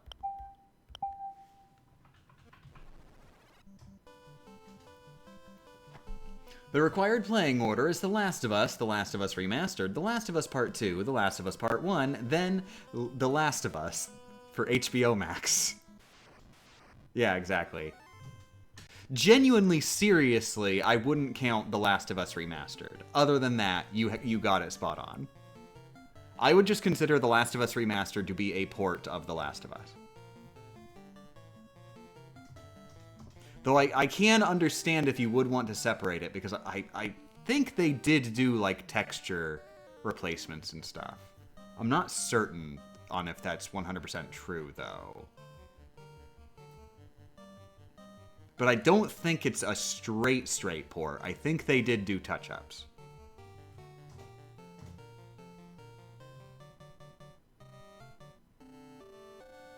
Whereas The Last of Us Part 1, despite how it looks, apparently is genuinely an actual remake.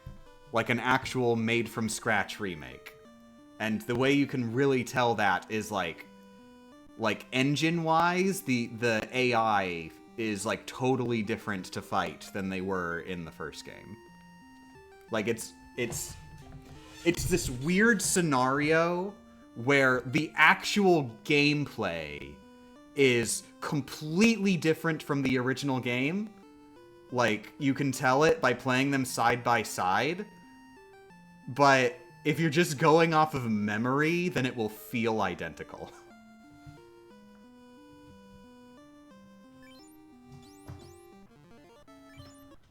Wait, did I? No, wait. Okay, I have not leveled up yet. Crap, I was just now saving, and I was like, wait, did I get distracted and I leveled up wrong?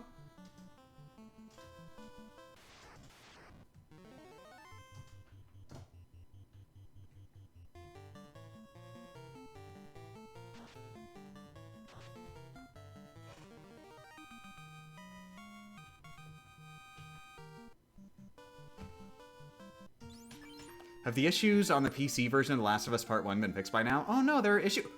Wait, The Last of Us Part 1 is on PC? I completely forgot about that. I don't have to get a PS5 to play Last of Us Part 1. I could just play it on PC. I have one of those.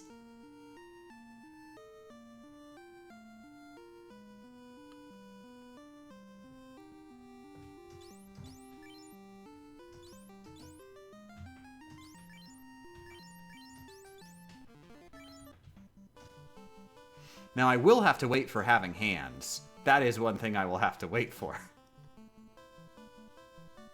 Don't join the PS5 club, it's not great in here. I would have had one already, except Rebecca refuses to allow me to get it until they release a slim model, because it would completely destroy our console setup, because it is literally too big to fit in the cabinets where we keep all of our consoles. Not to mention, too, like, awkwardly shaped that it's not even polite enough to be able to fit, like, on the top shelf.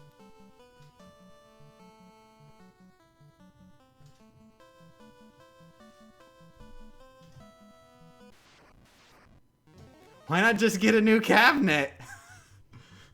We are not going to buy new furniture to accommodate the video game console.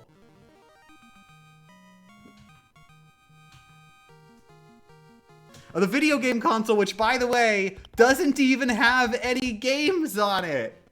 They're doing the same strategy that Xbox was doing, where they're releasing them all either on PC or on PlayStation 4. And normally, I'm like, well, I mean, the PS4 version doesn't count. I'd want to play, like, the absolute best possible version. But, like, no, I don't think I care that much.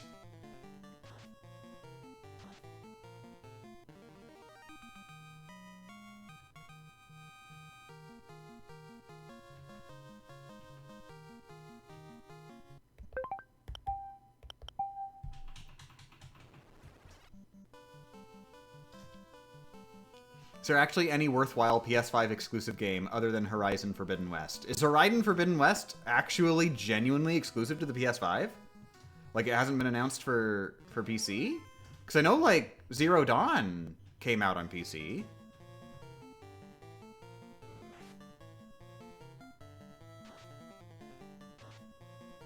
And then there was Rift Apart, which I thought it was very hilarious that they announced Rift Apart.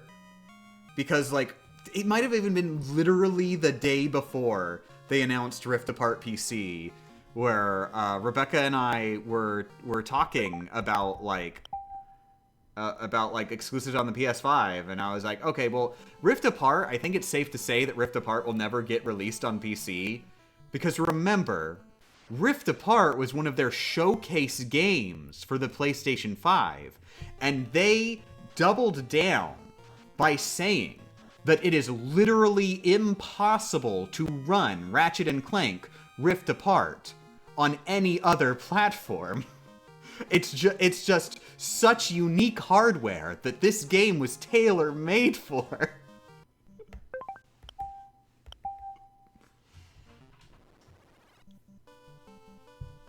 Now, obviously, I didn't believe that was true. Obviously, that was a lie. But I didn't expect them to admit it was a lie. At least not that quickly.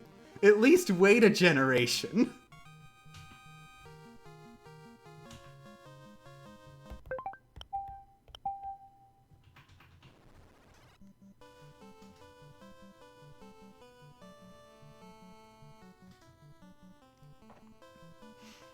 I always need to bring this up. I'm sure you've heard me say this before.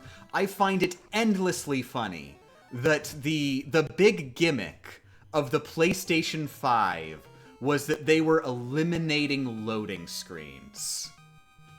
Finally, after all these years, a console where you don't have to worry about loading screens.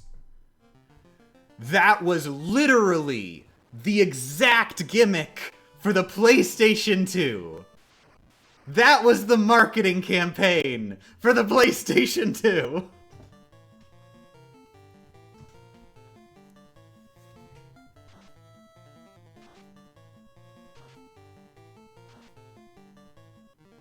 The PlayStation 5 had a gimmick? Yep, solid state drive made loading screens a thing of the past.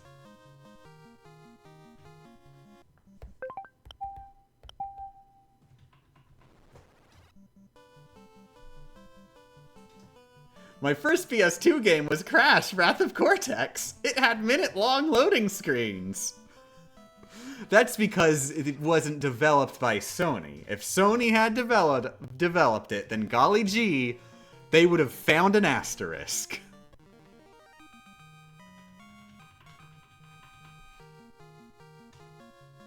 My favorite thing is like Ratchet and Clank. They had to change how loading screens worked on Ratchet and Clank because like Sony mandated that they couldn't have loading screens, and then Insomniac had built the game around having loading screens.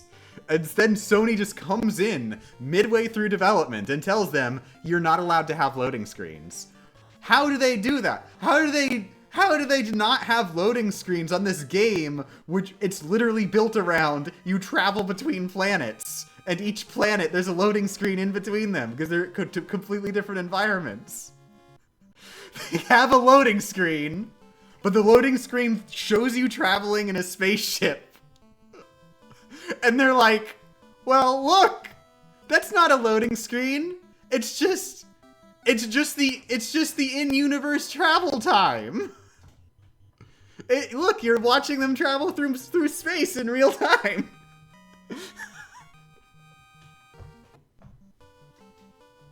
Oh wait, I leveled up. Crap.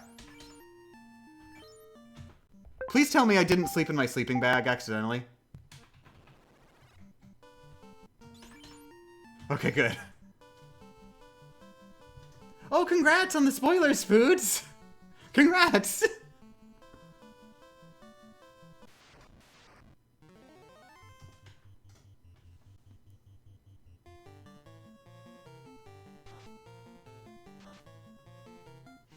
So according to my quick research, Sony intends to release more of their flagship titles on PC, but The Last of Us 1 release made them decide to wait at least a year to avoid launching with too many bugs.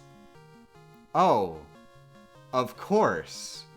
They made the decision to release on the platform where they don't get the console sales and 100% of the store revenue a year later, entirely because they are just really thinking that they want to release the most quality product. Oh, out of the kindness of your heart, thank you so much, Sony, for delaying the PC version by a year.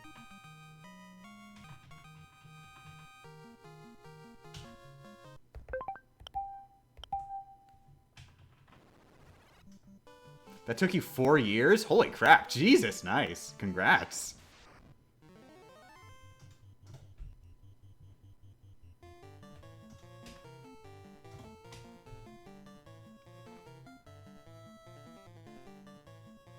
Is there a game you remember stopping playing and then picking back up to de-rust? Well, Hollow Knight? Multiple times? My run of Hollow Knight has been going for literal years.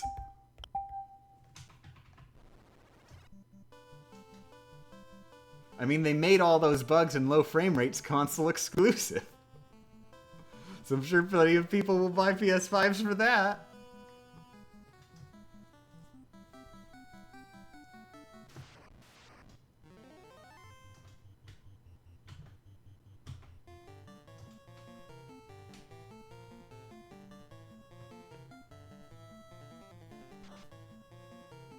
Honestly, the thing is, I don't like just booting up a game that I'm partway through a playthrough long after I'd started it. I generally just start a new file is the thing.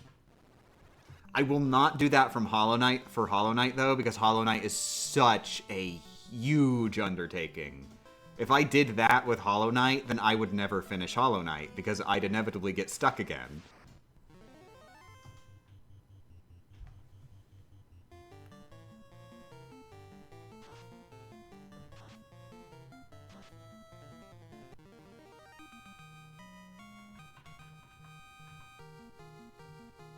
Why do I keep leaving the chat? Tell Game Champ to stop leaving the chat.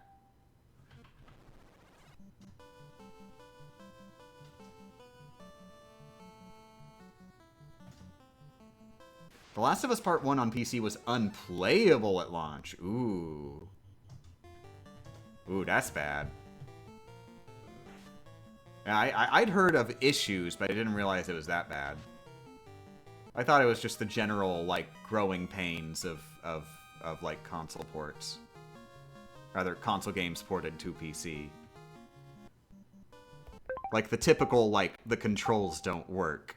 Unless, like, you fidget with them in a very weird way. Stuff like that. It shows literally incorrect button prompts. My absolute favorite, never can get over this, is Halo 2 PC. In Halo 2 PC, if you are playing keyboard and mouse, guess what key on your keyboard is confirm, and guess what key on your keyboard is cancel when navigating the menus. Just friggin' guess.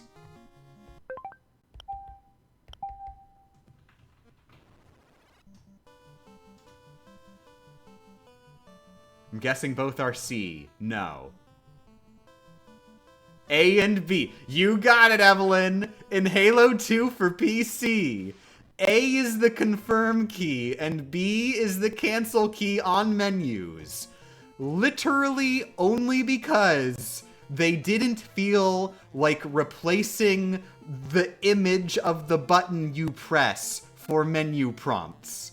It just shows Xbox A button and Xbox B button. So you're supposed to press the A key on your keyboard and the B key on your keyboard.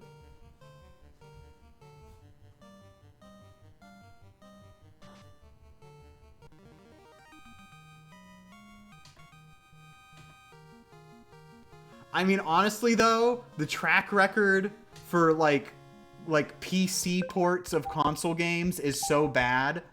We should just be happy that the A key actually worked and the B key actually worked. Because half the time, they show those console controller prompts and they do not align to the keyboard at all.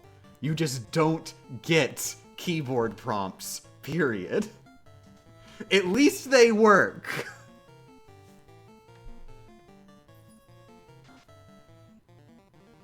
How do you move left If A is already used. Arrow keys, of course.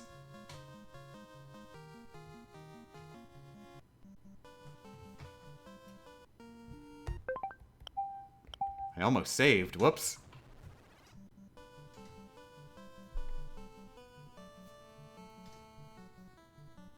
Also, I'm not sure you're capable of moving left and right on Halo 2's menus in the first place. I think they're entirely up-down menus.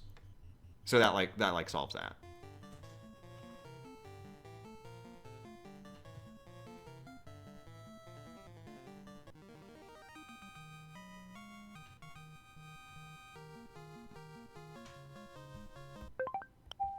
Miss Champ, could I know how you do the shimmy during battle? I don't understand what you're asking. Are you just asking for an encore of like the little ha-cha-cha? You're so sad that you haven't seen the ha-cha-cha in a while and you want to see the ha-cha-cha? Ha-cha-cha-cha, ha-cha-cha-cha, ha-cha-cha. There you go.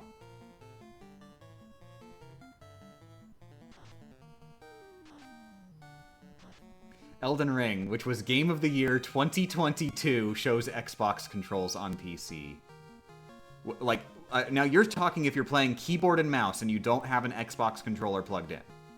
You don't have any controllers plugged in, and it will just show the Xbox controls.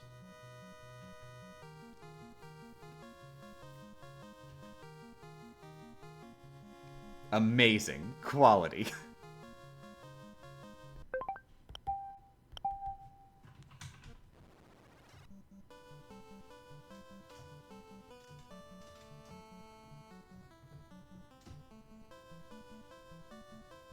I'm using a US mechanical keyboard with a Canadian layout. If a game asks me to press brackets, I die inside. I have no idea the significance of the Canadian layouts and the US mechanical keyboards, but I believe you.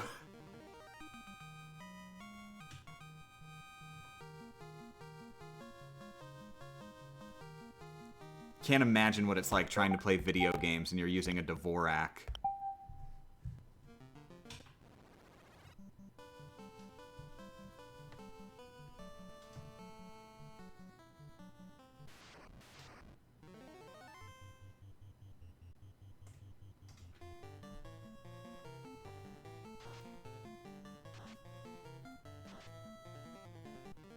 Symbols and accent and characters are in different places.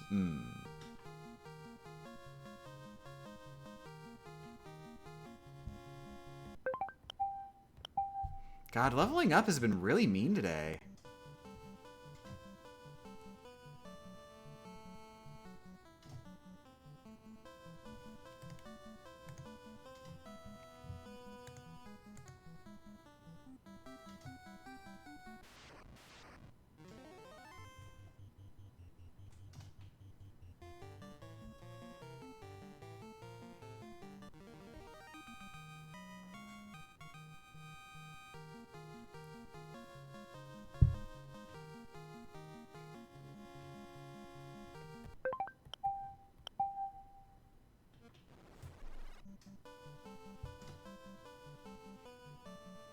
Also, can't you switch the keyboard language?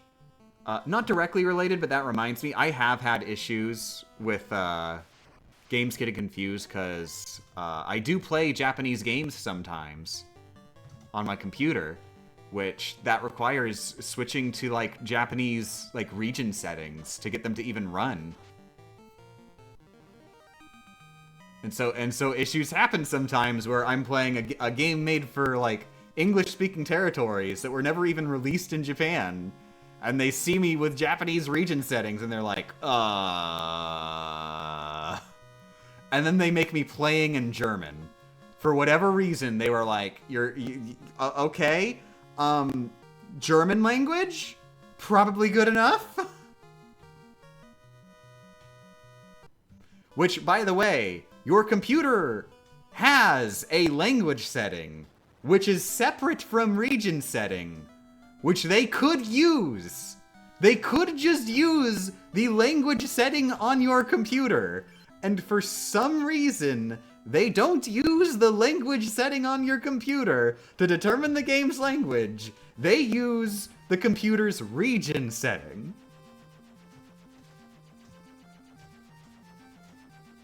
By the way, we leveled up. Yay. We're now 37. So now we don't go into the dungeon because 37 is an odd number, and going into the dungeon at an odd number is satanic.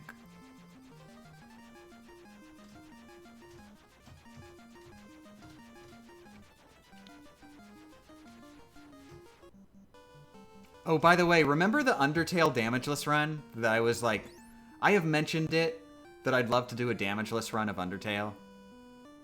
I got an idea for it the other day that's really stupid and would be a lot of extra work for me, and potentially most of it would be wasted because the run is never going to get done. But I think I'd like to do that. I think that'd be the only way I could really do the video and, like, actually, like, it come out the best it could be. And I'm being really vague because I don't want to spoil it. But now I'm kind of excited to do an Undertale damageless video. So I wonder if I'm going to be doing more damage with melee attacks. 38. I guess it depends on, will I be getting any criticals at a decent rate? Nah, I think I'm probably better off. Yeah, I'm probably better off with spells.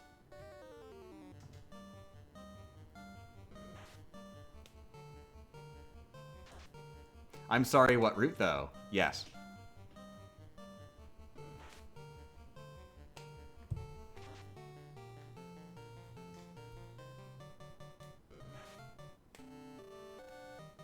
The original plan was that I would do the murder mode as the video, because there is a boss in regular non-murder mode, which is like functionally RNG whether or not you get hit during it. Like from what I have been told, this boss's pattern is so unpredictable, it's functionally RNG. Like, they will lock you into situations where you just will take damage sometimes. And it's up to RNG whether or not that happens. So the murder everyone mode, even though casually that's a lot harder than pacifist, it is a lot easier to do damageless because it's much more consistent.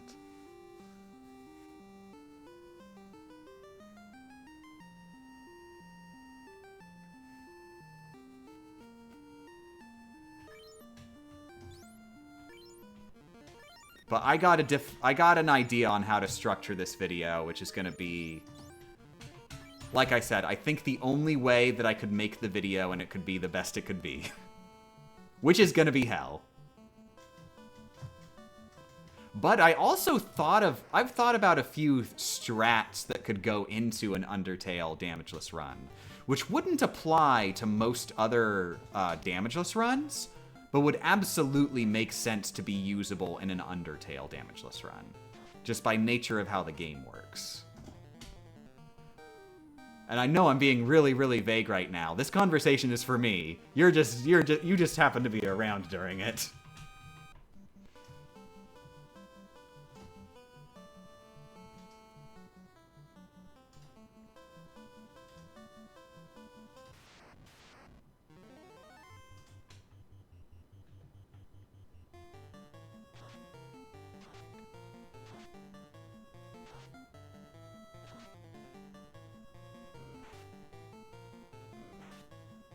Oh, hi there.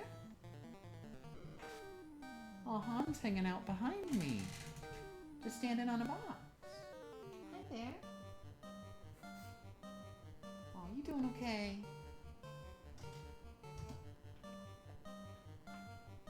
I love you. Such a good boy. There you are. I love you.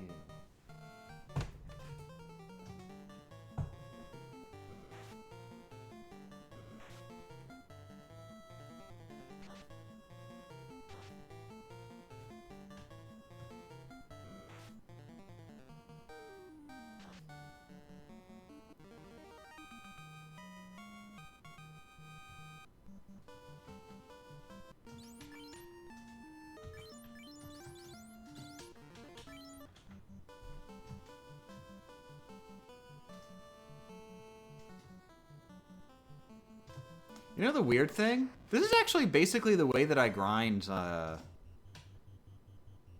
I was grinding on when I had access to fast forward in a class that could actually just kill stuff with its fists really easy for the retro achievement set.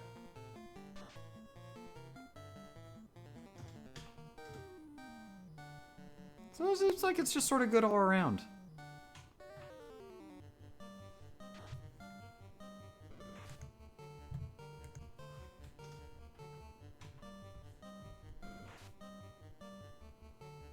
Ah, yes, the punchy boy. Very, very punchy boy.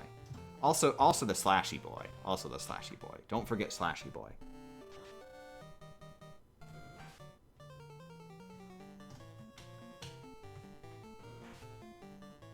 Oh, dang it, I just remembered. I need to read the entirety of 8-Bit Theater before I release this video. Before I write the script for this video.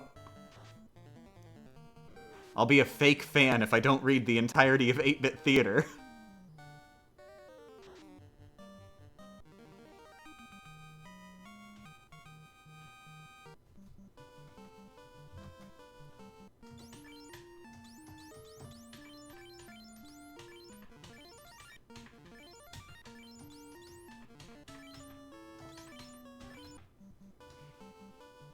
Just join. What are the limitations of this run? Like, do you get a character's peak strength when they get to level 99? Is the level cap higher? Are there permastat buffs? Permastat ups? You've made some assumptions. You've definitely made some assumptions. Level ups are partially randomized, and we are min-maxing stats so that we always get the 3 useful stats always go up every time we level up. Do they reach their peak strength when they get to level 99? No, both for that reason that I just said, but also secondarily because the max level is 50. So is the level cap higher than 99? No. No, it isn't higher than 99. Are there perma stat ups? There are no items that increase your stats, if that's what you meant by that.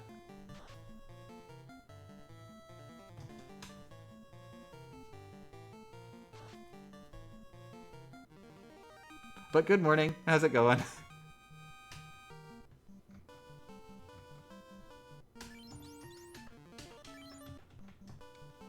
But yeah, an important aspect to this that I guess I should say, which I guess you could figure out, is once you reach level 50, your character cannot possibly get any better. They just are what they are. Technically not true. There is a class upgrade that is totally optional that you can get about halfway through the game. But the class upgrade changes your character's class. So we can't do that because this is a white mage run. The white mage upgrades into the white wizard. This is not a white wizard run.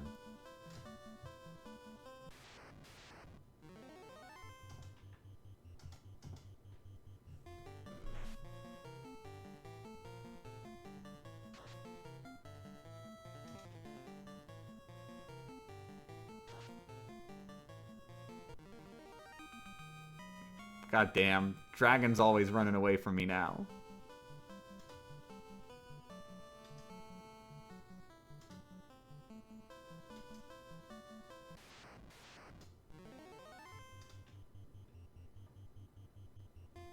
Oh my god! Oh my god!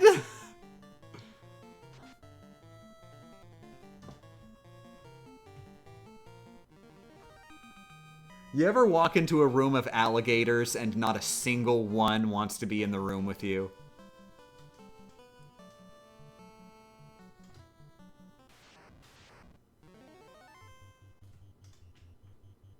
How do those stats at level up work? Like, do you save one encounter away from leveling up and reset the game until you get exactly what you want? Yep, exactly that.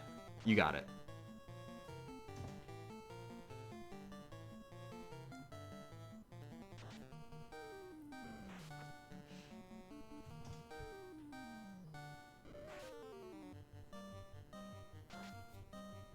And while it is a bit more complicated than this, all you need to know for the rest of this playthrough is that every time I level up, there is a 1 in 16 chance that I get the level up that I need.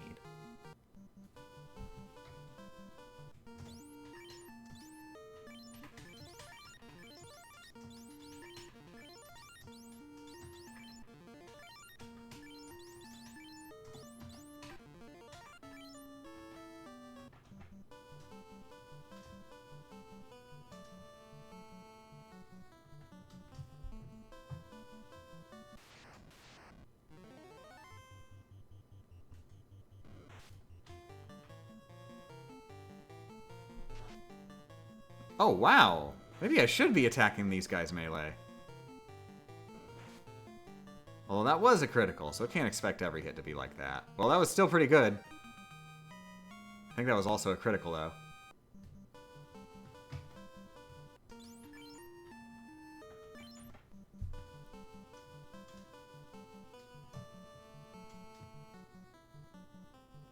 Crap, people are making me hungry.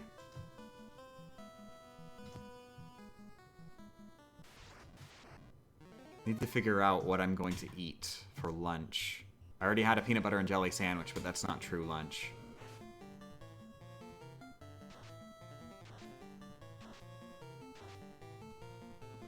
I think I'm gonna make the chicken chop, the chicken pot pie for dinner.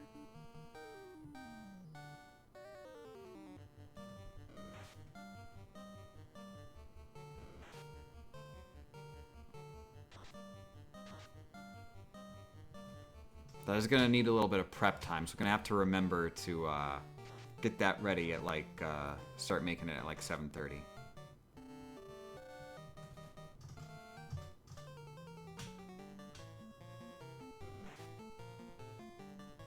I had spicy instant ramen. Hells yeah. You say can't judge, but I'm feeling very judged by you who ate spicy instant ramen. Like, that's some food.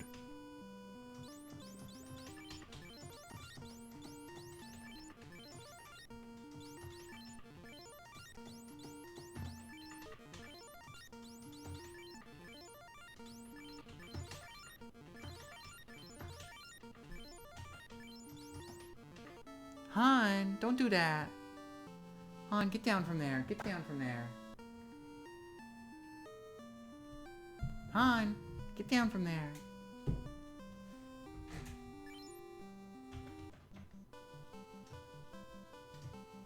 I mean, the cheapest chicken-flavored ramen with a dash of hot sauce isn't what I'd call gourmet. We've got different ideas of gourmet. Ramen's just good. Ramen is automatically gourmet no matter how much you pay for it. Ramen is a magical food.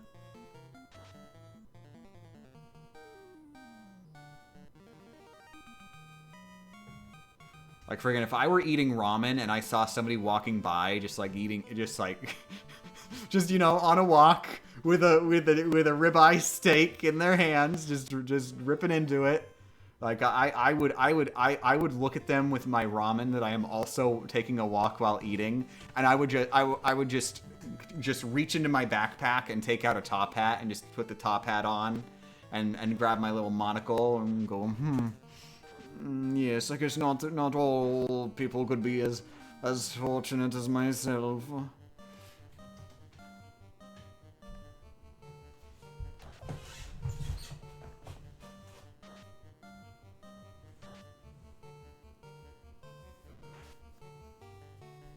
And then they'd cry and they'd run away.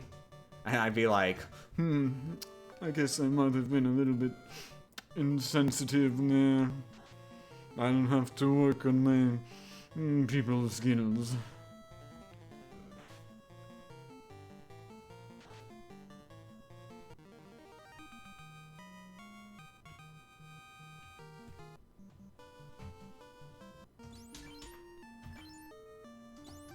And then I put the monocle back in my shirt pocket, and then I take the top hat off and put it in my backpack. And then I zip up the backpack, and then I put it on my back, and then I continue walking while eating my ramen. I needed closure on this hypothetical scenario. I'm sorry. It was very important to me.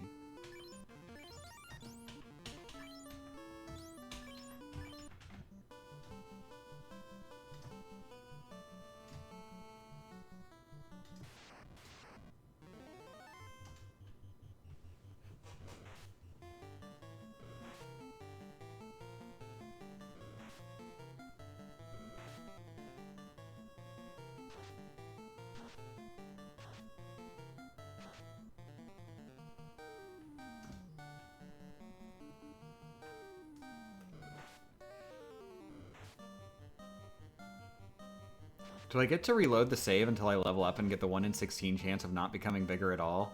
Ooh, wouldn't it be hardcore if somebody did a low stats solo run?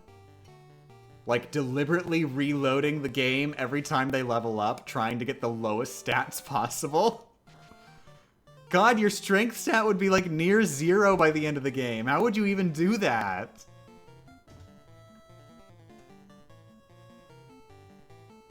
$99 luck! The one exception is you go for luck leveling up every level.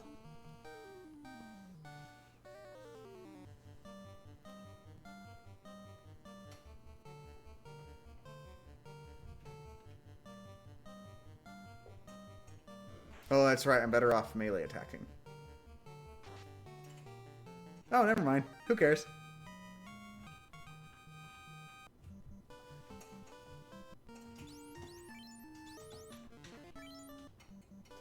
So rather than go into that town to heal, I'm just gonna go to Gaia. It's easier that way than having to deal with all the random battles.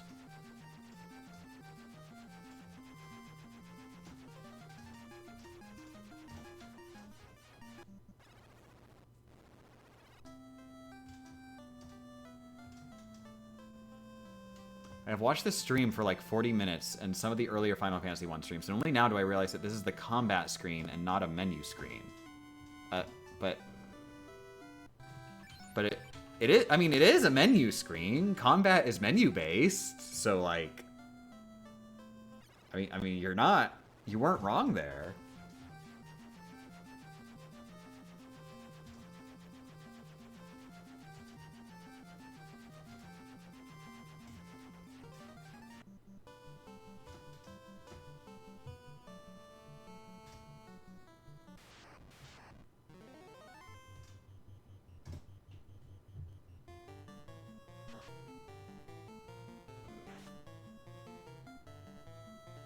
But it wasn't an equipment consumable screen.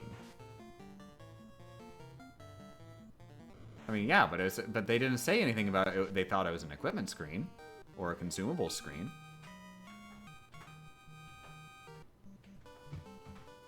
That is a crocodile that was worth it.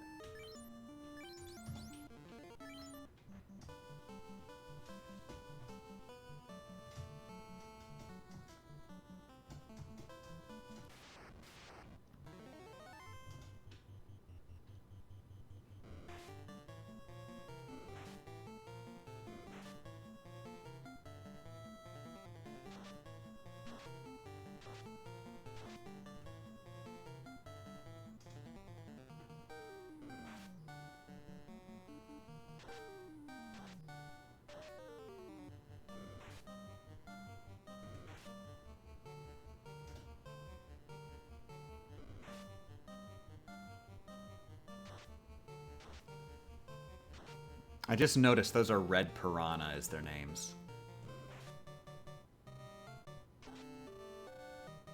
I can read.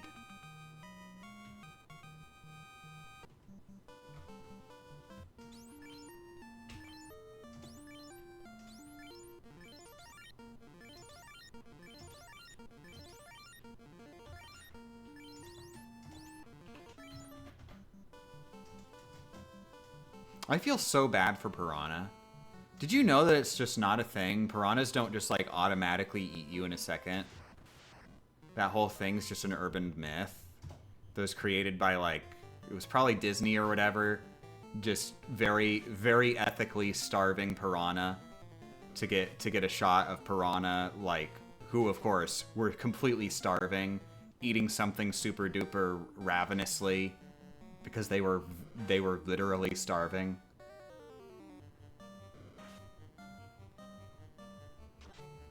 I always feel bad for Piranha whenever it comes up in like a movie or something. Whenever I'm watching famously great Saw movie, Saw 6, and John Kramer looks up at some piranha and says, "Piranha." I just want to say to him, did you know that that's an urban legend and piranha don't actually like eat people like that?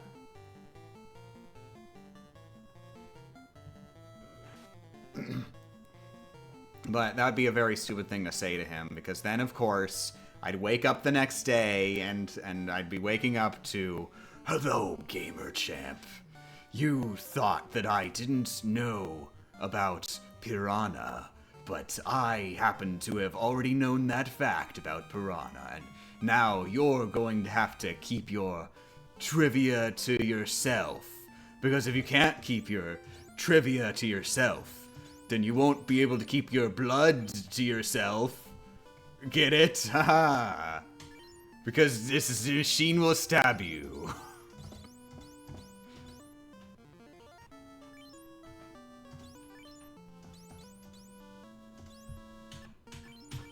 I want to play the Saw video games. I've always been really curious. Like, what are the Saw video games? How do you make a video game out of Saw? Obviously they're pretty gamey. Like the movies are built around literal games. So theoretically you got something there, but how do you turn that into a video game that you actually actively play? Like, all I can think is if you make it like a sequence of Professor Layton puzzles.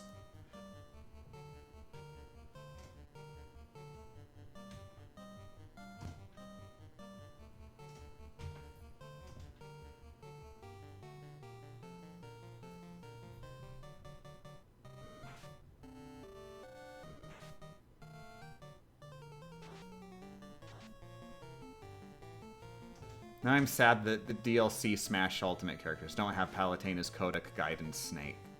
Aww. Yeah, that's a bit of...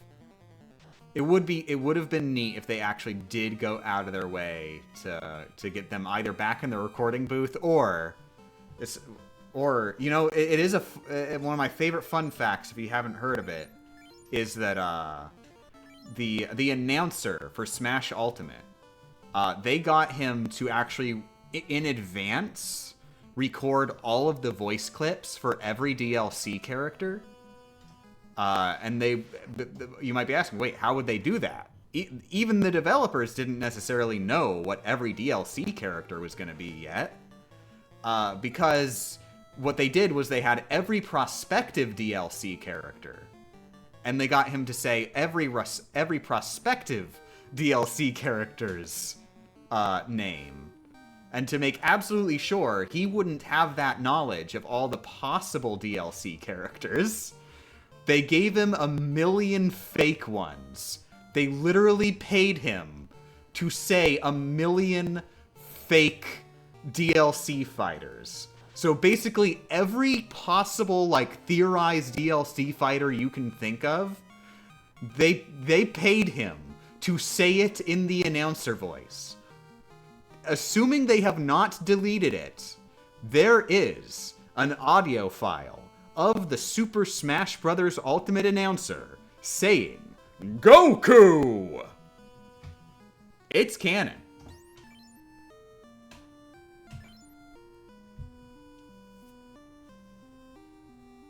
Wah, Luigi.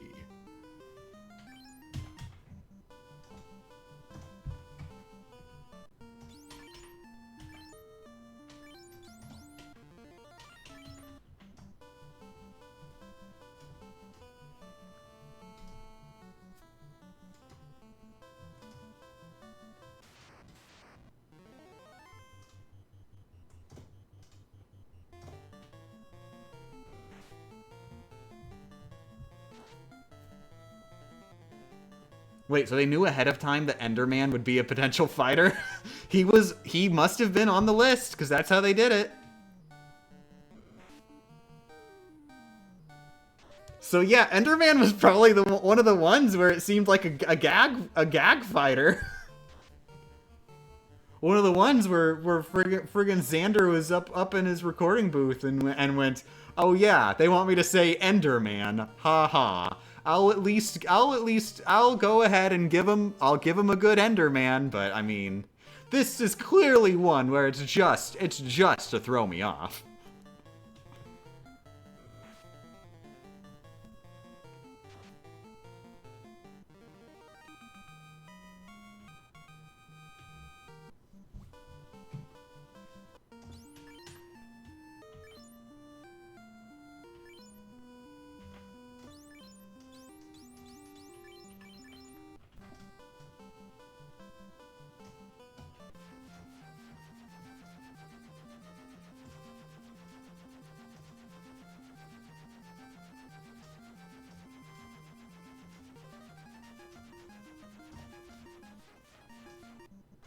All I heard was someone wanting you to say Enderman. We're talking about how the voice actor announcer for Super Smash Bros. Ultimate was made to record the names of all possible DLC fighters, all at once, like when he was doing his recording sessions for all the characters. That way, they had those voice clips for when the DLC came out, and they wouldn't have to get him back to just to record a single name at a time.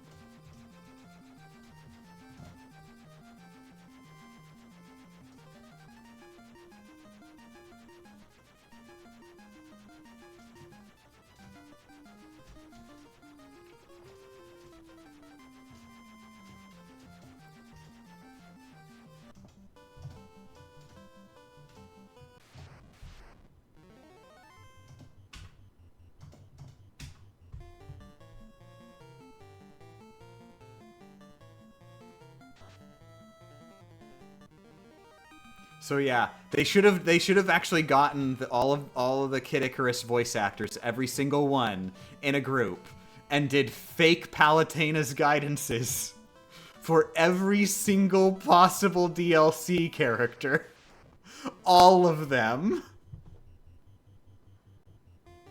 Just 200 pages of Palutena's guidances.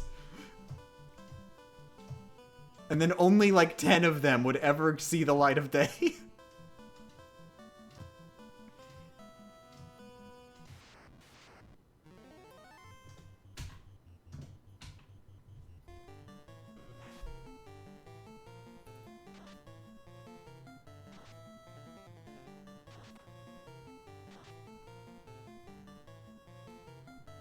Hello, how's run going? We murder.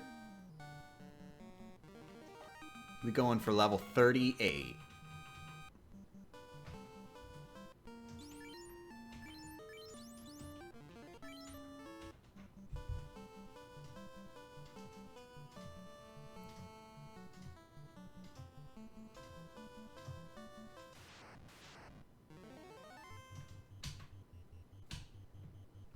I need them to do one for Arl. You know, Arl is one of the characters who I wouldn't be surprised if Arl was on there as one of the ones who was a hypothetical DLC fighter that Xander had to say the name of.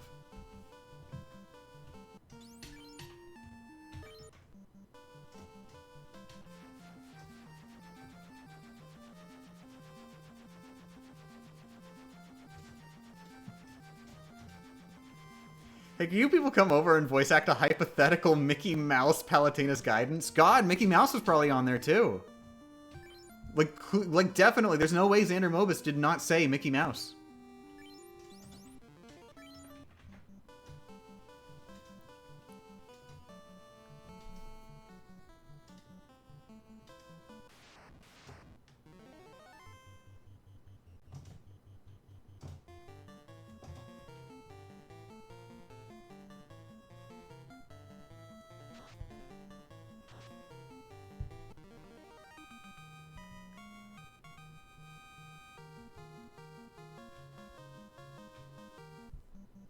Otacon, what's going on? Some guy with a chainsaw just tore Mario right in half. Oh my, that's Dr. Salvador, Snake. Dr. Salvador from the Las Plagas incident in Spain.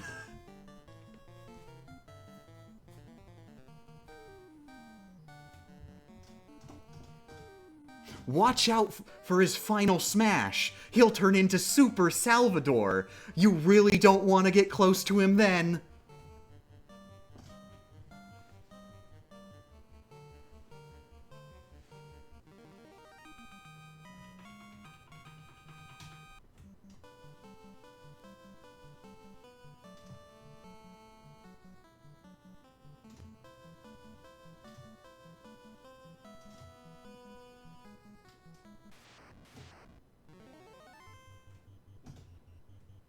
He said Donald and Goofy too, in case those were alts for Sora. Oh, Master Chief. He definitely said Master Chief. There's no way he didn't say Master Chief. And God, who knows? That could have been a real possibility. That, like, Master Chief genuinely could actually have been in the running.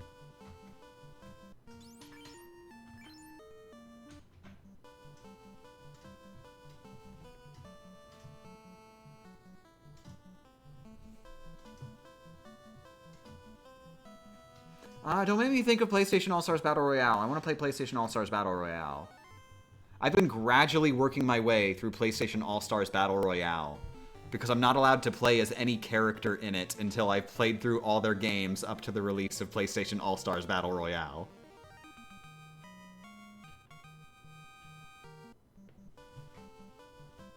I've gotten through most of the roster now, I'm pretty sure.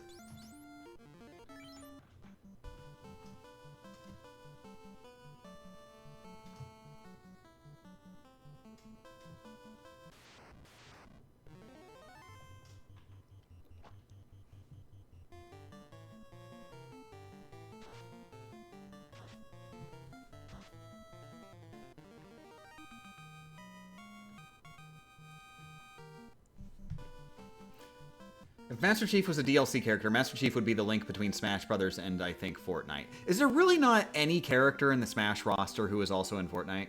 Really?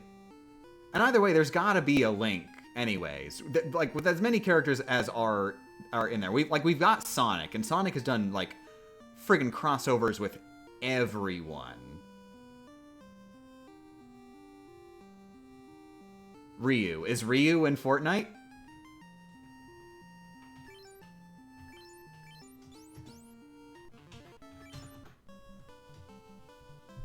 Like, friggin', like I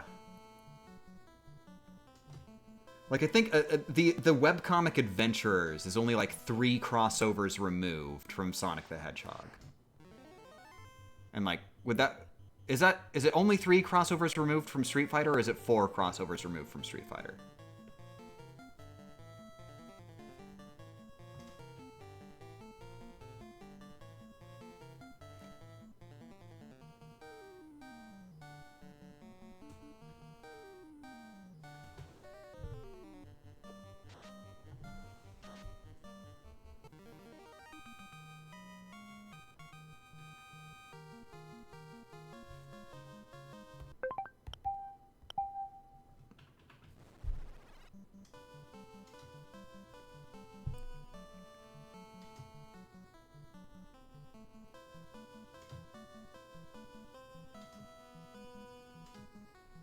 Wonder if they will ever make another Smash game without Sakurai. Yes, because Sakurai is going to die one day, and Nintendo is gonna just get big money bags in their eyes, thinking, "Oh, we can make the Sakurai Memorial Smash."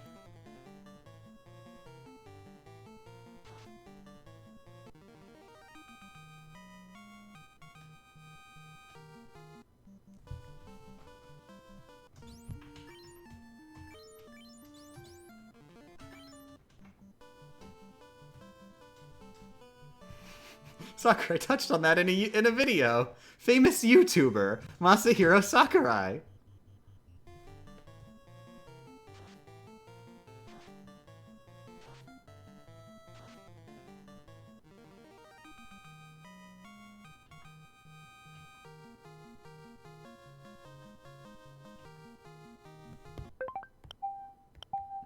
Do you think they said that bunny from Me Plaza?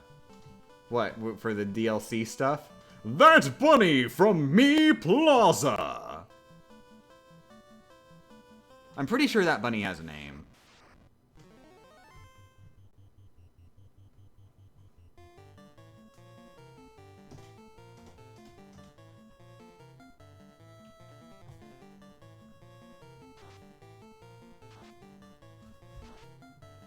Also, why that bunny from Me Plaza? Why not that bunny from Nintendo Badge Arcade?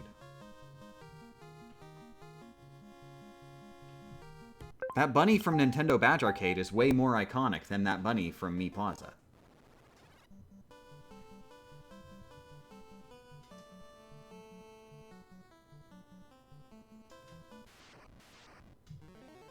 Night-night, Smarky.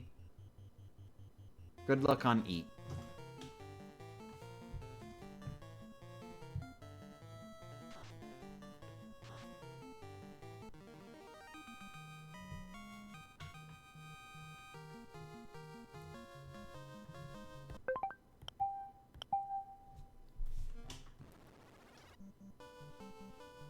Me Plaza is the cooler version of Badge Arcade. That is such a bad sentence.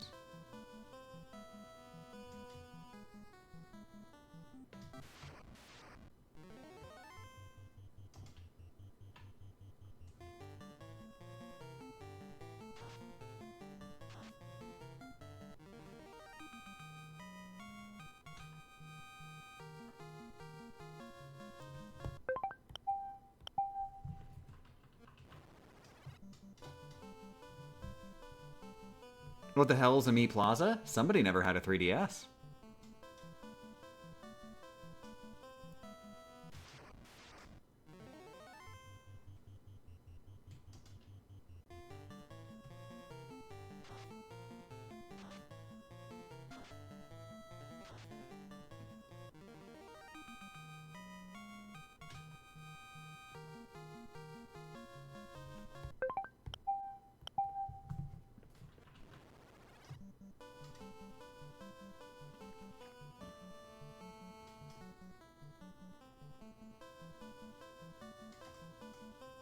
So how much longer do you think it's going to be until we get an internet browser on the Switch?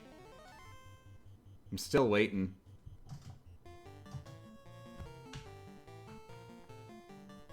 For the record, I mean a publicly available internet browser, since there is a internet browser on the Switch, but it's only used for instruction manuals.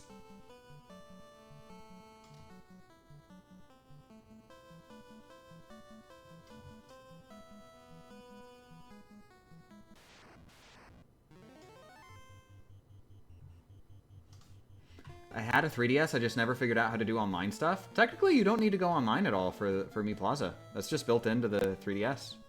You wouldn't get, like, any of the good games without going online, but, like, you could still play it. You would have access to Puzzle Swap and Find Me One. Actually, depending on when you bought your console, you might actually...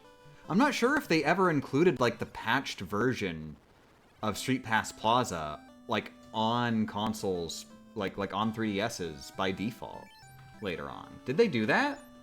Or do they only have the unpatched original release of Me Plaza on every 3DS? You'd think it makes sense that they'd have the patched version.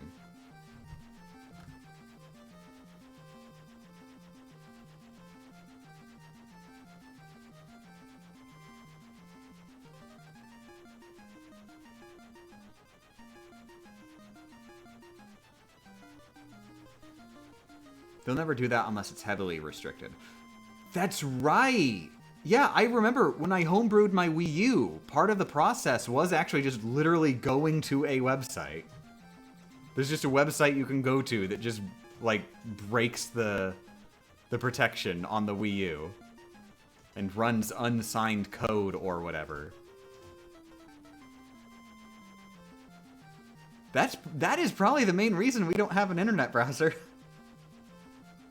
And come to think of it, I think part of the thing, one thing that people did to hack their Switches was to use the internet browser, which you're not supposed to be able to use to browse the internet. It's supposed to be only for,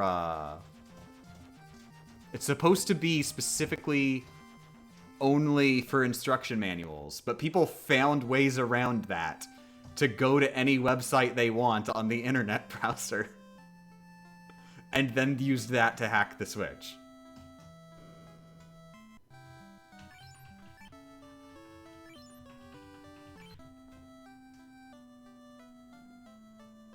Also, I'm gonna be right back, and when I do get back, we are going to try to go through the Mirage Tower, baby!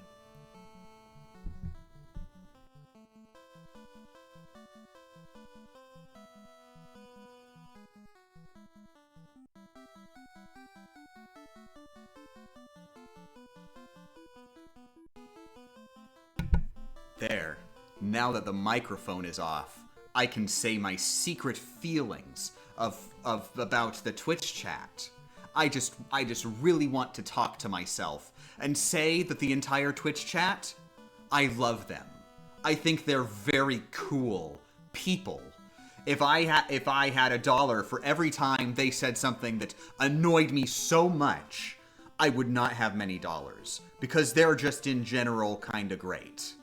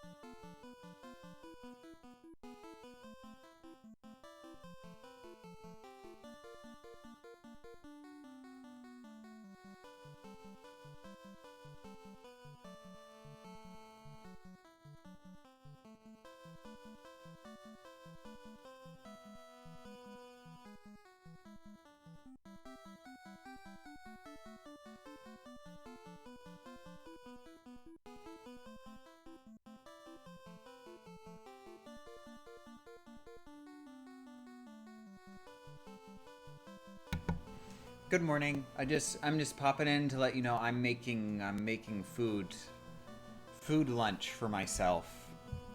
Also, I saw that domino. I saw that cash money you have deposited directly into my soul. Nom nom nom. I am eating cash money. It is sustenance of some sort. Heart emojis. How dare you? But yeah, I'm making salad.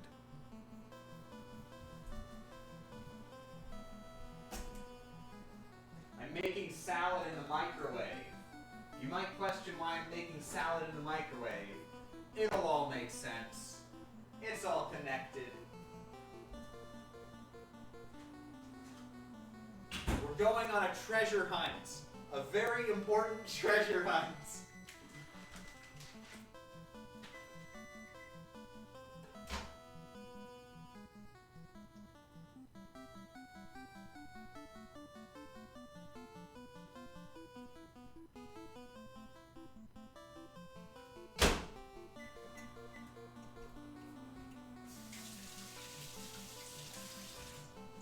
We have to talk about the callings.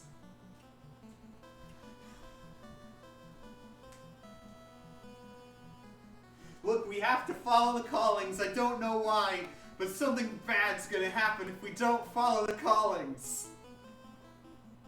But then, what if the callings are bad? But what if they're good?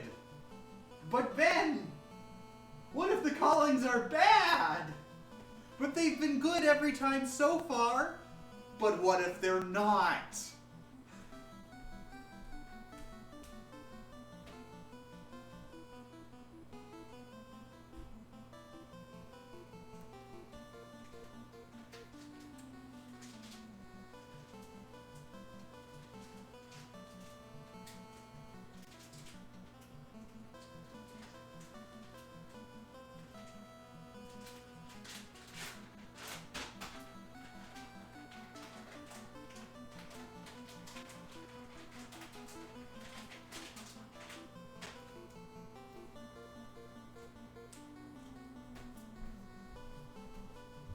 Every single person on this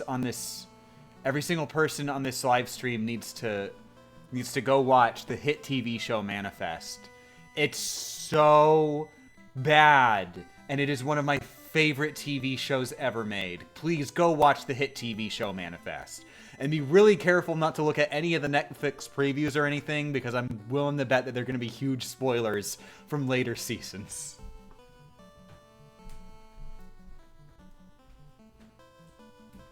I swear, half the goddamn show is them arguing about whether or not the callings are good or bad. And it's the same conversation every single goddamn time.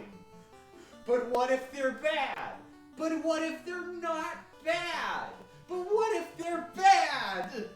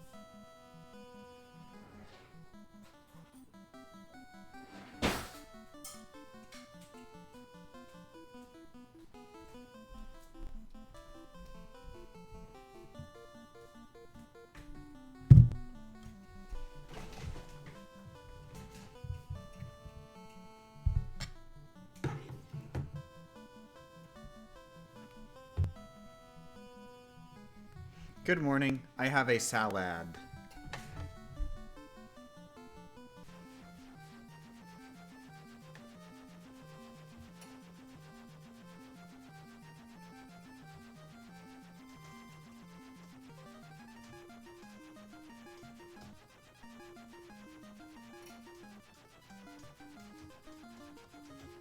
I'm gonna have to restart the run because an enemy was defeated with dead team number 2.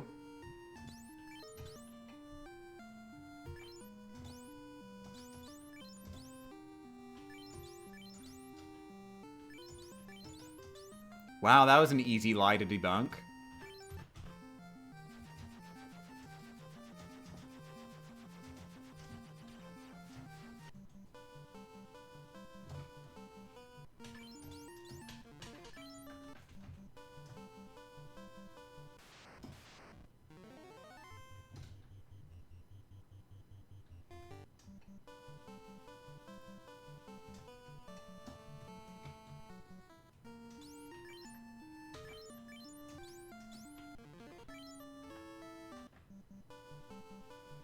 Also, apparently I inspired someone. Yay, heart emojis. I'm sorry.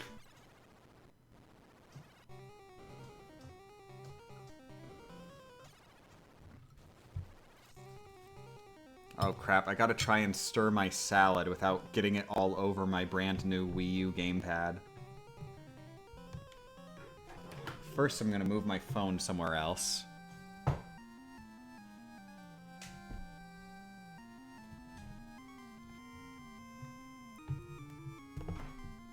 Oh. Oh no.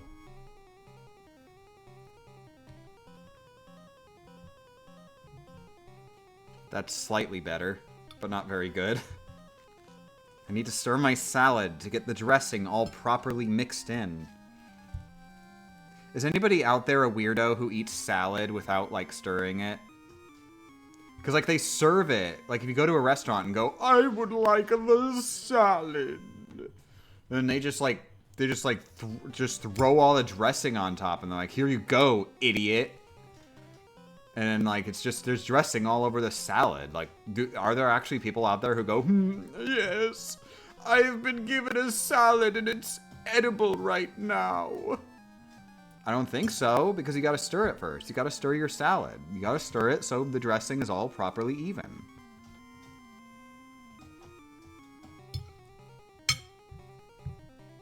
I do mix it in, but I drink the rest after if it is not in a public place. You drink the... You drink the... Like, do you mean like you scrape the plate into a cup? I'm talking about the dressing is already on the salad. Wait, you drink the salad dressing? I want to be very clear, I'm not judging. I mean, I am judging. I'm judging that that's hardcore. That's ludicrous. You have friggin' absolute hardcore energy. Jesus.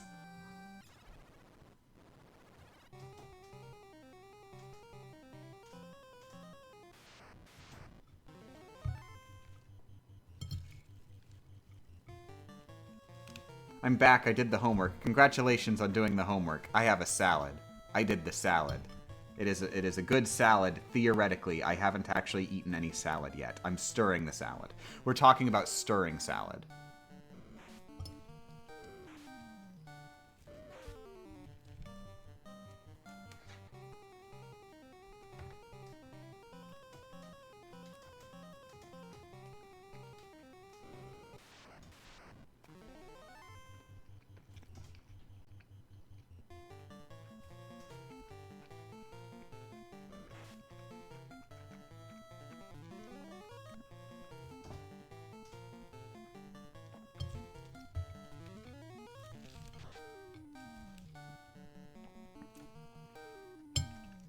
By the way, the reason that I was microwaving my salad is because there are actually chicken nuggets in this salad.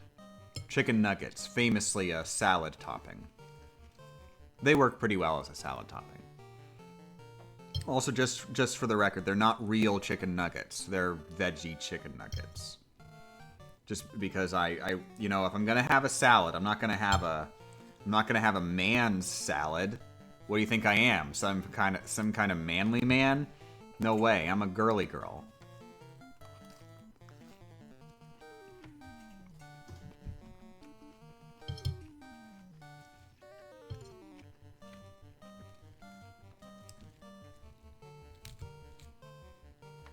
Most appealing salad I've ever heard of. Congratulations.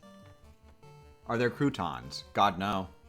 Those are expensive. Croutons are friggin' expensive. It's literally just like dry bread. Really dry, stale bread. And you expect me to pay money for it?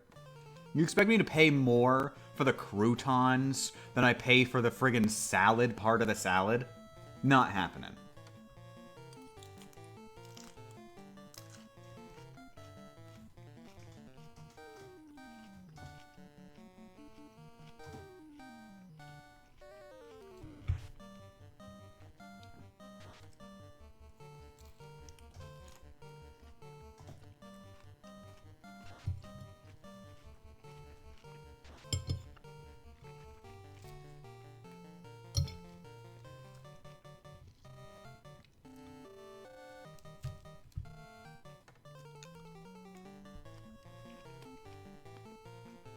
Yeah, croutons are friggin' expensive.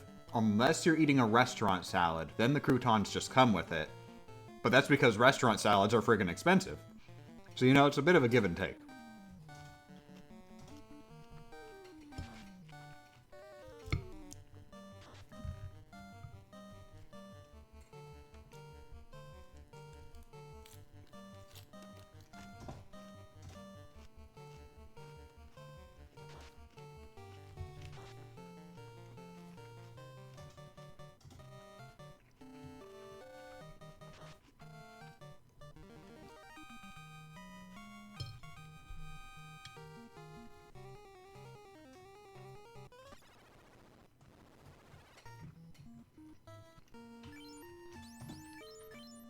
Oh, what?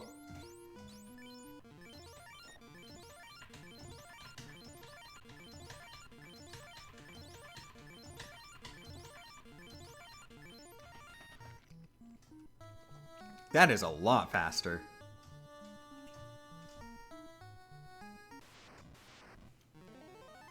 Ooh, crap. It's Badman. What are you called? Black Knight. Really? It's just Black Knight. That's it? That's what all the suspense for? It's literally just Black Knight. Why did they change it? Why did they change it from Black Knight? That's like a thing in fantasy settings. You can't do Black Knight?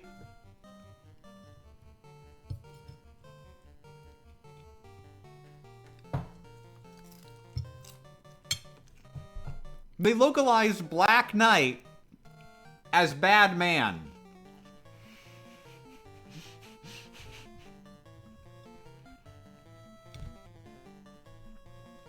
I think what they were going for was like a Batman reference too. Because, I mean, look at their sprites. They look sort of Batman-esque. But, like, that's not very fantasy.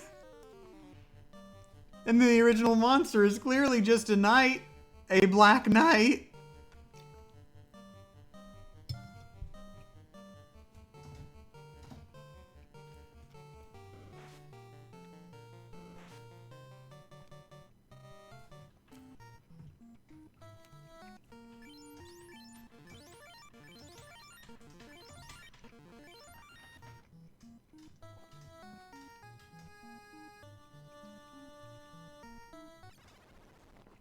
Might have been due to a text limit. Bulk knit. They could have fit that very easily. And they do stuff like that all the time already, so it wouldn't stand out.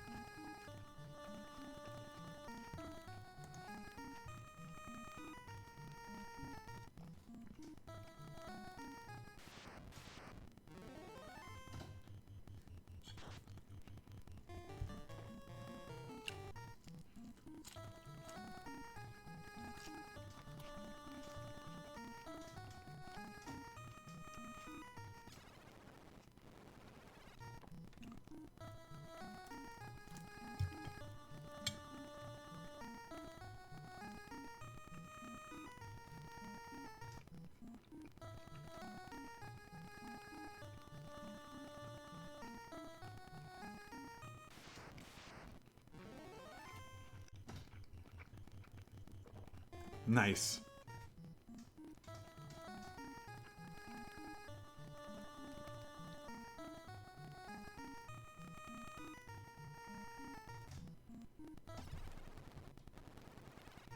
All right. Wonder if we'll run into a war mech. Yep. This is the war mech challenge we're doing right here. See if we get war mech.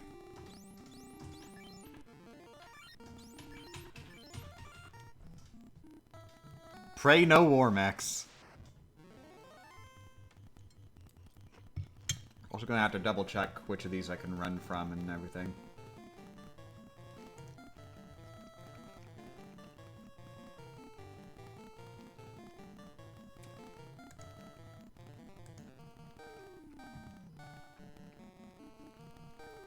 What's the chance to run into a war mech? Very low. 4.7%.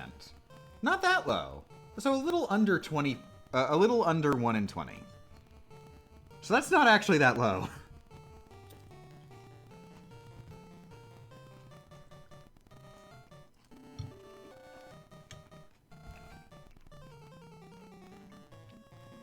Okay, 4 red hydras we are allowed to run. We are allowed to run from the war mech. So it's not that bad. If we do get war mech, we've got a chance at running away still, at least. 5% per tile? No, about 5% per battle. Per, like, monster spawn.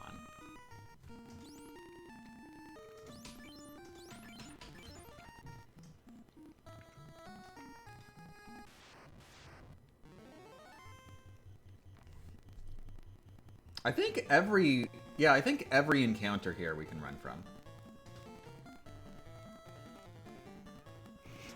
And they can run from us, if they're feeling nice. What do they look like? You'll know.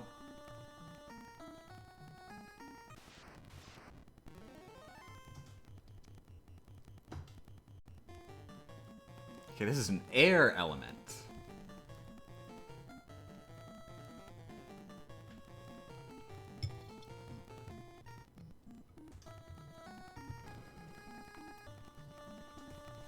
Okay.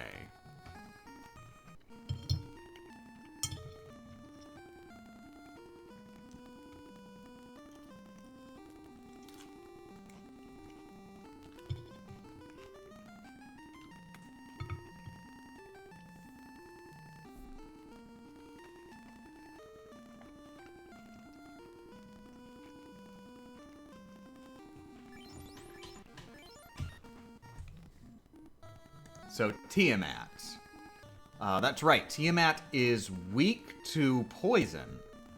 So very high chance that I poison Tiamat when I use the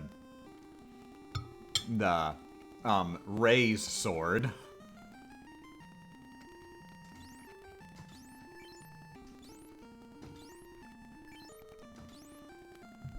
He's resistant to lightning.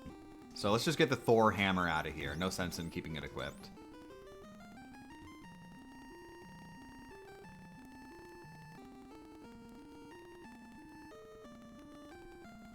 Okay, so yeah, there's the poison sword. And the cure staff, I'm definitely not going to be using that. If I'm in a situation where I'm low on health and I'm out of cure spells, I'd rather attack Tiamat melee.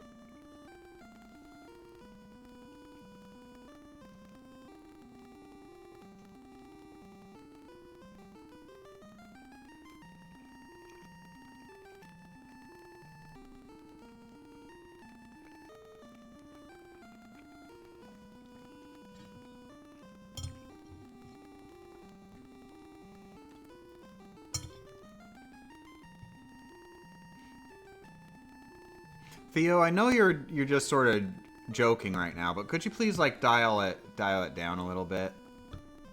You feel very antagonistic right now.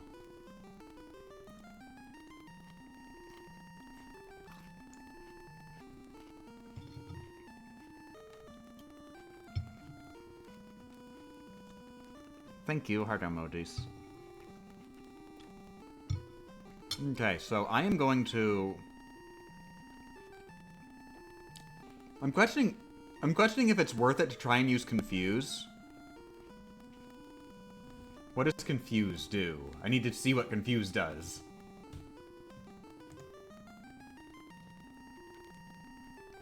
Because the Wizard Staff, which I have, can cast Confuse.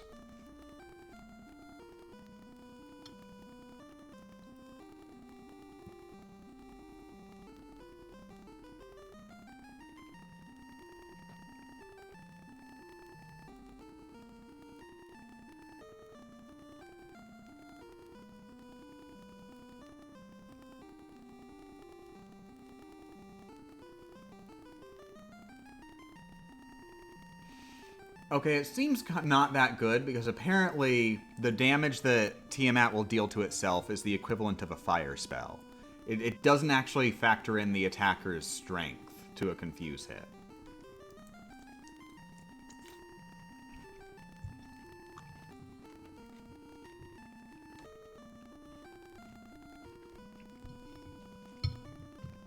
At least that's what this guide implies. It doesn't say it outright.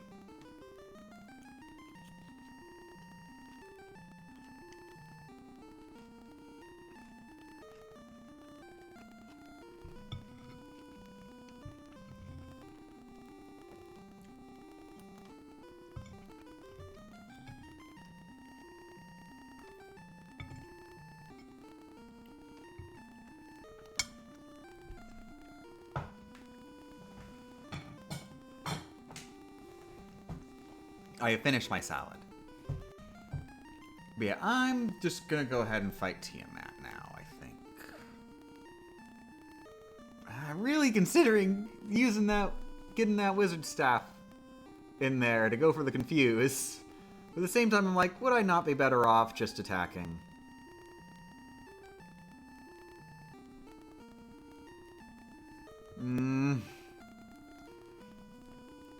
You know what? I will regret not attempting it if I don't try. So I'm putting the wizard staff in there, and we're gonna try using it, baby.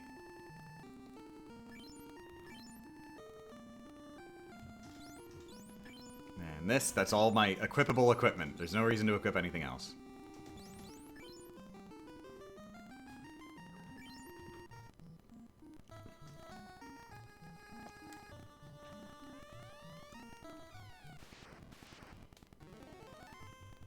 Okay, good. The name is actually Tiamat. You can never really be certain.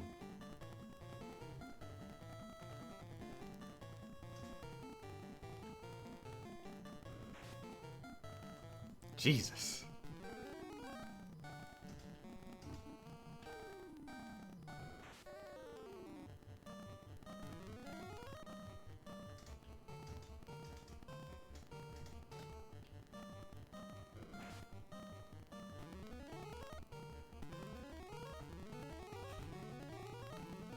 Gotta make sure my corpses are protected.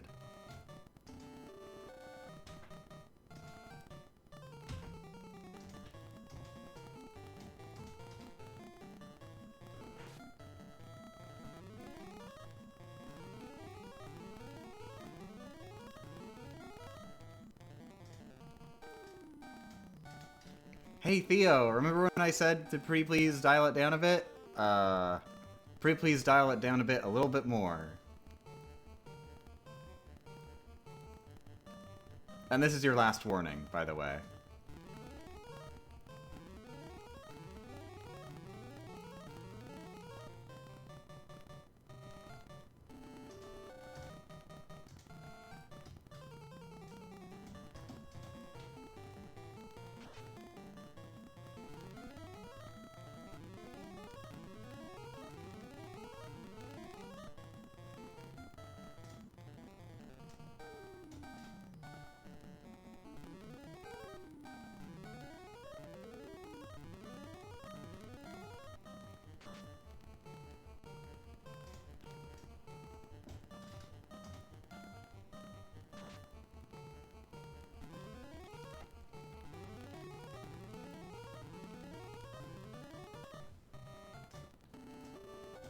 Okay, last protect. And then I'm definitely going to want to heal a bit. Then I'll start trying to cast poison. Which maybe I should have done that earlier, but I didn't want to risk it. Because protect, like, that helps, like, over time the more attacks I take.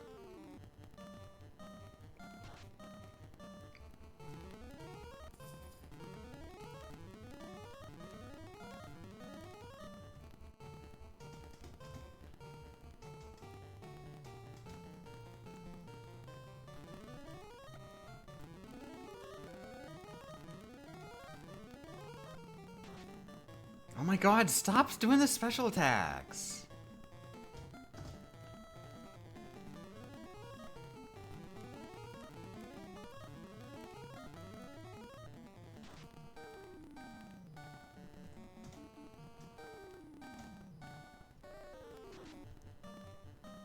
I hate Tiamat. This is gonna suck going against Tiamat in the final dungeon. Like, having to do this without actually using the spells, because then, like, I need to save those.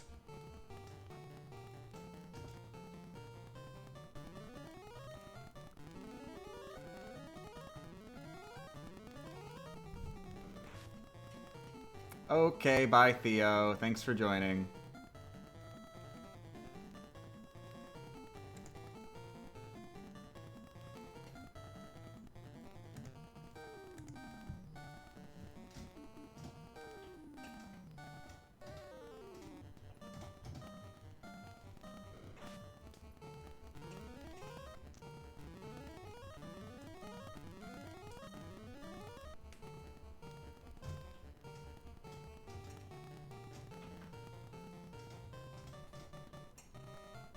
Okay, let's see if this poisons. Nakata. Now you do a physical attack. After all those cures, now a physical attack. Wow. Nakata.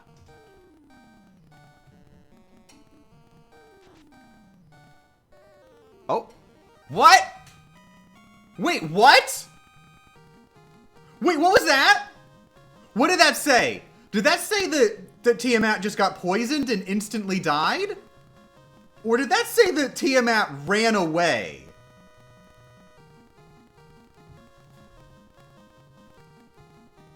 Because I'm not sure what happened there.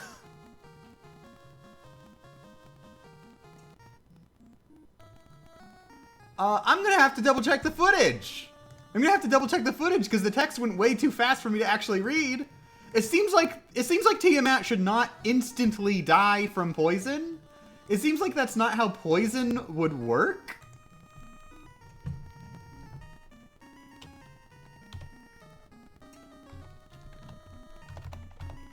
Either way, something weird happened. Either I insta-killed Tiamat, or Tiamat ran away.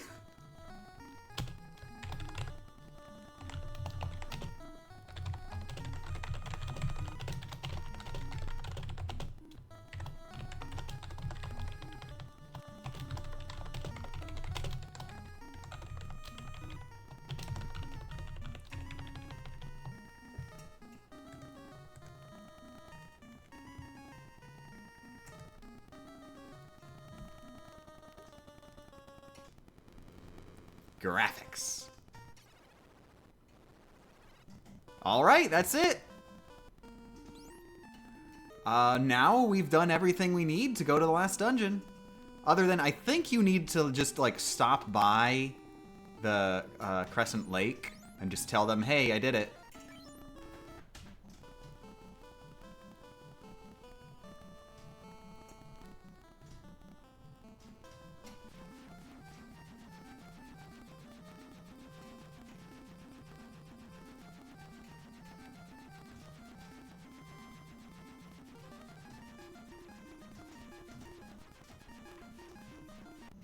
God, I'm so curious. I want to go look at that footage now. Screw it. I'm not gonna cheat chat out of finding out what the heck? What even happened? I'm gonna stop the recording now and I am going to look at the recording and see what the text was.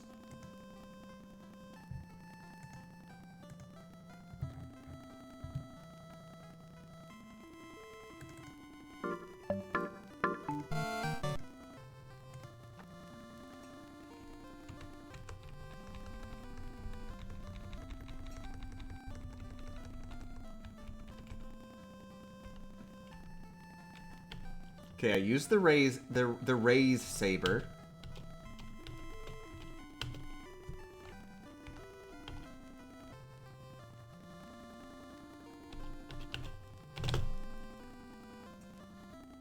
Oh my god. It said it didn't work.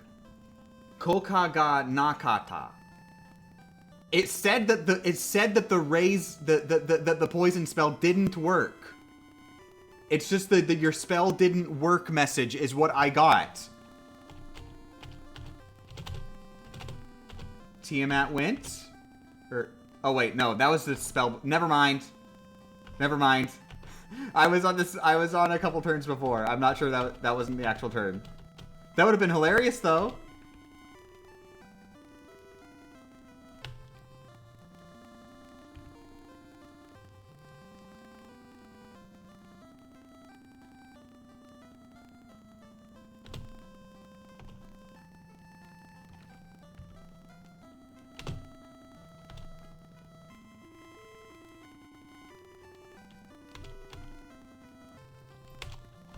Unfortunately, the text only shows up for like a couple frames. Okay, it did work. Doku no Kesuri ga Tsutsumu. So, Tiamat did get poisoned. And then it just immediately said, Todome o sashita. Wait, is that how poison works in Final Fantasy 1? Does poison genuinely just murder your opponent? I would have used that way earlier in the fight if I knew that.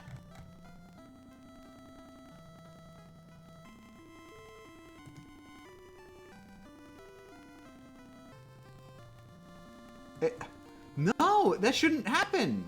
It just says, deals 136 to 272 poison elemental damage to all foes. Is what poison does. What? But this doesn't say that that's cast by that specific weapon. Wait, Bane. Okay. Did I misread what the Bane sword does?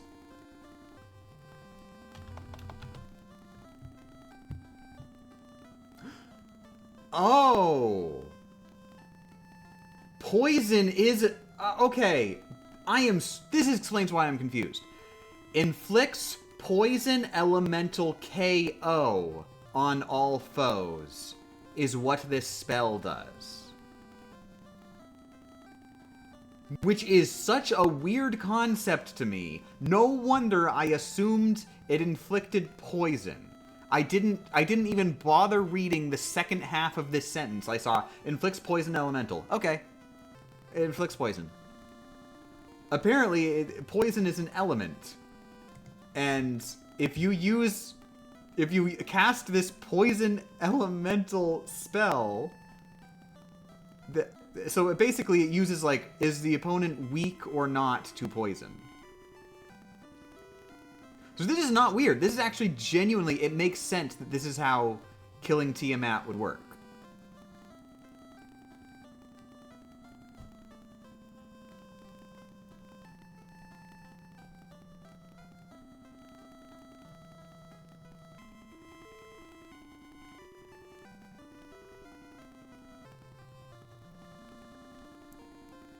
So yeah, that just doesn't make any sense with regards to game mechanics that I know of. Also, apparently only 2 monsters in the entire game are weak to poison, which is a fun fact. I wonder what the odds are of insta-killing like the other bosses with poison. I wonder if that's worth it. Because I have an item that does a poison elemental insta-kill. If the boss isn't resistant to poison, then presumably there's still a decent chance that it'll happen. Was Tiamat one of them? Tiamat is one of the 2.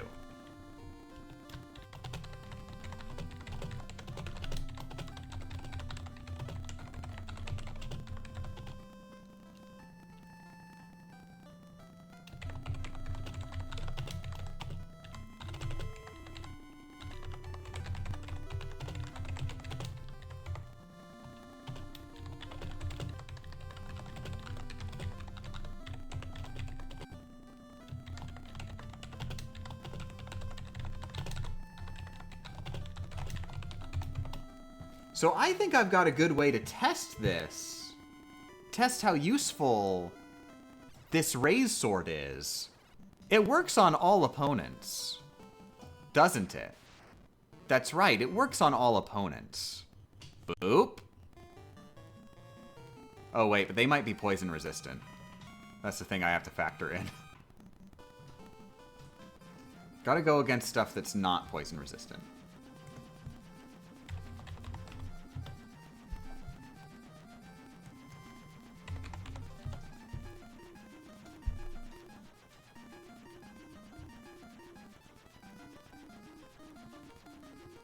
So T-Rexes are not poison resistant.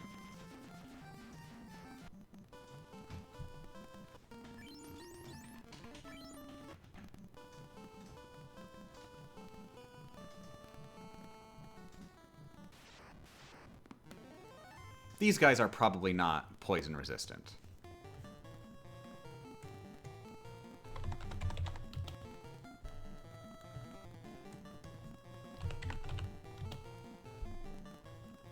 I don't know what they're called in the English version, so I can't even look them up.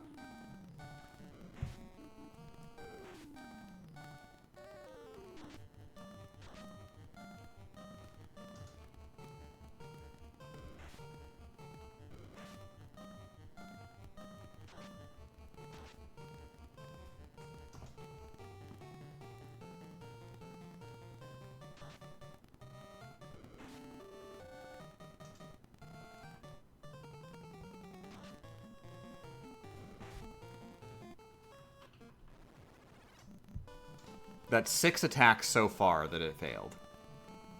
Against presumably just enemies who are not resistant to it, but also not weak to it.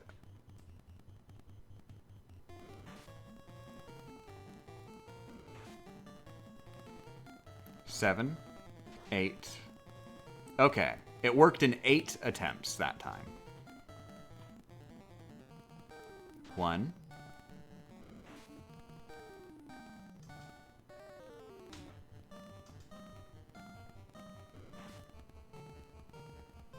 2.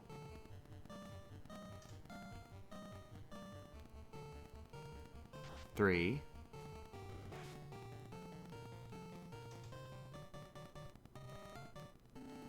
4.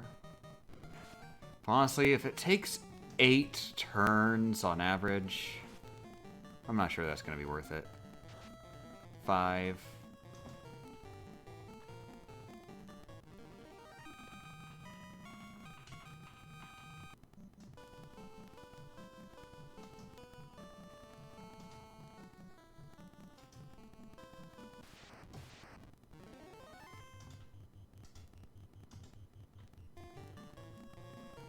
6.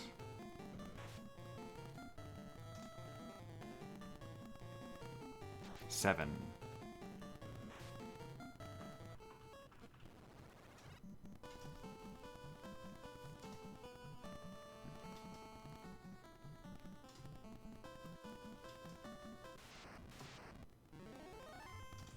Ooh.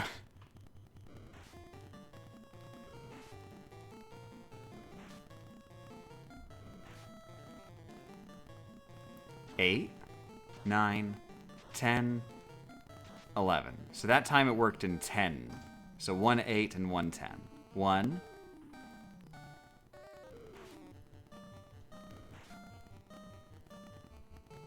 2.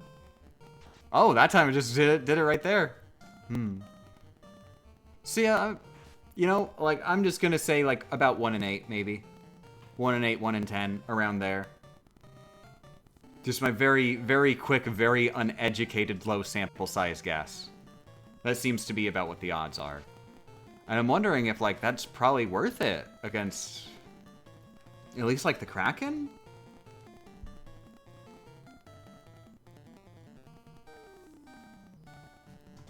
So it's, okay, so silence. There's no sense, like, saving silence. I can definitely use that on the bosses without having to worry. Because, like, I got 9 spells of that. And the other spells I don't need.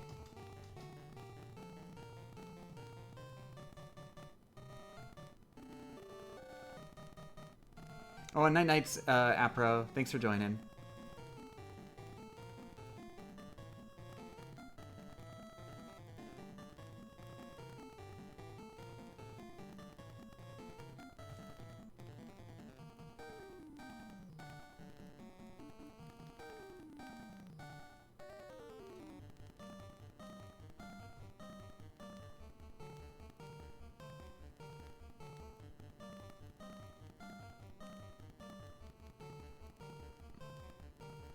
Meh.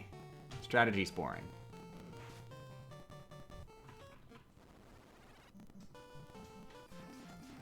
Well, one thing I can say for certain is that those items are definitely not the best for grinding on the overworld. And that is what we're going to be doing until level 50, baby. Oh, no, wait, whoops! I messed up.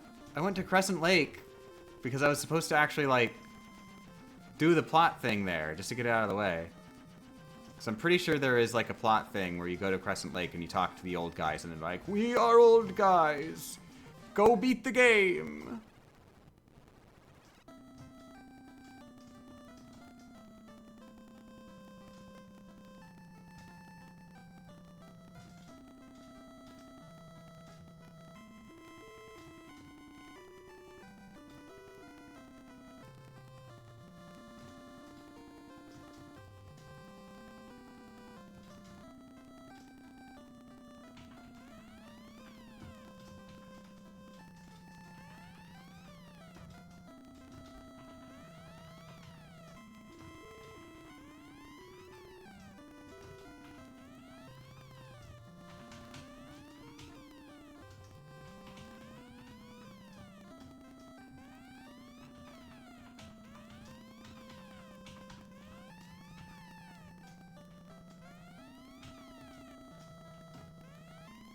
Actually, you know, I'm not sure if you...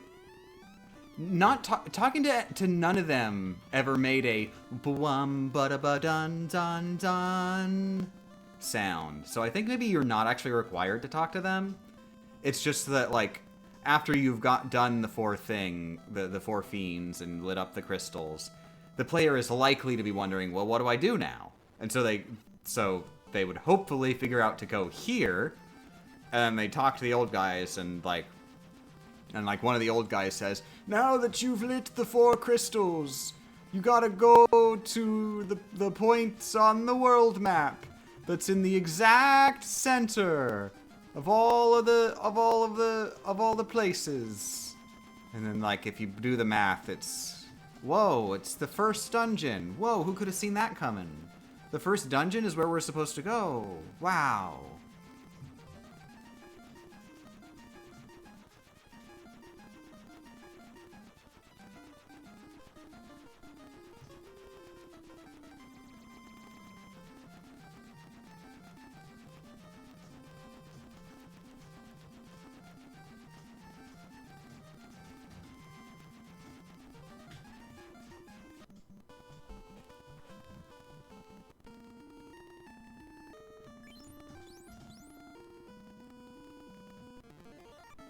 I've come to chat to talk about Final Fantasy VI.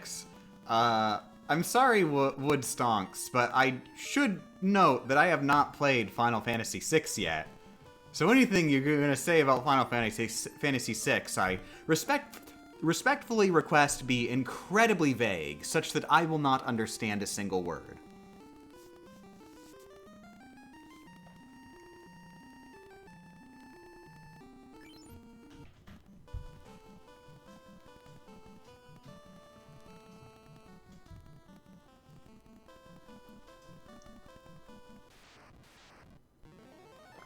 The Hero of Light has the dumbest effing name ever, Bart's. I assume you are talking about Final Fantasy 1, because that is a major spoiler if you are talking about a different game. Because I don't have that knowledge. And Warrior of Light, that's a Final Fantasy 1 thing.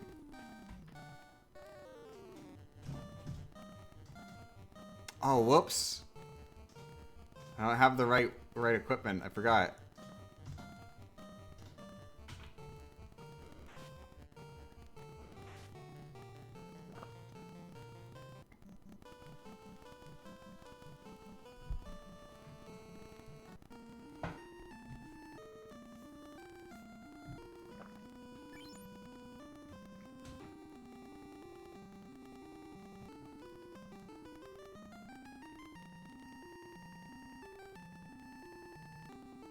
The phrase Warrior of Light is recurring in the series. Okay, spoilers. And that's a giant spoiler, I'd say.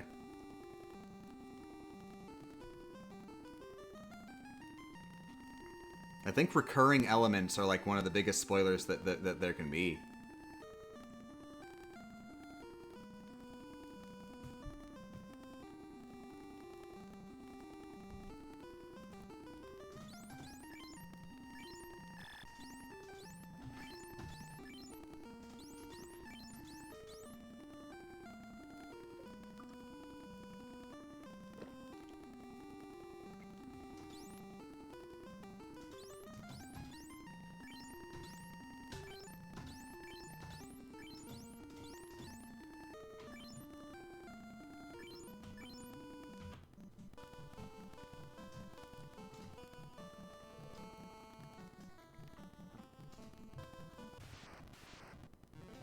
I've come to the chat to talk about exclusively Final Fantasy 1 through 4. Hello, good morning, Josh. Thank you for coming to the chat. This is I would love to have this incredible Final Fantasy 1 through 4 conversation with you, and I am equipped to have it because I have played Final Fantasies, several of them. I've played Final Fantasy 1, 2, and even 3, and possibly 4.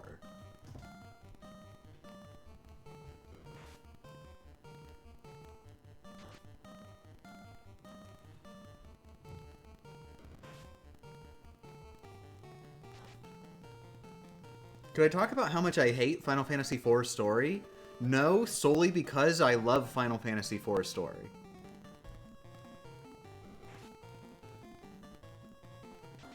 Also, please don't, like, give spoilers because I wouldn't want anybody else in the chat to, like, get spoilers for it. That's, like, legitimately the one thing. Please no spoilers for the sake of everybody else.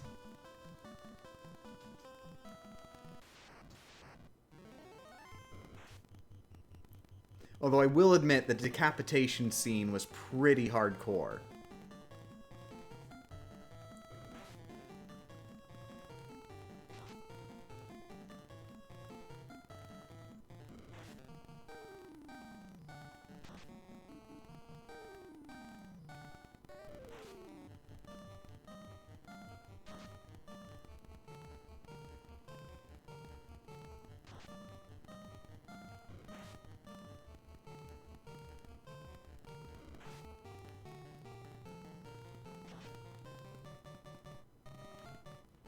The leveling system in the second game was a pain. Hard disagree. I love Final Fantasy II's leveling system.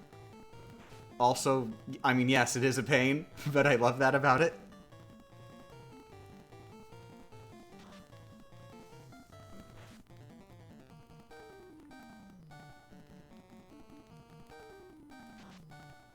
I love when Rosa said, "I'm rosing out right now," and then she rose up into the sky.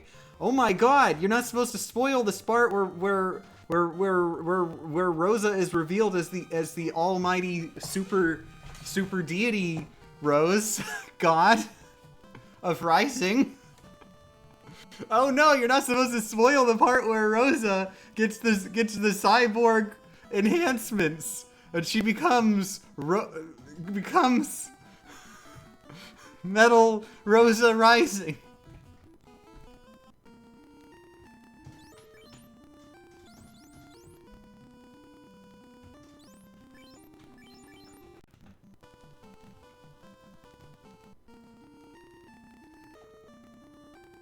I'll be honest, the reason I dislike Final Fantasy II is not because of the leveling system, but because it kind of just became really samey and repetitive about halfway through, at least IMO.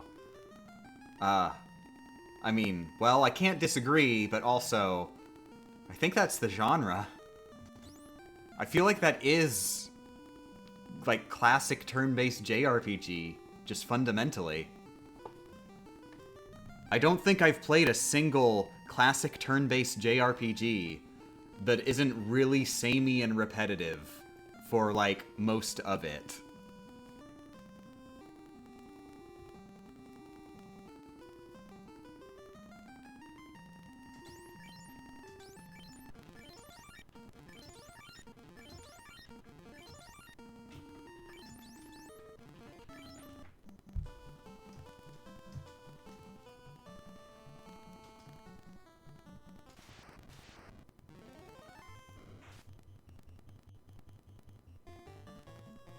I thought Final Fantasy III did a great job not doing that, though. Like, I love the job system. Final Fantasy III of the first four is my least favorite. It is the one that I like the least, that I feel like doesn't have much going for it.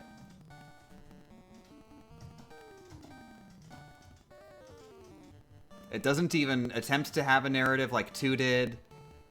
And other than that, I guess it just feels like a retread of Final Fantasy 1. And I don't know, I don't jive that much with the infinite class system as much. I think it's a cool idea, but I don't think I get much out of it. I much preferred how Final Fantasy IV did it, which was where your classes are forced away from you. Like, whatever part of the game you're at, that is the classes you have access to. That they are 100% decided for you as unique characters.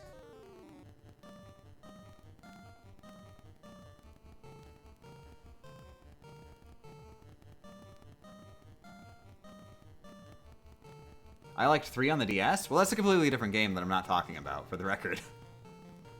If you played Final Fantasy 3 on the DS and you're completely disagreeing with me on everything that I'm saying, keep in mind that is a completely different game, which I'm not talking about.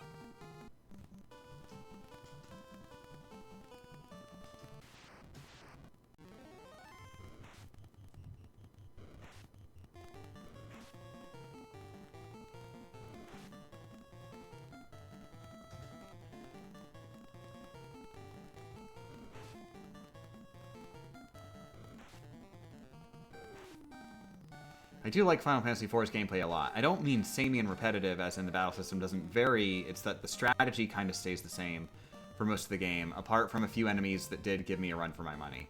I mean, in my experience, the strategy is the same for basically every random battle, and it's just, like, the bosses where you might vary it up. Which I think that is, like, one of the biggest strengths that Final Fantasy IV has. It's that you actually vary up your strategy for the bosses very regularly. Because your classes are constantly swapping out, is the big thing. Like, you can't bank on, like, the same strategy. You figure out a good strategy in the early game and it just works. Like, your characters are just constantly swapping out and just going, okay, you don't have a healer anymore, bye. Now deal with the friggin' Dragoon instead.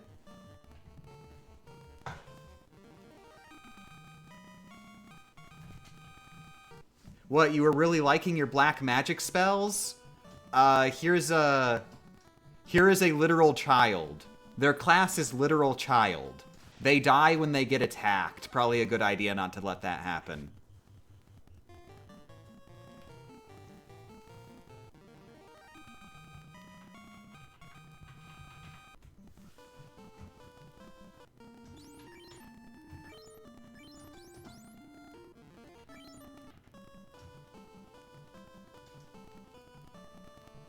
I was mostly saying that about 2. Yeah, I did understand you were saying that about 2, but, like, I feel like it still applies for most of Final Fantasy IV to begin with.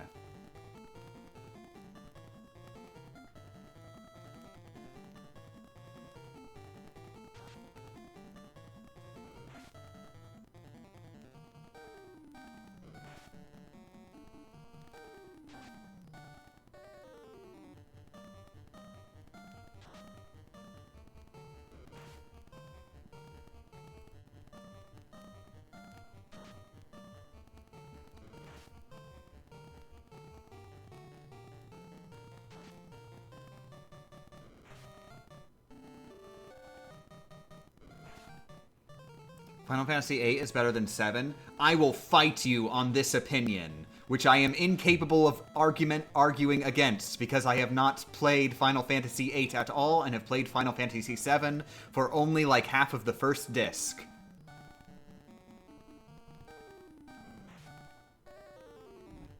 My evidence is how dare you. Also, good morning, Loda. Is it Loda or Iota?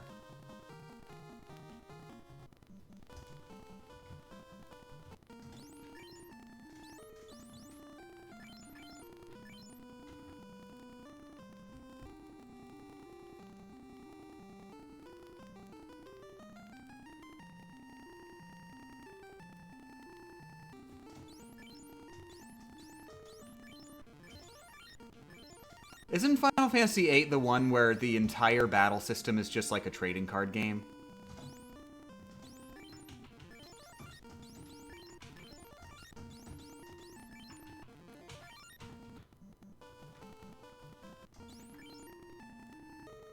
Whoa! That's some major Final Fantasy V spoilers I didn't want to know.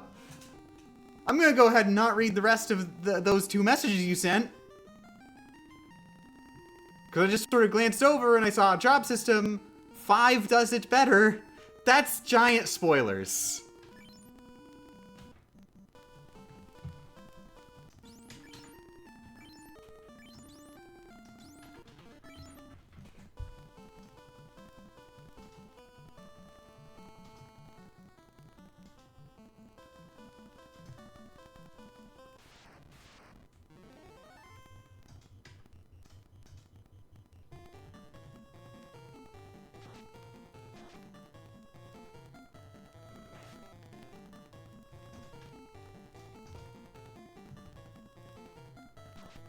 I forgot 5 was one of the ones you hadn't played. Oh, I see. I'm sorry.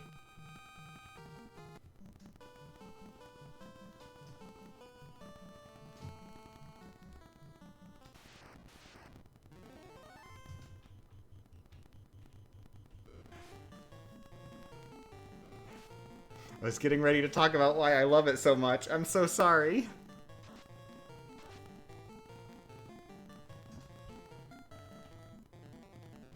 Eight is the game that Leon from Kingdom Hearts originates from. Are you insinuating that I didn't go into Jiminy's journal and go, who is this mysterious Leon creature? Do you really think that I don't know that Mickey Mouse first debuted in Steamboat Willie because I read it in Mickey Mouse's journal entry in Kingu Damu Hatsutsu?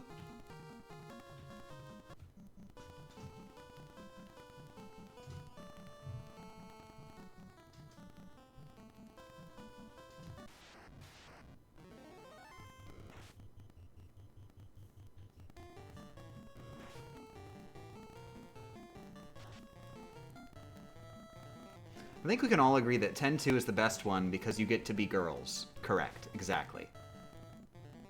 And just friggin' Yuna. Like, I love so much the character development they gave Yuna. Where, like, in the prior game, she was like a magic-focused summoner. Like, literally, she just gets monsters to fight for her. And then, in the direct sequel, she's upgraded to main character. And instead of getting monsters to fight for her, she gets guns to fight for her. She has guns. She has just friggin' hot lead. She will put a bullet between your eyes.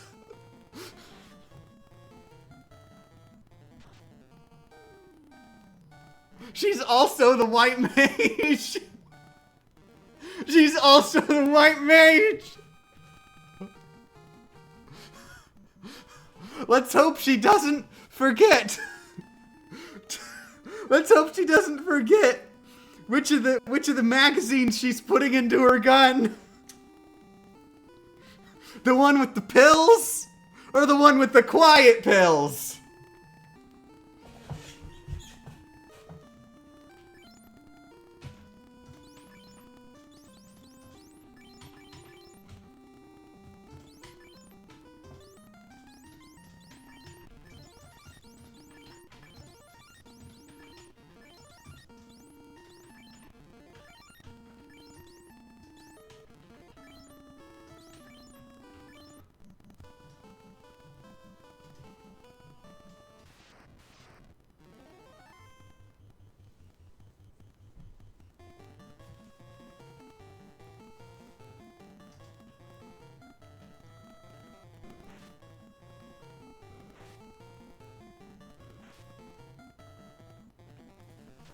God damn it, I read Xenoblade X, but in my mind I pronounced it Xenoblade Key.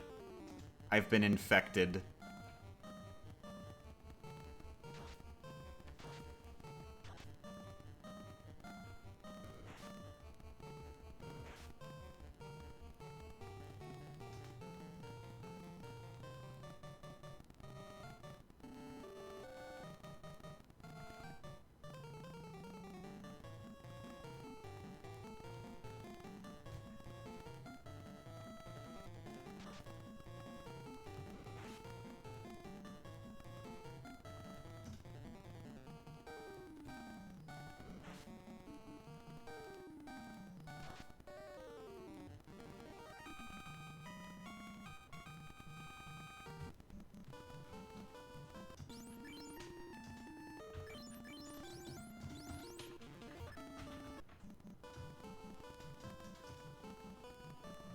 Wait, are there more than 2 Xenoblades? There are 3 numbered Xenoblades plus an extra Xenoblade.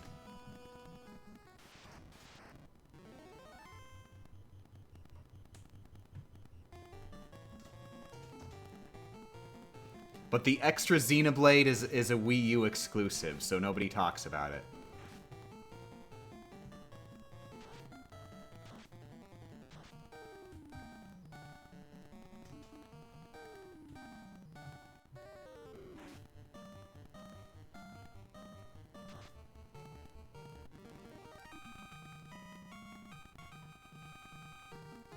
There's also Xenogear and 3 Xenosaga games. I never said that those weren't technically part of the Xeno franchise. But we're talking about the Xenoblades.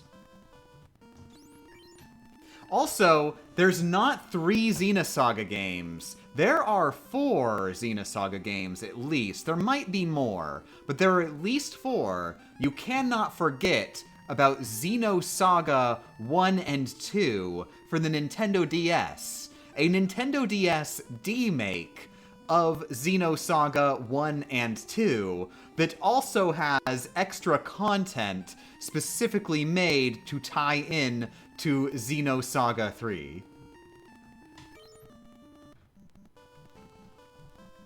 I know of 6 Xenosagas. Ooh, there's even more Xenosagas. Xenosaga 1 and 2 is my favorite, though, because, like, friggin' Nintendo DS remakes of 2 games. Okay, Xenosaga 1, 2, 3, 1 plus 2, Freaks, and Pied Piper. Did you make those up? Because I don't think I've ever heard of those, but I wouldn't be surprised if there's literally just a game titled Xenosaga Freaks and Xenosaga Pied Piper.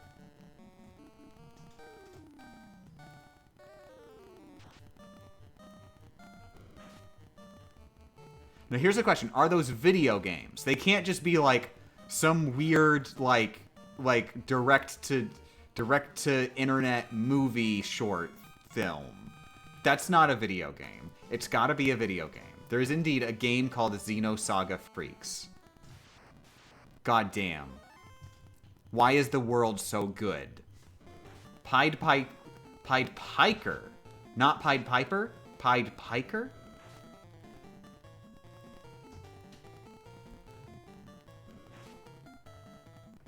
Xenosaga Freaks is a minigame compilation? Oh dear lord. They made Xenosaga Wii Sports?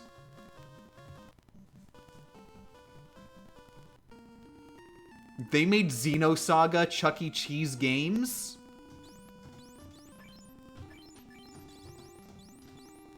They made Xenosaga Detective Conan the Myriapolis Investigation?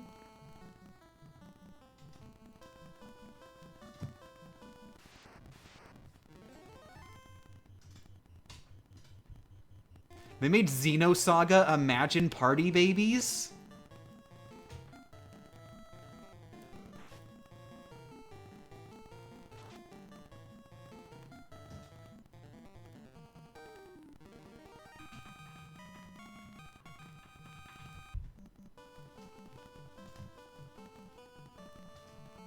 The cover art for Xenosaga Freaks is great, by the way. It friggin' better be if it's called Xenosaga Freaks.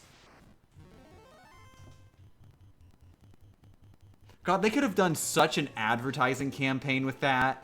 Just like, it's Xenosaga, comma, Freaks. It's Xenosaga Freaks, not Xenosaga, comma, Freaks. Or I guess they'd go, it's Xenosaga it's Xenosaga Freaks, not Xenosaga Freaks. I get there. I get it. I figured it out.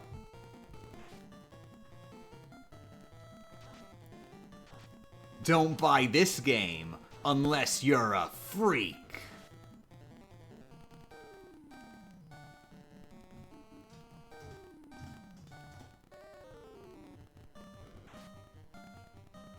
So we got Xenoblade. Wait, what? Oh, these are the Xenoblade games. There's Xenoblade, Xenoblade Key, Xenoblade 2, Xenoblade Key, Xenoblade 7, Xenoblade 3, and Xenoblade Redacted. Are these all real Xenoblade games? I don't know if, how much is joke. No, I made half of them up. Okay.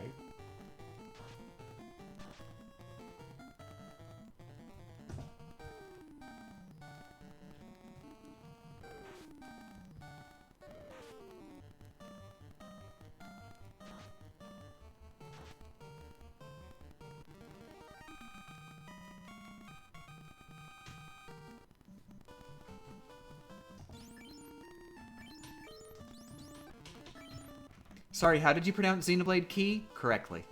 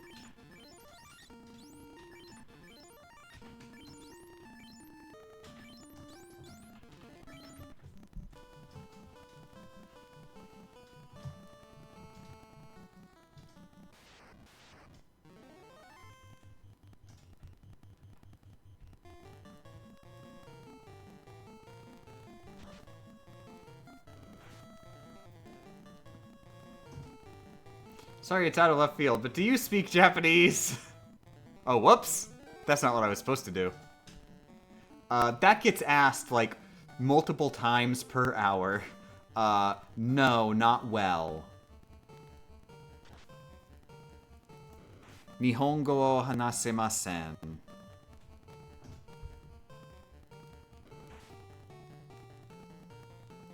Watashi no Nihongo wa, honto ni muzukashii.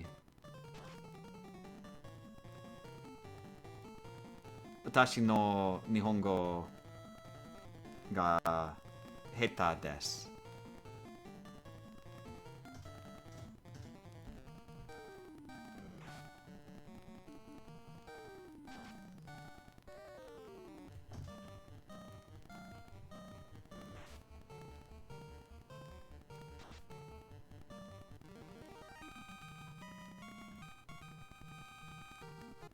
Or at least understand it enough? Now that is a... Depends on what I'm using it for, but basically, yeah, I can understand it enough. To play Final Fantasy 1 for the NES? Yep, I understand it enough.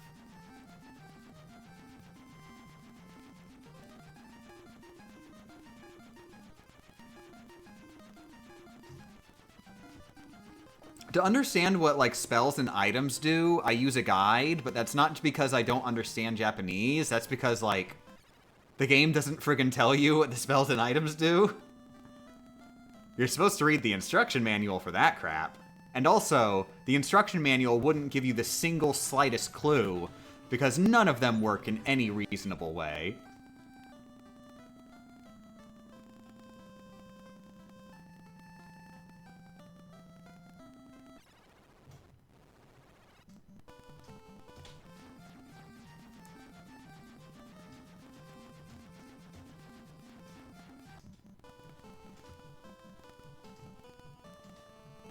Which guide do you use? I've been using Game Corner a lot.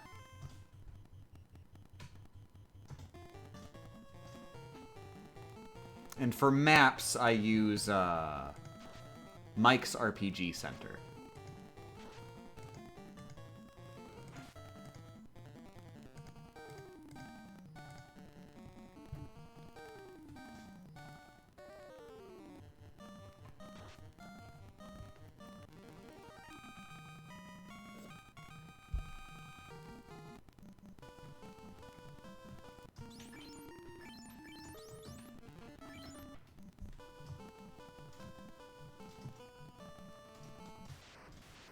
Mike's hard lemonade? No, it's really, really easy lemonade. That's why, like, he made all these guides to make it as easy as possible.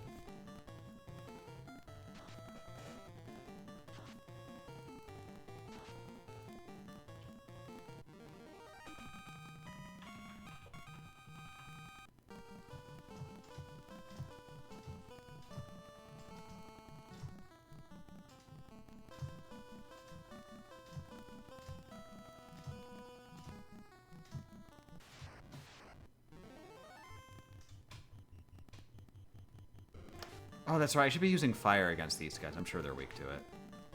Not that it matters.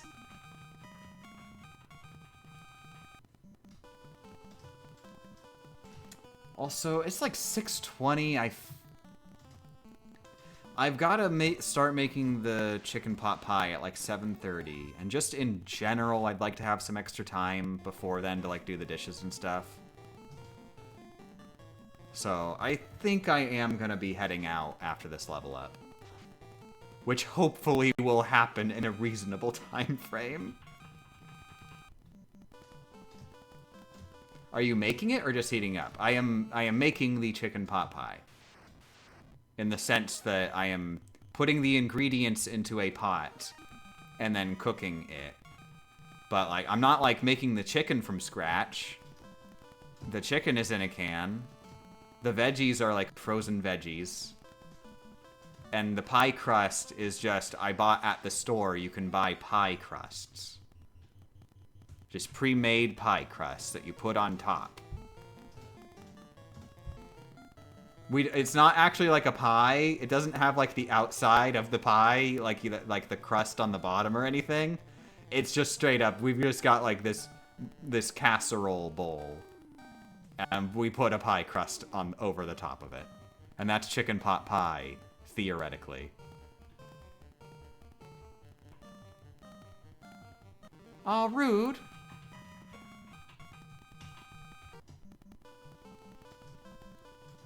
I'm planning on beating Xenosaga Trilogy, and because the games cost a lot, I decided to buy some Japanese versions, 1 and 3. Ooh.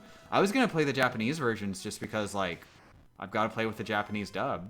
And I'm pretty sure the English versions don't have that. So I was deliberating on whether I should use a script to understand the story, or should I brute force learn Japanese? You know, I can't decide for you. But come to think of it, are there undubs for the Xenosaga games? If there are undubs, then I'd just play with the undubs. And thankfully, I have come to learn that undubs are very often, like, they hash out the same. Like, the file has, like, the same hash because of the way that, like, you're just swapping out audio files, and audio files aren't used for the hashing for PS2 games. Or something weird. Which means that you can actually use undubs, and they'll work on retro achievements. I actually tested this with the Ape Escape 3 undub, and it actually works. It hashes out identically to playing like just the retail version of Ape Escape 3. So I can actually play Ape Escape 3 with the undub, with the Japanese voices. The one downside is they still speak all of the English names in the script. It's still the English script, which is really annoying when the characters will just say each other's Japanese names, and then the subtitles go, "Oh, hey, Brian."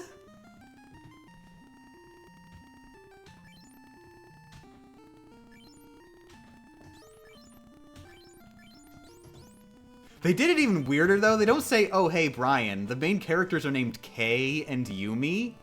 They gave them Japanese names? I think because, like, Ape Escape has, or rather, Sarugetsu.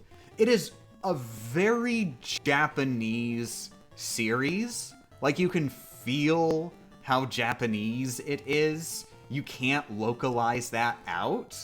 So I think that's why they kept the character names being Japanese. But they still changed them? Because they felt they were too Japanese? They didn't want them to be alienatingly Japanese?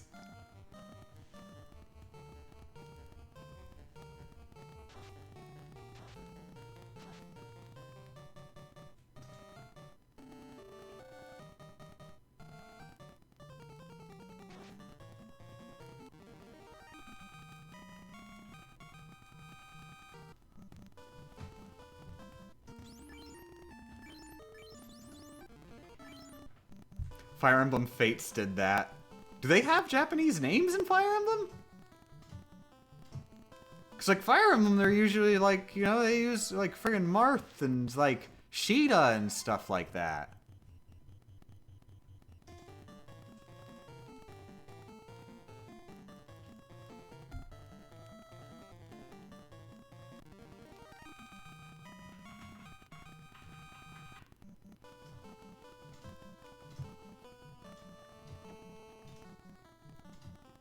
Ape Escape 3 is a game I played when I was a child, and it always felt odd, in a pleasant way, but odd. I mean, it is an odd game, hells yeah! And it's one of my favorite games of all time, partially because it's odd. God, Ape Escape 3 is so good. So good. Like, you'd think the natural way to expand on, like, Ape Escape with a sequel would be to, like, add more gadgets. They barely added any gadgets to Ape Escape 2. And the gadgets they did add all sucked. So then they're going to Ape Escape 3 and they're like, okay, that failed. Ape Escape 2 was a terrible failure. Now what do we do? And instead of just adding more gadgets, friggin' henshin! Friggin' transform! Friggin' turn it into a magical girl video game! Ape Escape 3 is the closest thing to a magical girl video game I've ever played. It's hardcore. It's awesome.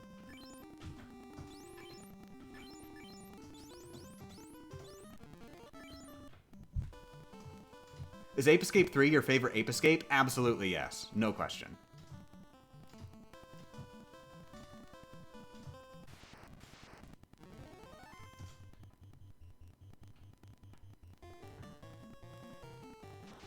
Also, this is going to be controversial, but my second favorite Ape Escape game is Pumped and Primed.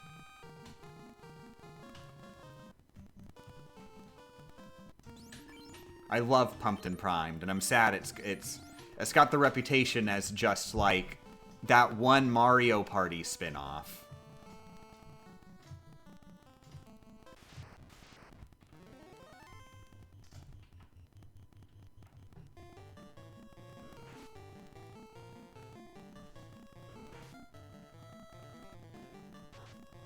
I just want to say that for Final Fantasy VI, the GBA port is recommended for the best casual experience, but you Game Champ should totally play the original SNES version instead and expect some glitches. I mean, there was never any question. I wasn't gonna go GBA. No way, no how. Best case scenario, it's a faithful port, but you get to see less of the screen. That is the best case scenario. So in that case, I'd still prefer the SNES version.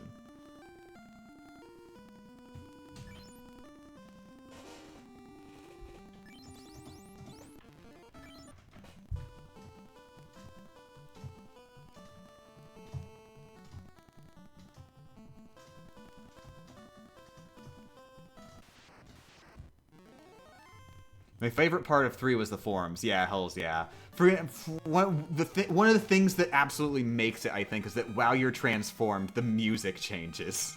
And you get, like, these friggin' super hype transformation musics.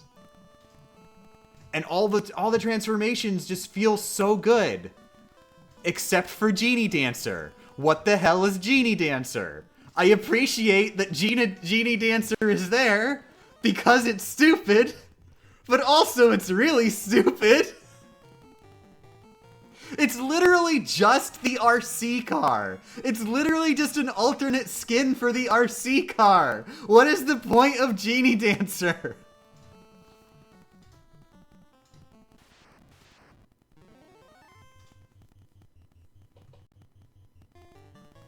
Yeah, Yumi's was Wonder Ace and Kay's was Cyber Ace. Yumi's was supposed to be like a like literal magical girl. And Kay's was like Super Sentai, which of course, as we all know, is literally just magical girl.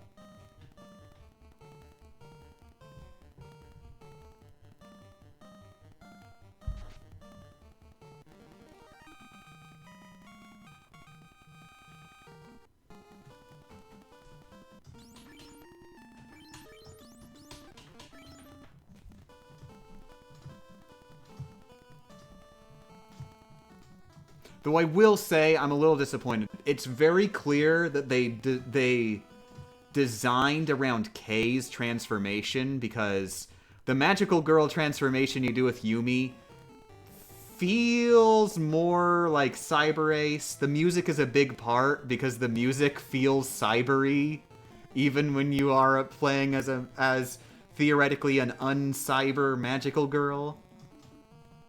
I see what they were doing.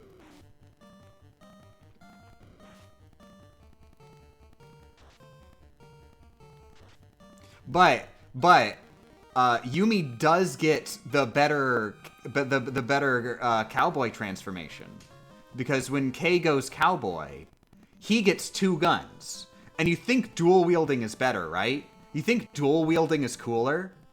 Yumi, she transforms into cowgirl. She only has 1 gun, but I swear, she fires that gun faster than Kay when Kay has 2 guns. She has a faster rate of fire on her 1 gun than Kay does with 2 guns combined.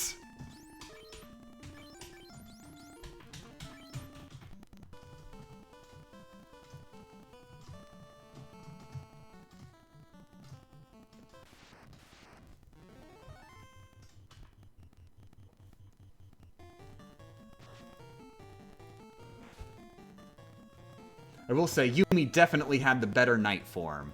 I'm trying to remember what the night form was. I can't remember what it was for Yumi. Was it just Magical Girl again? It couldn't have just been Magical Girl again. She was like a wizard, right? She was like a wizard, but she played as a knight. Which very clearly was a case where, oh, this was obviously designed around Kay, and they just gave her a different outfit. She's just a different skin for Kay. Because, like, why is the wizard the incredibly buff tank?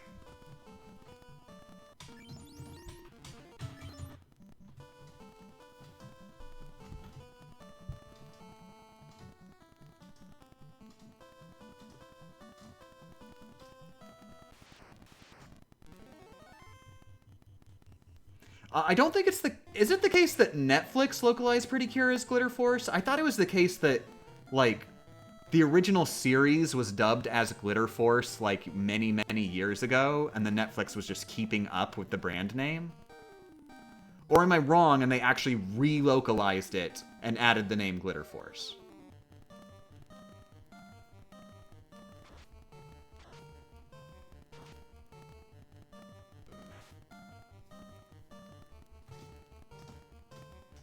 Kay had the physical shield, but Yumi had that one that was like a magic ward, and her sword was a scepter. Yeah, so it's pretty clear she was a knight in wizard's clothing.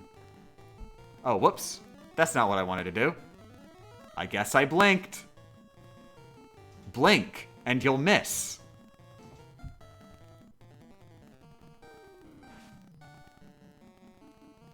The Canadian dub of Futariwa was just Pretty Cure. Okay. So Netflix is just very, very dumb. Good to know. I can't believe they do this to Prukwa.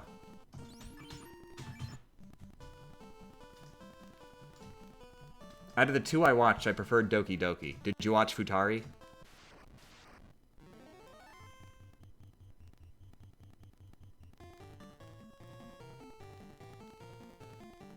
Or are you talking about the dubs? Out of the 2 dubs you watched?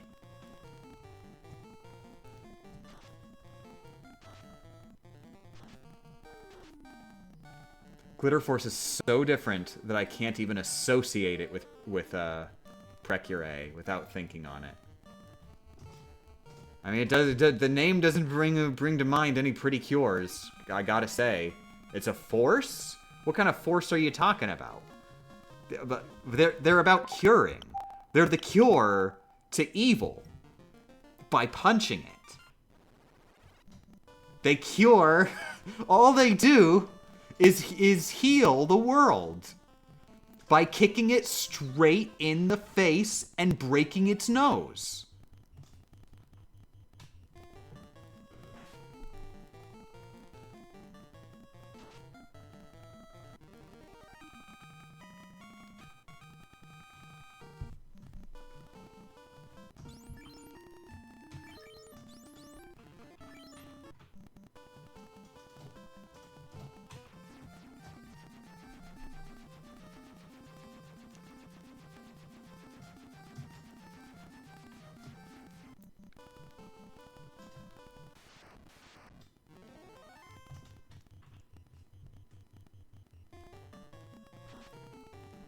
Wikipedia the Ever Trustful mentions it as Saban Brands, localizing it as Glitter Force.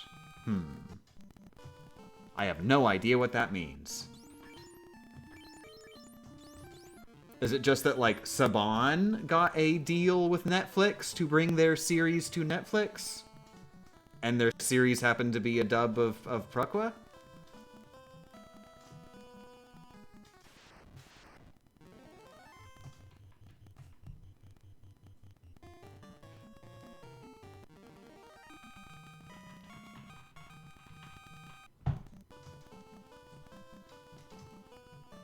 I'm not really a sub or dub preference guy. I watch both. Oh, that's cool. For me, it's really just like I think of dubs as an adaptation of the original, and the first time I watch something, I want to watch the original. So then, like, later I might watch the dub, I might watch the adaptation. But then, at the same time, like, I mean, if I'm really jonesing to watch Full Metal Alchemist again, I'm gonna want to watch, you know, Full Metal Alchemist. Like, it doesn't stand on it, like, a dub inherently, by the nature of what it is, doesn't stand on its own enough for me to ever, like, go out of my way to watch it.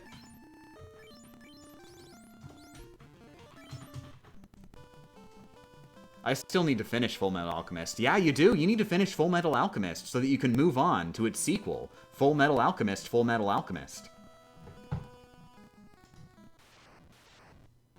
If nobody gets what I just said, the original actual true title in Japanese of the anime known in the West as Full Metal Alchemist Brotherhood, guess what it's called? Guess what it's friggin' called?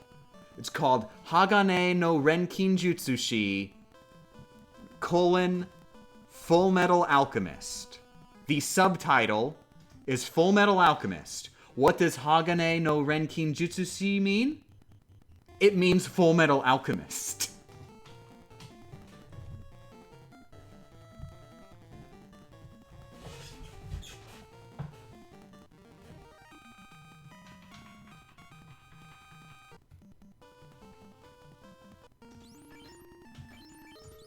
So you can understand why they changed the name for the dub.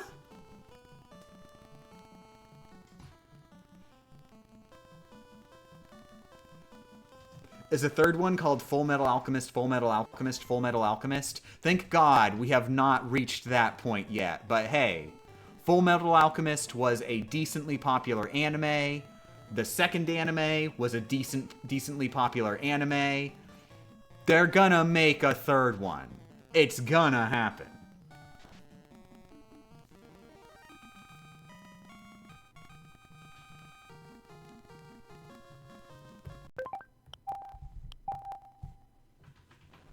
Night Shadow Lugia, thanks for joining.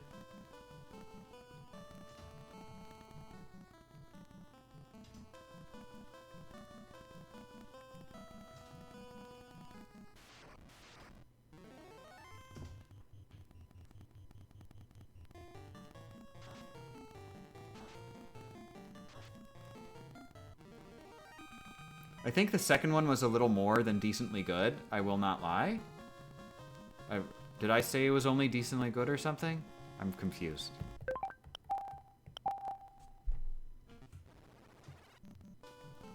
Screw it. Let's get into opinions on Brotherhood. I don't think Brotherhood is that good. I love the manga. I love, like, the story that is being adapted in the first place. But when it comes to actually watching the Brotherhood anime, the actual anime adaptation, I don't think it is that good of an adaptation. I think it could have been done a lot better. I would rather read the manga than watch Brotherhood. I don't get much out of watching Brotherhood, other than it's a cliff notes of the manga. But the thing is, it wouldn't be as big a deal, because most of the time with an anime, I'm not thinking about that. I'm not thinking about, like, how it's not that good of an adaptation. The reason I'm thinking about it so much is because the first anime was like stands on its own so well, and I enjoy the first anime so much more. It's in a very unique position where Brotherhood is just like, I can't help but judge it because I've got this other anime right here to compare it directly to. And for the longest time, it was just like there was the other anime, and then there was the manga, and then they were their own things, and then this second anime shows up and is like, "Hi, I'm the manga." Also, you know all the really cool parts at the beginning? You know all the really cool, memorable parts at the beginning? We're gonna rush through those. We want you to be watching the first, like, 12 episodes just, like, with your eyes halfway closed, just glazing over, like, yeah, I get it. This is really similar to the first anime. I don't care. Why is it done that way? Why do they design the first 12 episodes for you to not watch them?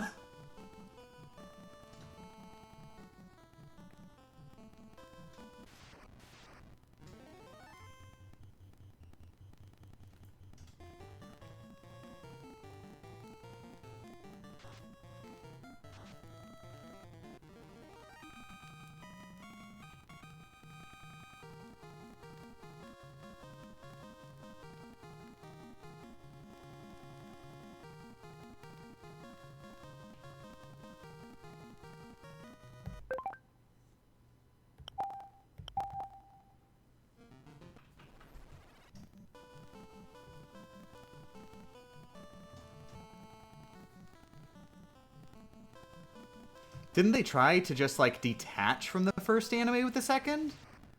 I'm not sure what you mean. Like, the second anime came out, like, many years later, and the idea behind it was to faithfully adapt the manga. That was the idea behind the second anime.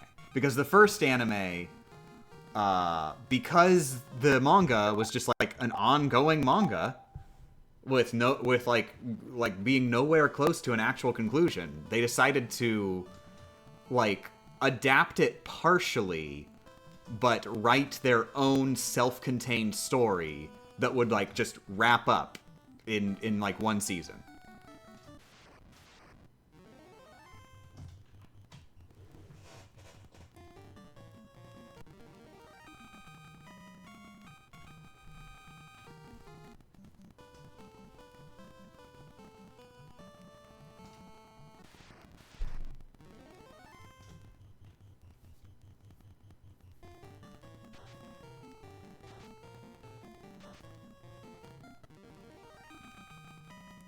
So it's not so much that they tried to detach, the second anime tried to detach from the first one. It's that the first anime intentionally detached from the manga.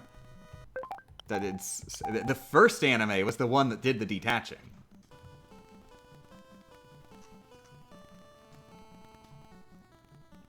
But then we never got a real accurate adaptation of the manga in the first place because they rushed through the beginning section of the manga, the part that, like, was mostly adapted into the first anime.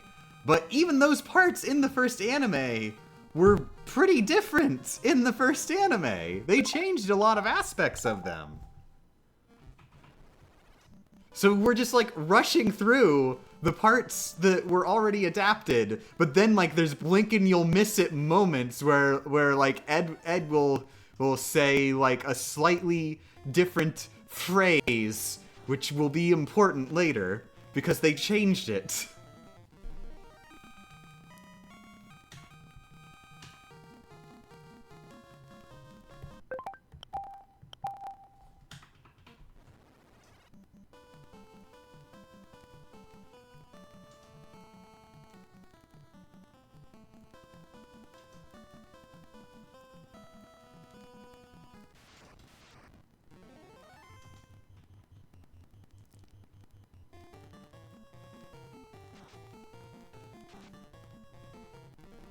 Really hope I level up soon.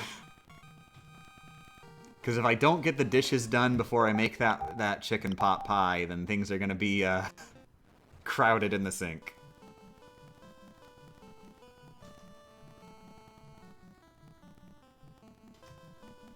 So do you think the parts after the beginning are faithful? I recall that they are generally faithful. I know there are some things that they did change. But I just think in general it just doesn't, like... I don't think it stands out much among other anime. It feels like a bare bones adaptation. And especially comparing it to the first anime, where I think, like... The first anime just felt like more, it felt like it had more personality to it, I guess, I'd say.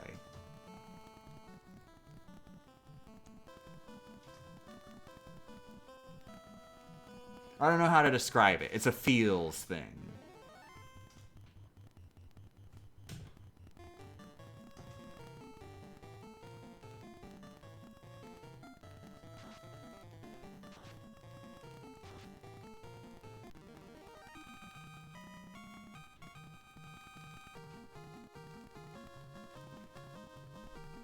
The pacing of the JoJo anime hurts. The thing about the JoJo anime, though, is that it's like 10 times funnier than the manga. Because you've got the added aspect of, like, the voice acting and everybody screaming. Like, all the time, constantly. They go really, really over the top, and it is the stupidest, and I love it.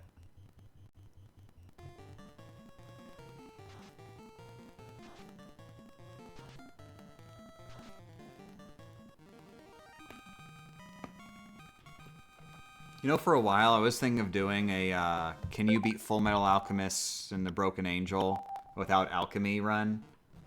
But then I played the game for like 10 seconds, and I was like, oh, you can't really just not do alchemy, can you, in this game?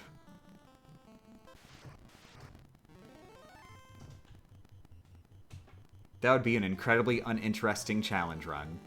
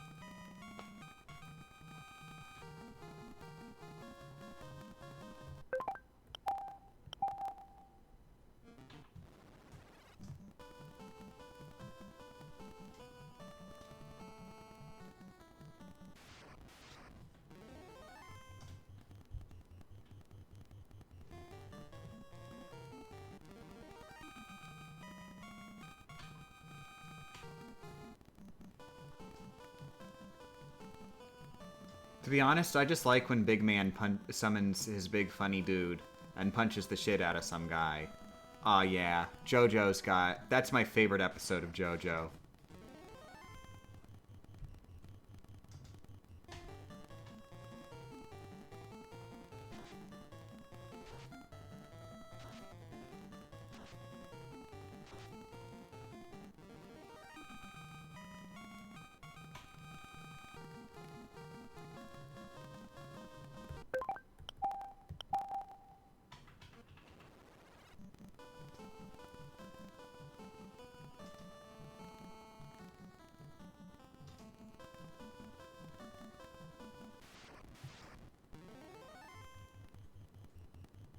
Slightly related, but I will say that the English dub came up with some creative dub name changes due to writing around potential copyright issues.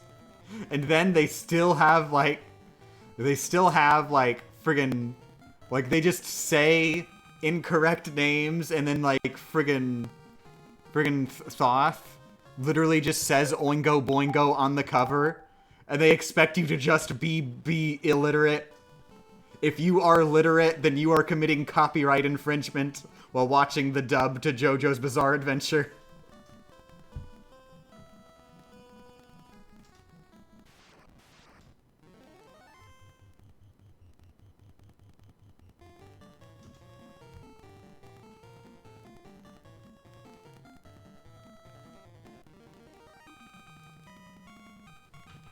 Apparently it's not copyright issues, and it's an exclusivity thing made up by Shueisha. Like, the actual names are exclusive to Japan, according to the publishers. What? I'm doubting this with a 10-foot pole. Because that doesn't make sense, because the names that are getting changed are names that they couldn't possibly, like, trademark themselves.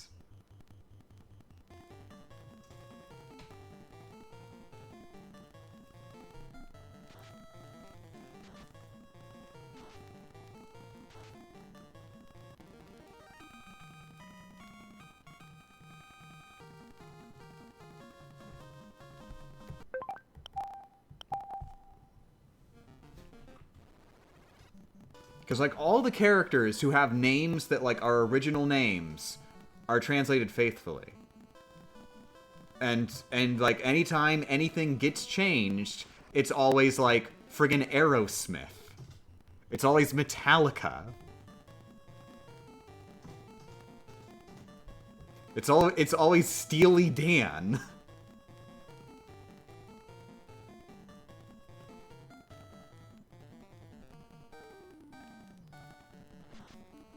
However, as has been pointed out in the incredible JoJo's Bizarre Adventure podcast, Dogs Must Die, Dan of Steel is the better name. That man is Dan of Steel.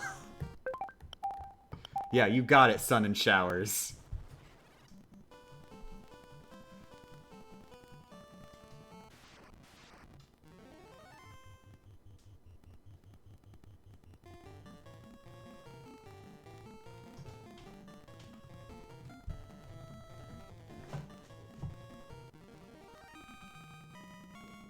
Yeah, Pale. It's Paleo.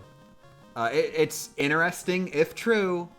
It's just unfortunately that last part of that sentence is like those last two words are pretty important.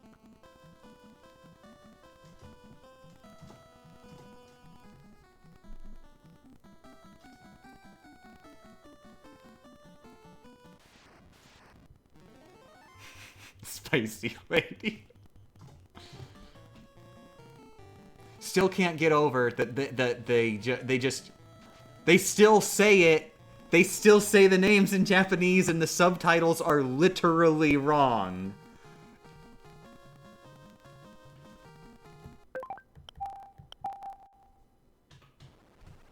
So if it is presumably a copyright trademark thing, apparently it just works to pretend to be stupid. That is their copyright defense, pretending to be stupid.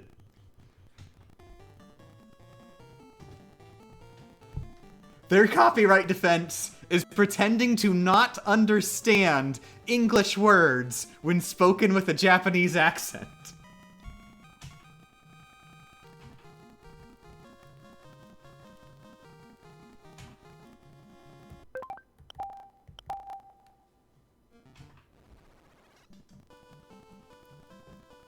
What also gets me, though, is when it's like the names are things that, you know, are generic enough that, like, the band can't possibly lay claim to it. Let's try and think of one. I know we've even said one in this stream. Well, Sticky Fingers. Sticky Fingers is a, like, that's a That's a phrase / word. Like, that's a pickpocket, has sticky fingers. The band did not invent that. That's been a thing since before the band. The band is named after the phrase, which already existed.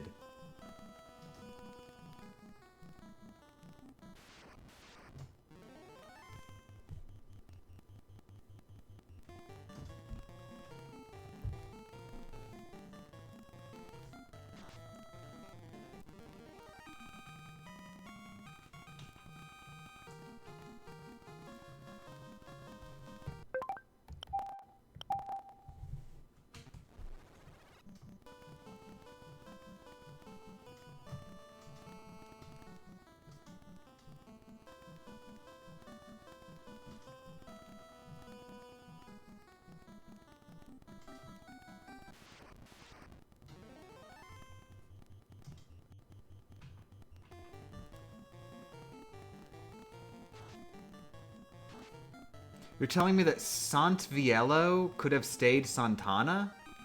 I don't even remember which of those is the official one. And which of those is the officially unofficial one.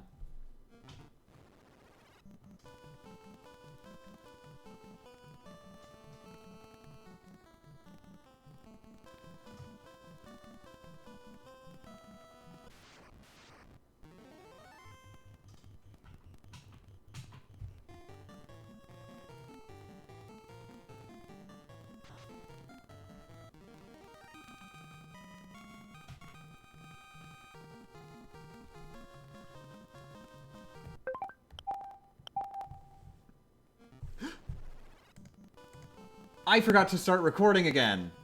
After we beat Tiamat. I haven't been recording since we beat Tiamat. Whatever, it doesn't matter. We haven't done anything important since we beat Tiamat. Not a big deal. And of course, the stream will still be archived if I ever, for whatever reason, need this footage as a backup.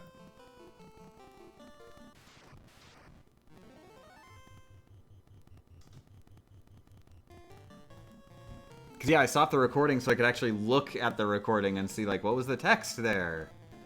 Why did I somehow beat Tiamat in one hit?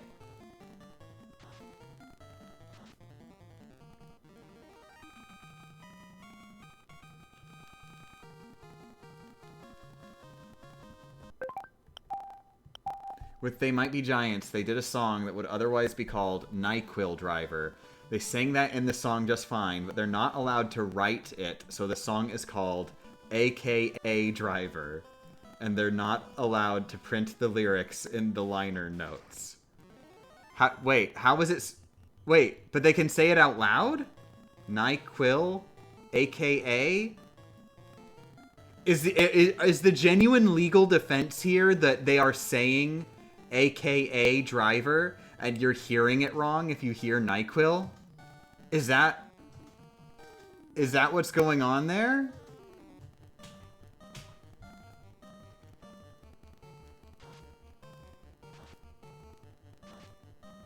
Or are there just genuinely different laws for spoken rather than written trademarks?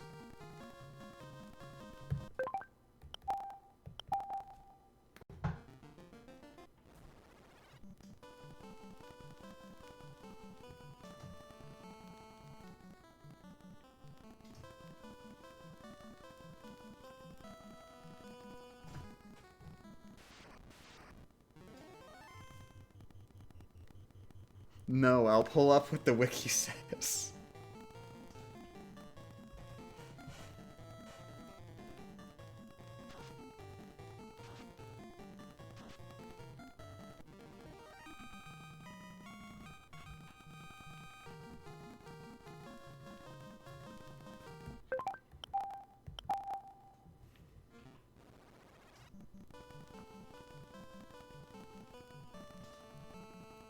Apparently, copyright is dumb. It's taken many years, but I've finally realized.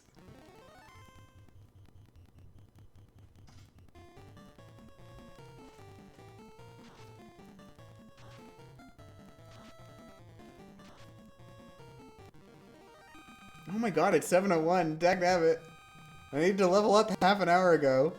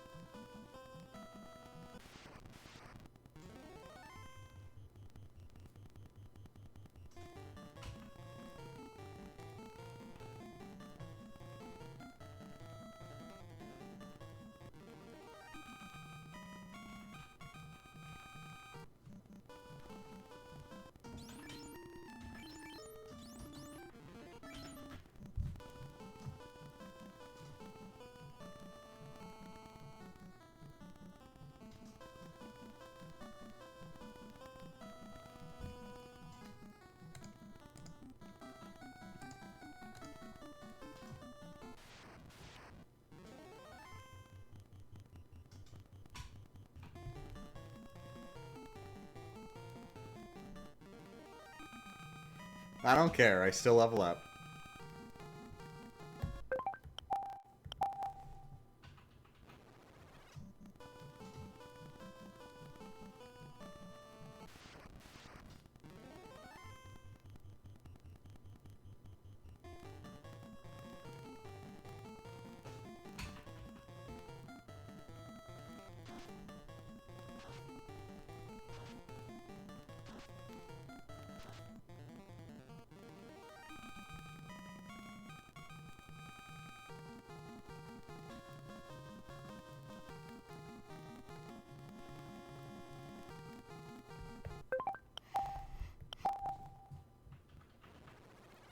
Did my message go through, or was it too long? I did not get a message from you, since you said you'd pull up what the wiki says, so I think it didn't go through.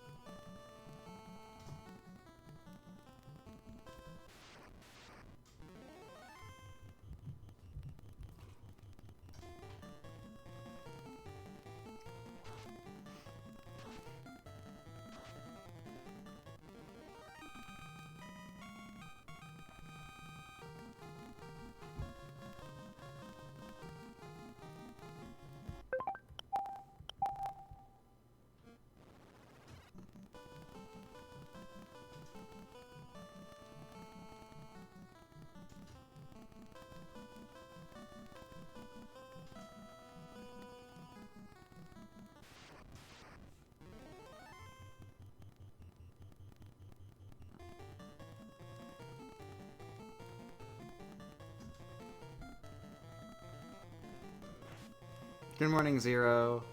Run is going... I'm trying to level up. Once I level up, the stream ends. But I can't level up. No matter how hard I try, I can't level up. I wanted the stream to end half an hour ago. I'm gonna have to speed run the dishes and cooking at the same time, simultaneously.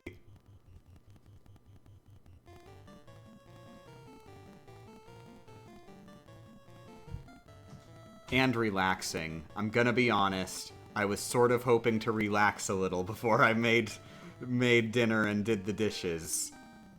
But I guess that's out. I guess I'll have to relax. I'll have to multitask and make dinner and relax at the same time.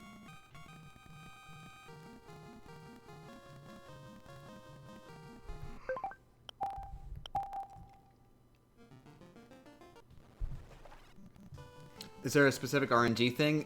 Yeah, it is a 1 in 4 chance on, I think, strength, and a 1 in 4 chance on agility for this level up. Which means a 1 in 16 chance of being able to level up.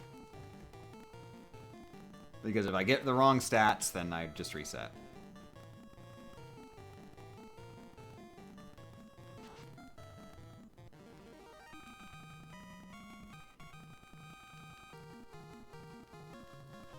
Good morning, Max. It's going okay. I'm trying to end the stream, but RNG prevents me from doing it. We've been on a 1 in 16 for like 30 minutes. Yep.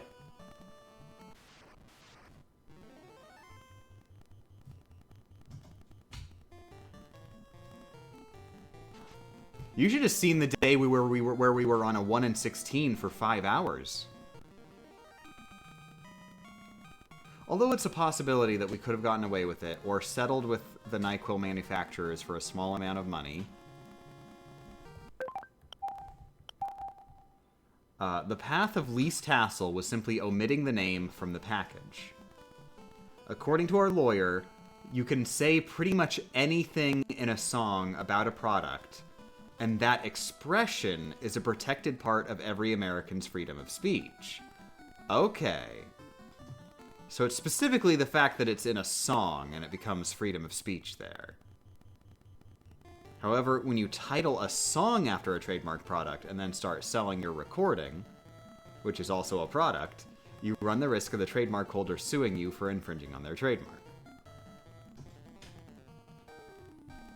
But this also applies to just if it's the lyrics, not the title. Like, it's not the title of the song, it's just the lyrics printed out.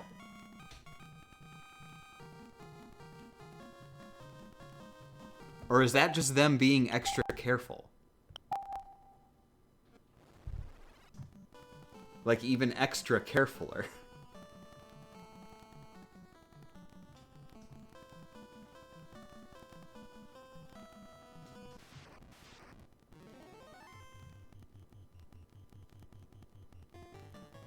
I was there for the 1 in 64, and it didn't take that long. Did somebody ask about the 1 in 64? Because, yeah, no, the 1 in 64s, the multiple of them that we did not take anywhere near as long as that 1 in 16.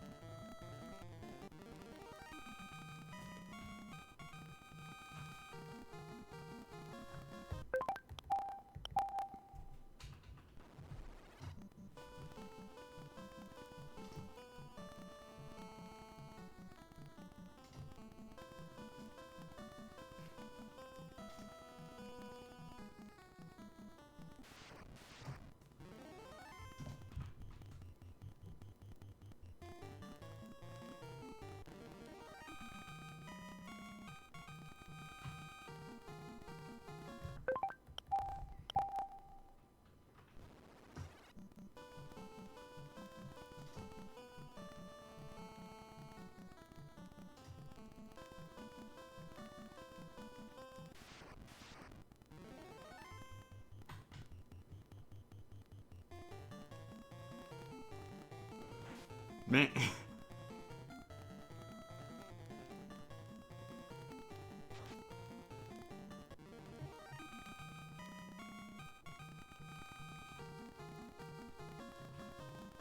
Ah!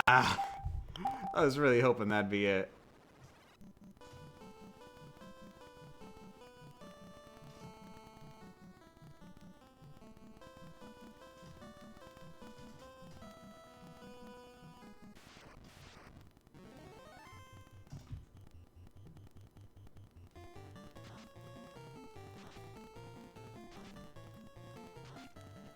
Night nights, Josh. Thanks for joining.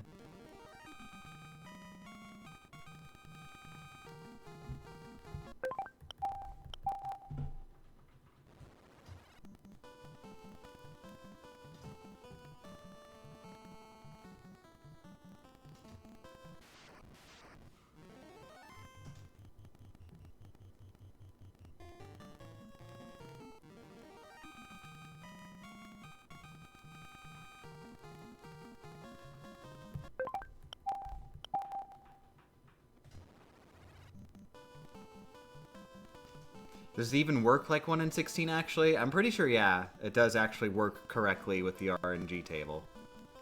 And the way that the RNG table that it uses works is that it advances every frame while you are in battle and not doing something.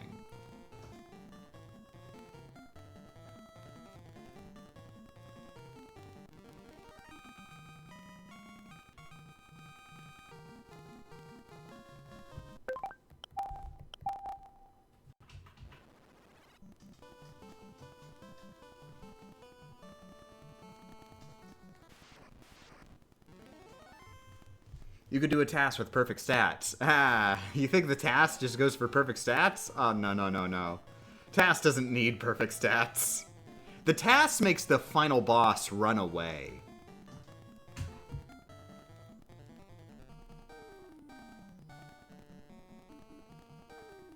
I'm not joking.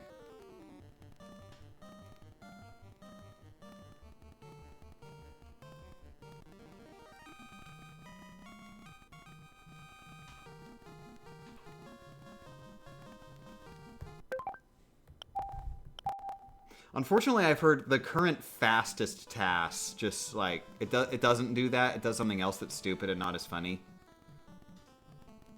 But there were two versions of the task. The first one was they used like a they used a spell that has a 1 in 201 chance of hitting the final boss, and if it does, it increases their odds of running. But the odds of the boss running are still 0 after it hitting once, so you have to hit with that spell twice. So you've got to hit 2 1 in 201 chances, and then the boss has a random chance of running away from you.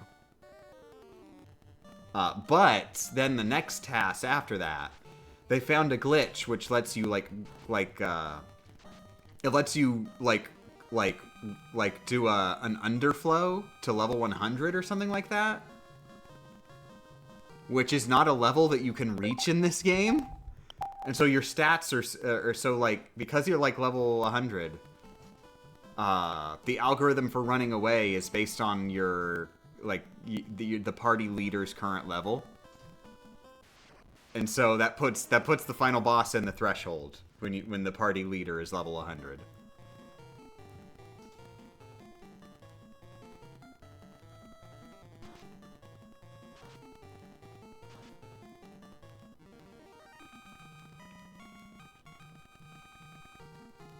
My favorite task is still the Triforce % run from AGDQ that basically injects pre-written code into the game with arbitrary code execution. I mean, I'm not sure which one is the Triforce % run, because they do a lot of those. Like every event, AGDQ is doing like a new task arbitrary code execution thing.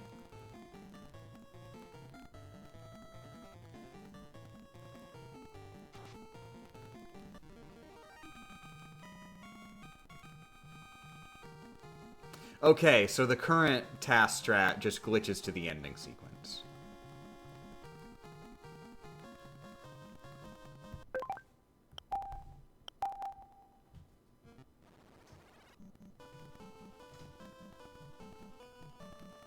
I don't know what the not massively glitched task does. Not massively glitched, you say? So a little bit glitched.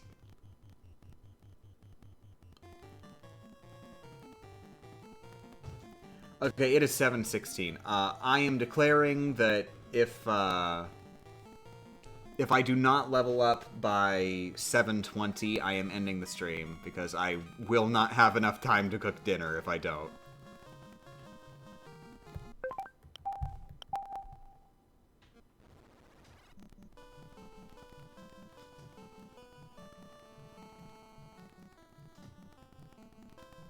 Night, Trenard. Thanks for joining.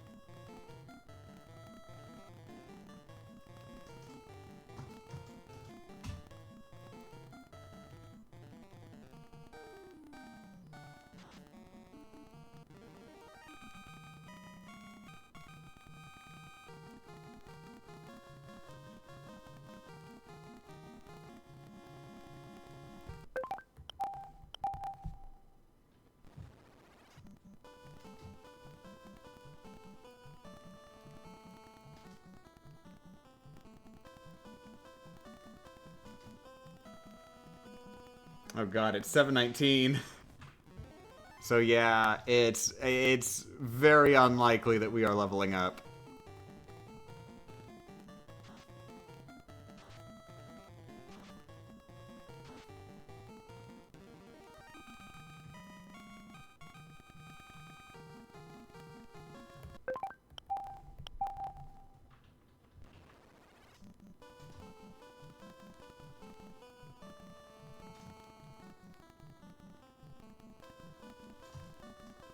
Oh, there it is. We just hit 7:20.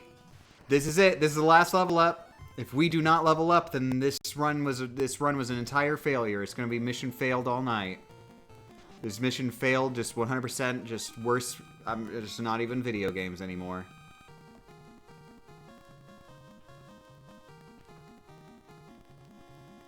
Aw, I'm not video games anymore. The end. So next stream, oh boy, you get to see me going for a 1 in 16 dice roll over and over and over again.